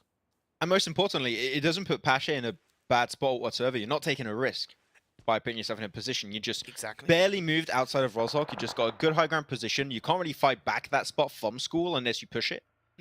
So I think it's great. Okay, maybe I'll take it back. I'm not sure why. Well, M0's pushing himself out in the open like that. I think that's a bit risky. It's Headshot Hills open, so it's manageable. Now that they've confirmed an elimination, I would scale back from the engagement because agreed. It's against Conquer Rack, and they're not a team that are going to make a silly decision to try to re-engage straight away, right?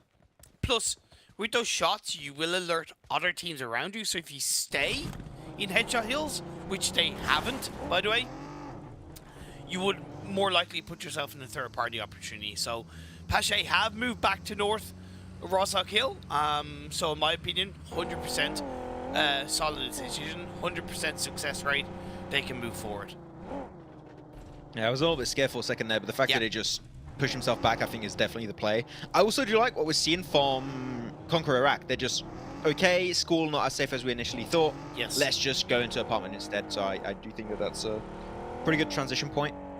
Wow, 14 team, also on the move, southern side. Quickly taking a quick look at apartments. Are they going to go for the push inside of it? If not, they are very, very close. Oh, wow. They're just moving on. Yeah, I don't know. Okay, so actually I was going to say if they're just passing by, they're rotating really close, but it seems like they want to push into apartment, but the circle's not even there now, so I would dodge the fight if I could, but it seems like they're committed to it now. Just as phase 2 pops up, not really the right time, in my opinion, as well. You tend to engage, or you should look to to engage kind of at the very start of, especially in the early circles, at the very start of the shift rather than at the end of the Exactly. shift, right? Just as a fundamental, by the way. Phase 2 has gone to the west. As Nate goes out by Tiger. That should connect on the edge, puts Bai down to half health. And the issue for 14T is that they only have one building, so the angles of pressure are extremely limited. I want to go back on the point you brought up because I think it's a really interesting point is going for these type of pushes after the circle shows up.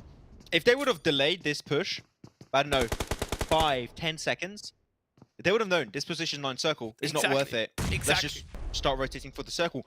Now, they're too far in the fight. They're too committed to it. It's hard to move out. You always want to try and take the fights when the circle pops. I think it's very interesting. Good point.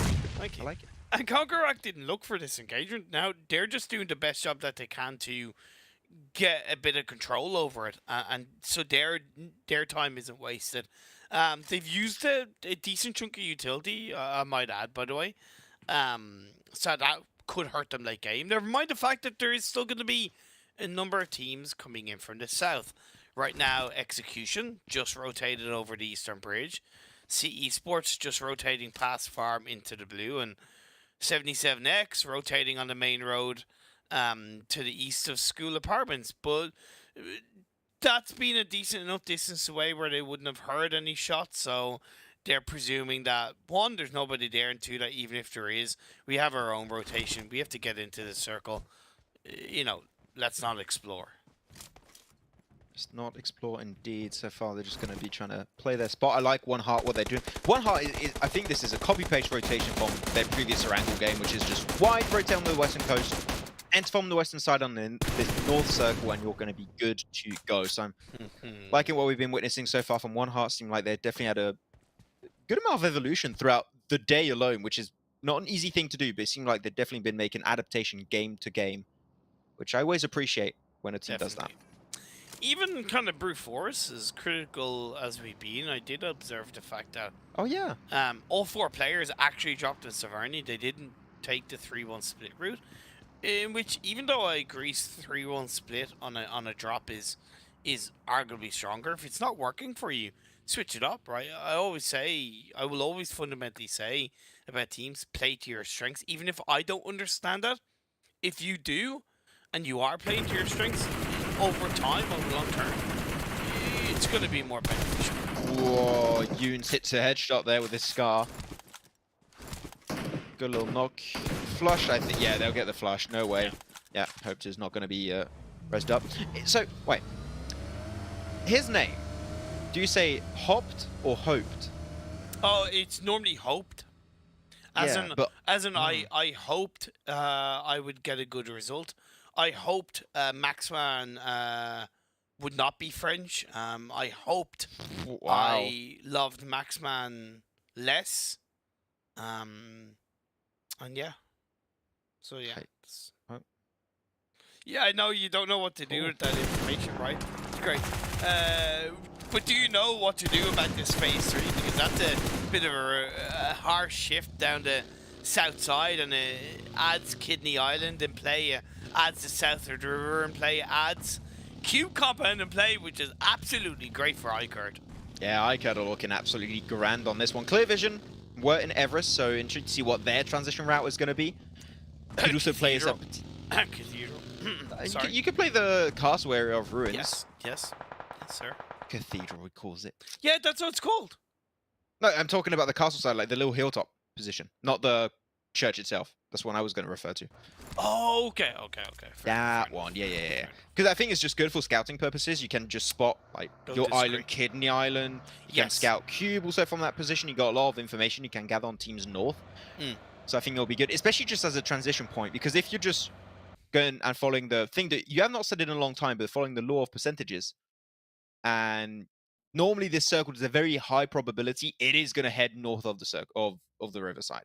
So you should put the focus right now, if you clear vision, on the high chance the circle's not going to come our way. Let's do as if it is not going to come our way. Scout information in castle ruins and do a play based on that info. That's fair. Can I kind of counter that with the fact that, one, I actually don't think the low percentages means the circle is going to end on the north of the river. I actually think this is very uncertain.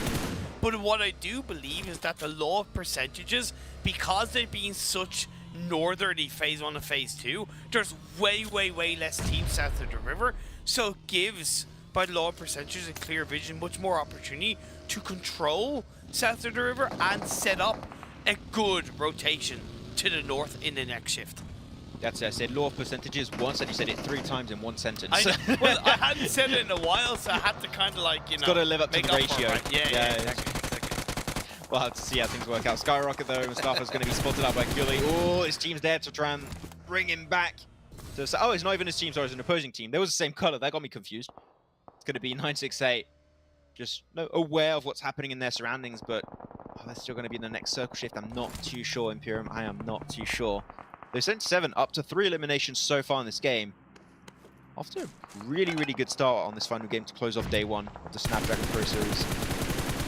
Lovely 14T, a team that needs to begin a redemption. The 3-man squad, I would like to see them as a 4-man tomorrow if they want to have a living chance to do something, to have a dent in the leaderboards. But oh no, it's pretty uncertain, Imperium, he says. He doesn't know where it's going to go. It goes north. But yes. I knew you were going to say that. I had to, man. I was like, oh, damn. That's what you Here get. we go. Yeah, exactly. But now Clear Vision's going in blind. That's the thing, right? Is that they have no information. They could have gathered information from Castle Ruins. Yeah. Now they're just full sending it across the road. They have no clue what's ahead of them. And that hill is okay, but it's quite risky. It seems like they might have caught off. Oh, way. One heart. Or was it? Was that Q1Q from 1 heart. Yeah. Interesting. And they got it. They got it confirmed. So that's interesting. We'll see. TC Gaming eliminated. Skyrocket Esports also going to be eliminated. Oh yeah, they both got eliminated at the same time. So a little bit of a rough way to end the day, but that's something they can work on heading into day 2 here for the Middle East region.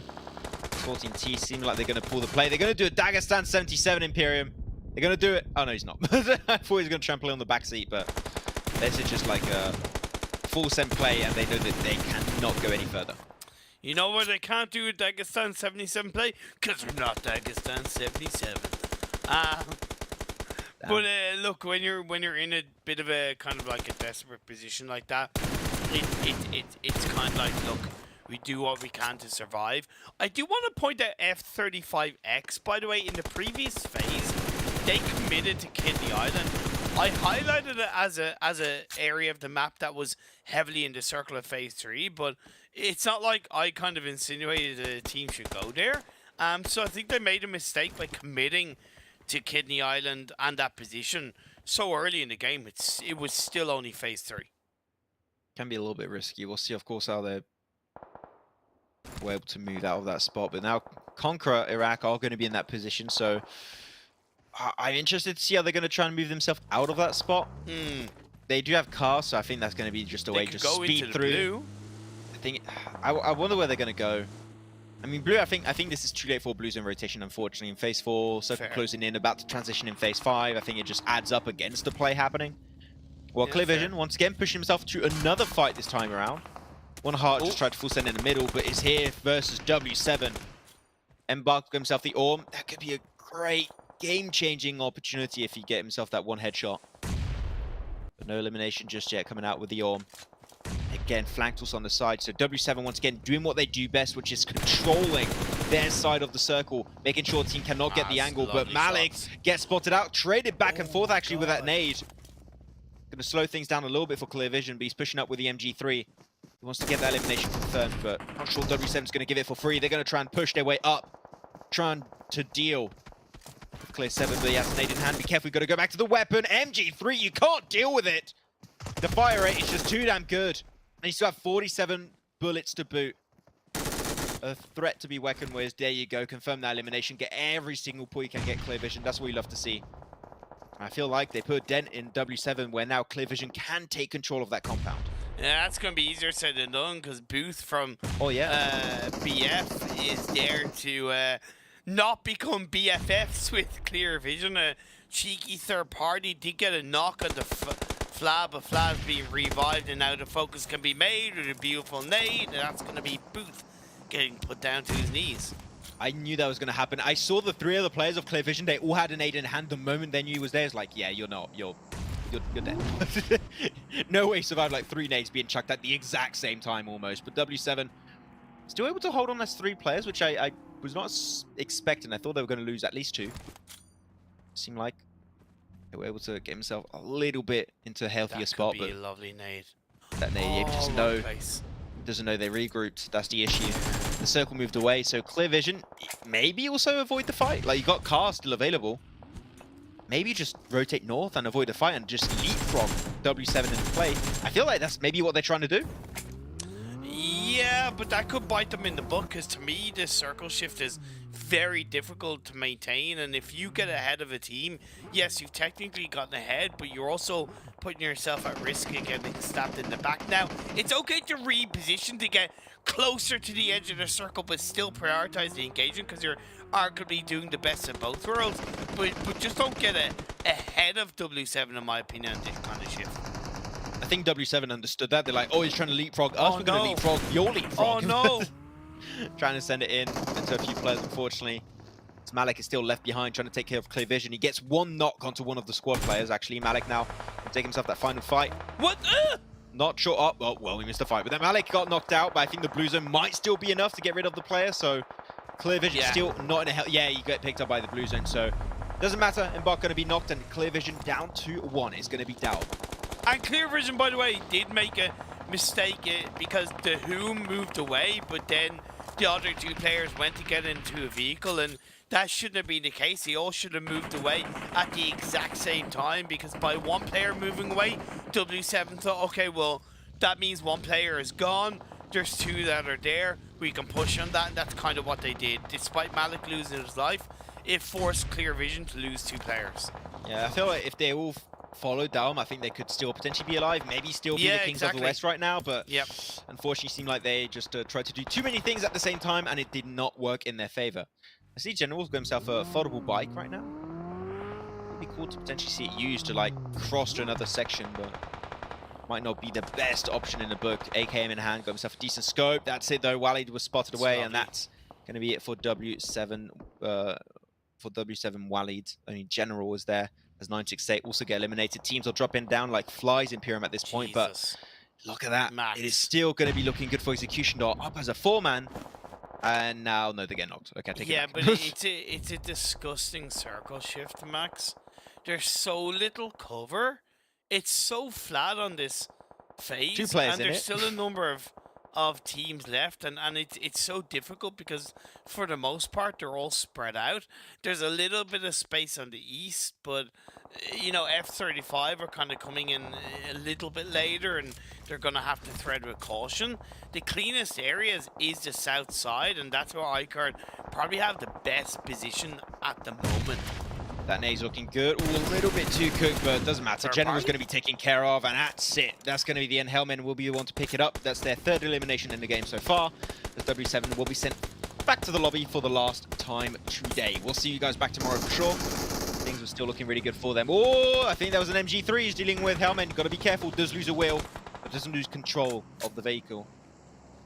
Team's still moving in, and I like what 721 are bringing to the table, but 7-7 still serving as an absolute threat, but going downhill with so many players alive and so many angles to deal with, I don't know if 7-7 can actually make it in.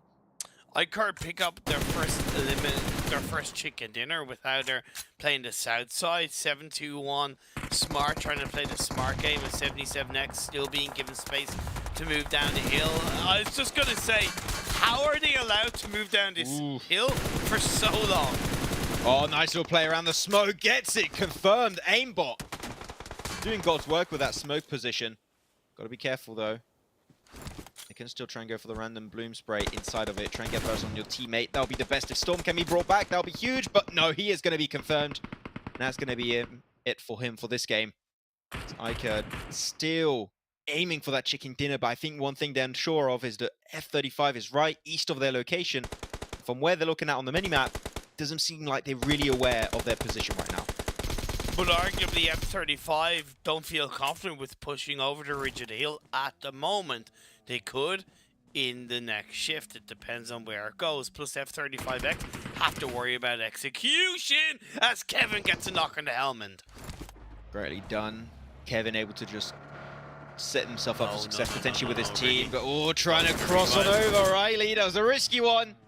One He nade. gets over, he gets to res. That could be huge. I don't think he's in nade range. He's definitely not in nade range. No way, no way. I think he is. Ooh, wait a second. I mean, it is downhill, so you definitely can reach a little bit further, but I still think, yeah. Oh, wait. If you a lot closer. Yeah, that's a lot closer than I thought. If you run and jump, that reaches 100%. Oh, no. No, the angle. No, he has no idea. F35 in the wings. 10 eliminations to their name so far. Gave himself an extra to their name, and now it's going to be a 2v2v1 Imperium. F35 really hasn't shown up big today whatsoever, but might just be able to close off day one with a bang. They came into this game on 11 points in 13th place.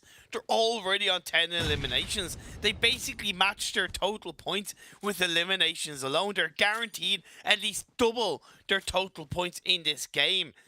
And it looks like they're in the opportunity to grab more. They stayed silent as a mouse while execution moved down the side. And now this next circle, the blue zone is starting to close in. Going to be a minimum of 20 points coming their way if they're going out in third, but of course they are going for that chicken dinner. That's going to be the main goal. Molly was chucked once again, and as I said, it is definitely a lot more possible for him to reach those. I would say go for the jump throw. I'm not sure what that smoke was trying to do, but it's thrown regardless.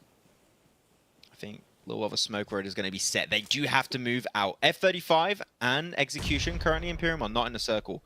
This is iCurd's position to hold on to as two teams, slowly but surely, going to push in their vicinity.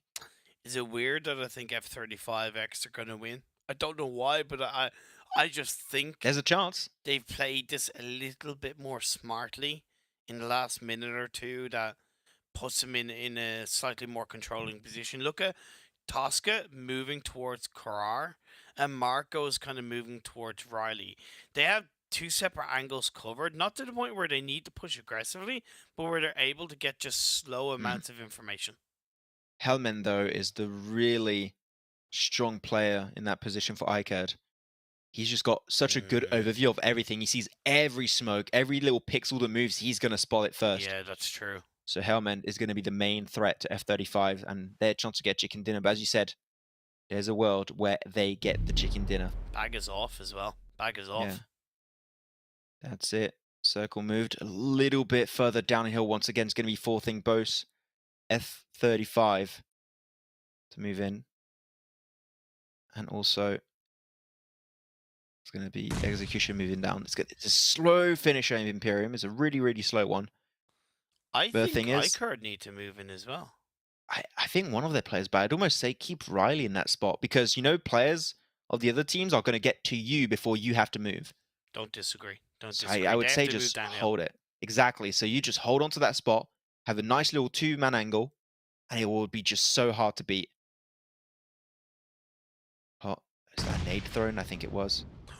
Ooh, that was way too close to full comfort. But he doesn't know that. He doesn't know exactly if that could have been a potential hit. Oh. Nice one. Nice damage once again.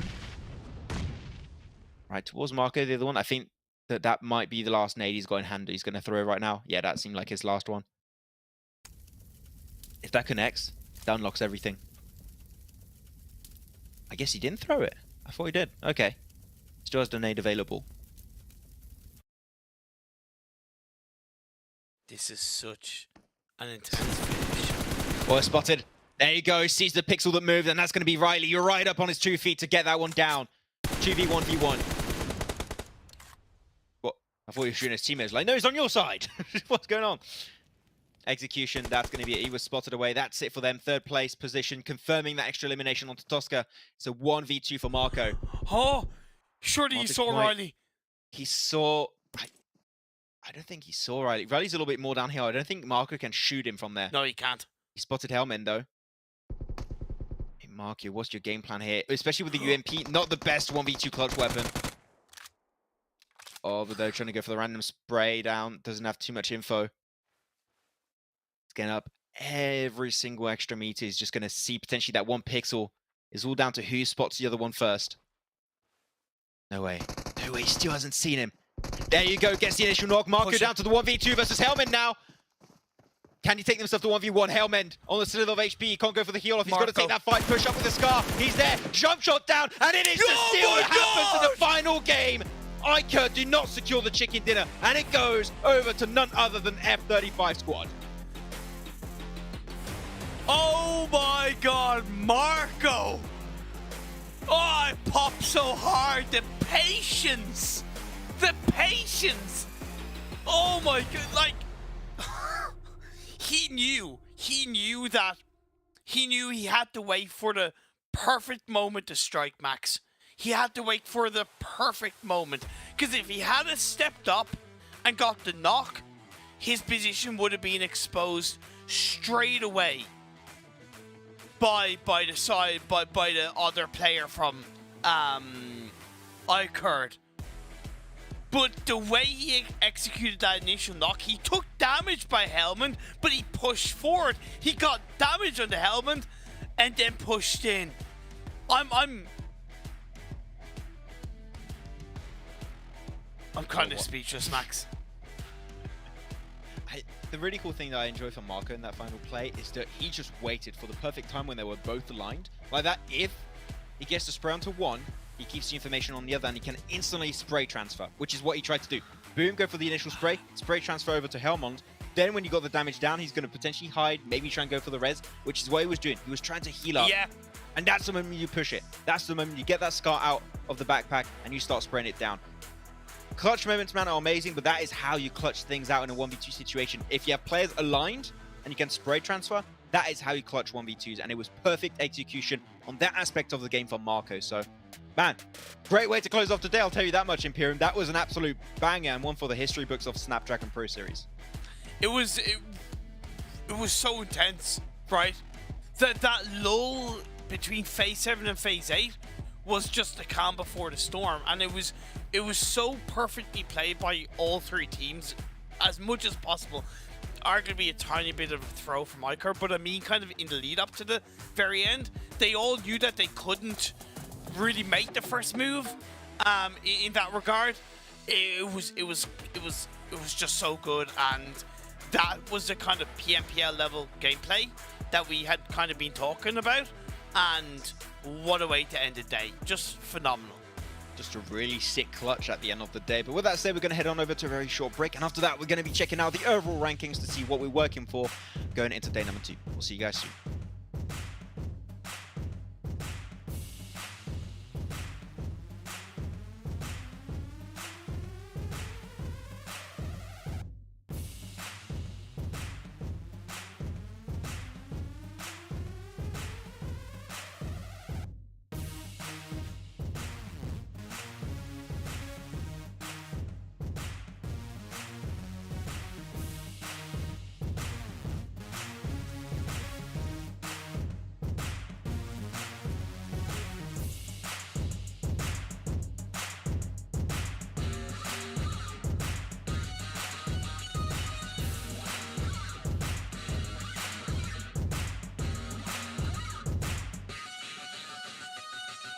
The Snapdragon Pro Series is brought to you by Snapdragon Elite Gaming, Monster Energy, and DHL.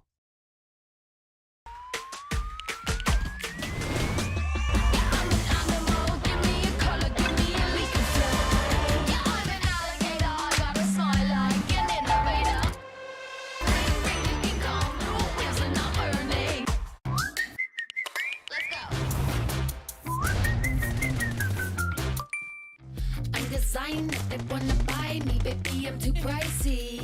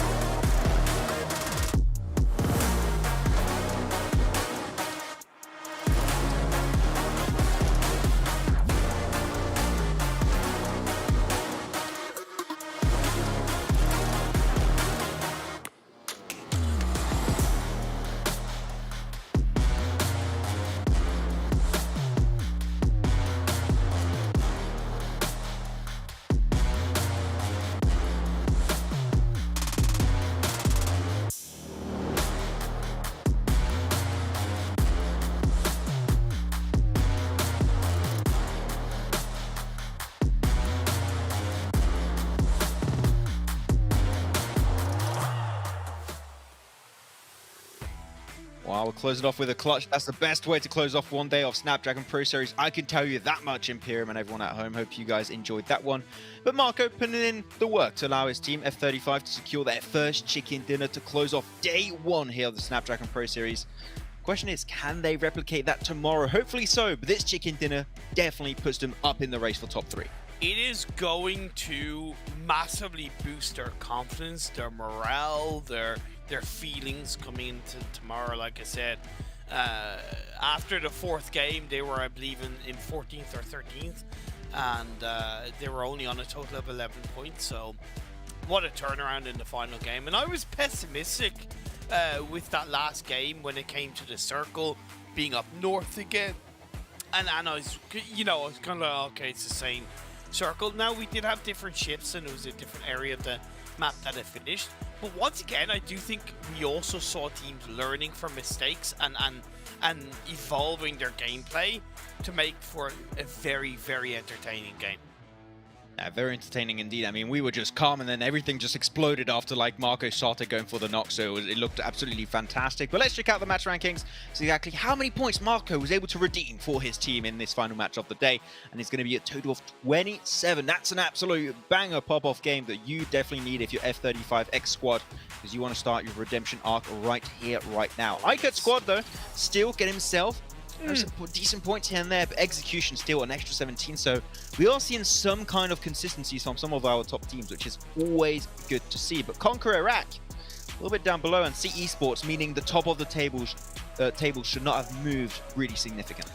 Yeah, Conquer Iraq, 4 out of 5 good games. That 0-pointer to me doesn't put a dampener on their overall result for day one. They should still be overall happy, even though they're going to be their own worst enemies, which is, yeah, kind of justifiable, but just know that they've still had a very good day. iCurd should have won that game. We have to be a little bit harsh on them in that regard. Losing a 1v2 like that is just not how it should be done, and that could hurt them coming into tomorrow. Luckily, they have a decent bit of time to wipe off the egg of their face of losing that 1v2, and I really hope that it doesn't hurt their performance tomorrow, because they have been very decent today. Very decent indeed. iCurd has been looking like a very strong contender for the throne to make it into the top 3 and hopefully secure themselves a spot into PMNC 2022. So, a little bit lower on, it's going to be 77 Esports, still some decent points coming their way. We'll have to see how that's going to be impacting the overall rankings. I'm really intrigued. As we said, once again, Conquer Iraq, C-Sport not doing too much, so we don't expect the top tables to be moving up too much, but the teams close to it should be definitely interesting. Conquer Iraq, wait, what? Oh, okay, I did not expect that, though. Conquer Iraq, 67, still in first place, but only 1 point ahead of Execution to just jump up. So many extra slots in the past 2 games. They had a really good Sanok. They have a good finish here, gave themselves some extra placements in top 3. Man, I'm surprised. I did not expect that. And even the balance between placements and eliminations is literally perfect. 33, 33, 66 total. Oh yeah. And one thing that I'm even observing, like the top 7 teams, for the most part, all have a very healthy elimination to placement point ratio, right? 25-28, 29-23, 30-21, 27-23. Even kind of 70-70 Esports isn't that bad. It's just they have, I suppose, less total points. It's just how close it is between like 1st and 9th. 1st and 9th is only 29 points. That's ridiculous. This is the closest region we've had so far, and there's only 3 spots available, Max. Exactly, and the fact that F35 X Squad get himself this last chicken dinner, they put himself in reach where they can actually reach top 3 tomorrow, which that is going to be the main goal for them. So this chicken dinner was actually massive for F35. Great clutch from Marco in general. And I'm looking at Clear Vision and 77 Esport. 27 placement points for Clear Vision, 29 placement points for 77 Esport. And then you look at teams above them like W7 Esport, 30 placement points, 29 for One Heart. Yeah. That both have a chicken dinner. it goes to show just how consistent Clear Vision and 77 have been, despite not being able to actually find closure to one of today's matches. And that's good, and I'm glad you made a positive out of that, but I also want to say that it's to me a little bit of a negative, because you kind of countered my point of like the top 8 having something and turning it into it, and then you kind of said, well, most of the top 8, should I say. And I think Clear Vision is one of those top 8 that are struggling to... It's like they're a diamond in the rough, but they haven't polished that diamond kind of thing, where they're missing a couple of things. Like, for example, in that last game, they made a half-decent rotation. We criticized the lack of maybe preparation and getting information, and they went in a bit blind, but they turned that into a decent engagement. Fair play. But then they slipped up by moving away before the engagement was finished, and then they got punished for it. So that those kind of things, they just need to clean those up, and yes, they will be in the top 3. So yeah, I'm happy that you made a positive, because they should think of it in as much of a positive way as possible. Yeah, but I'm happy you did say no, that this is definitely looking like the region where it is the closest between a lot of the top teams, which means who's going to be in the top 3 tomorrow? Oh, I don't really have any idea. Still a pretty big bet to make, and we have no idea who's going to be making it, of course, to PMNC. But if you want to find out, you can join me and Imperium, same time, same place, tomorrow here for another day of Snapdragon Pro Series PMCO Open Finals for the Middle East region. See which will be the 3 teams to make it to the next stage and maybe begin their career of PUBG Mobile Esports pro players. With that said, thanks so much for watching today's broadcast. It was a pleasure to have you once again. We'll see you guys next time for some more PUBG Mobile action.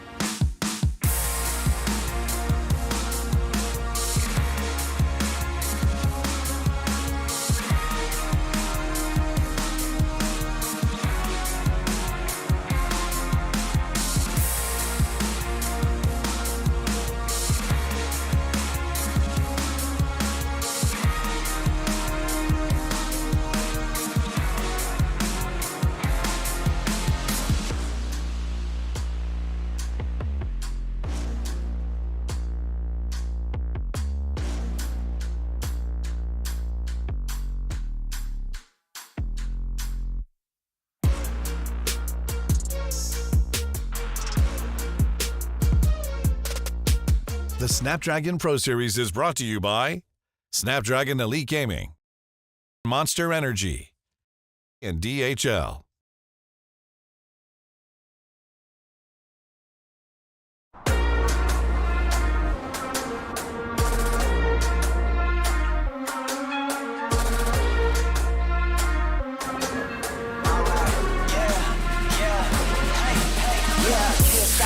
Stop going till a player on top know it. Rooftop, penthouse, suite. If you really want it, gotta own it. Fight through it, we was at the lowest. Blood, sweat, tears, the components. Riding all year, now's the moment. We are not friends, we are opponents. Yeah, I'm coming for mine. Yeah, I'm making a play, the game on the line. Yeah, I've been on the grind. Yeah, I jump in the spot, I made it my time. Yeah, look in the sky. Yeah, the stars align, no shade to shine. Can't stop it already. Emotional work and devotion, we put in this time. Look,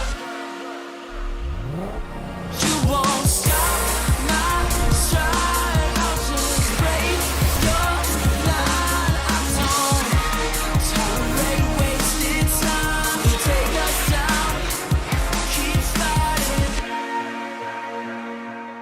The Snapdragon Pro Series is brought to you by Snapdragon Elite Gaming, Monster Energy, and DHL.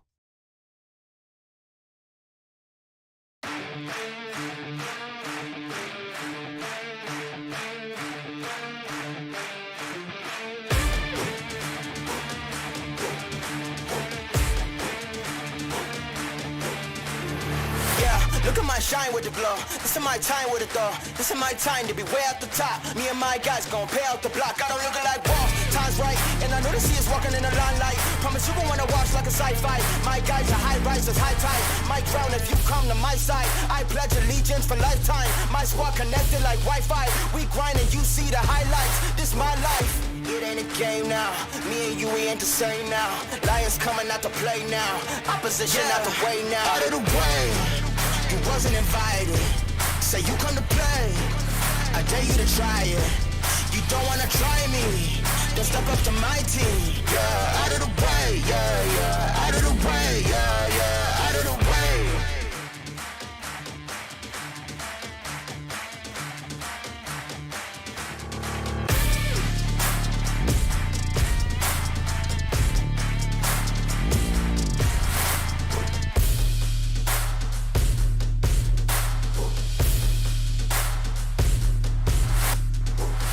It ain't a game now. Me and you.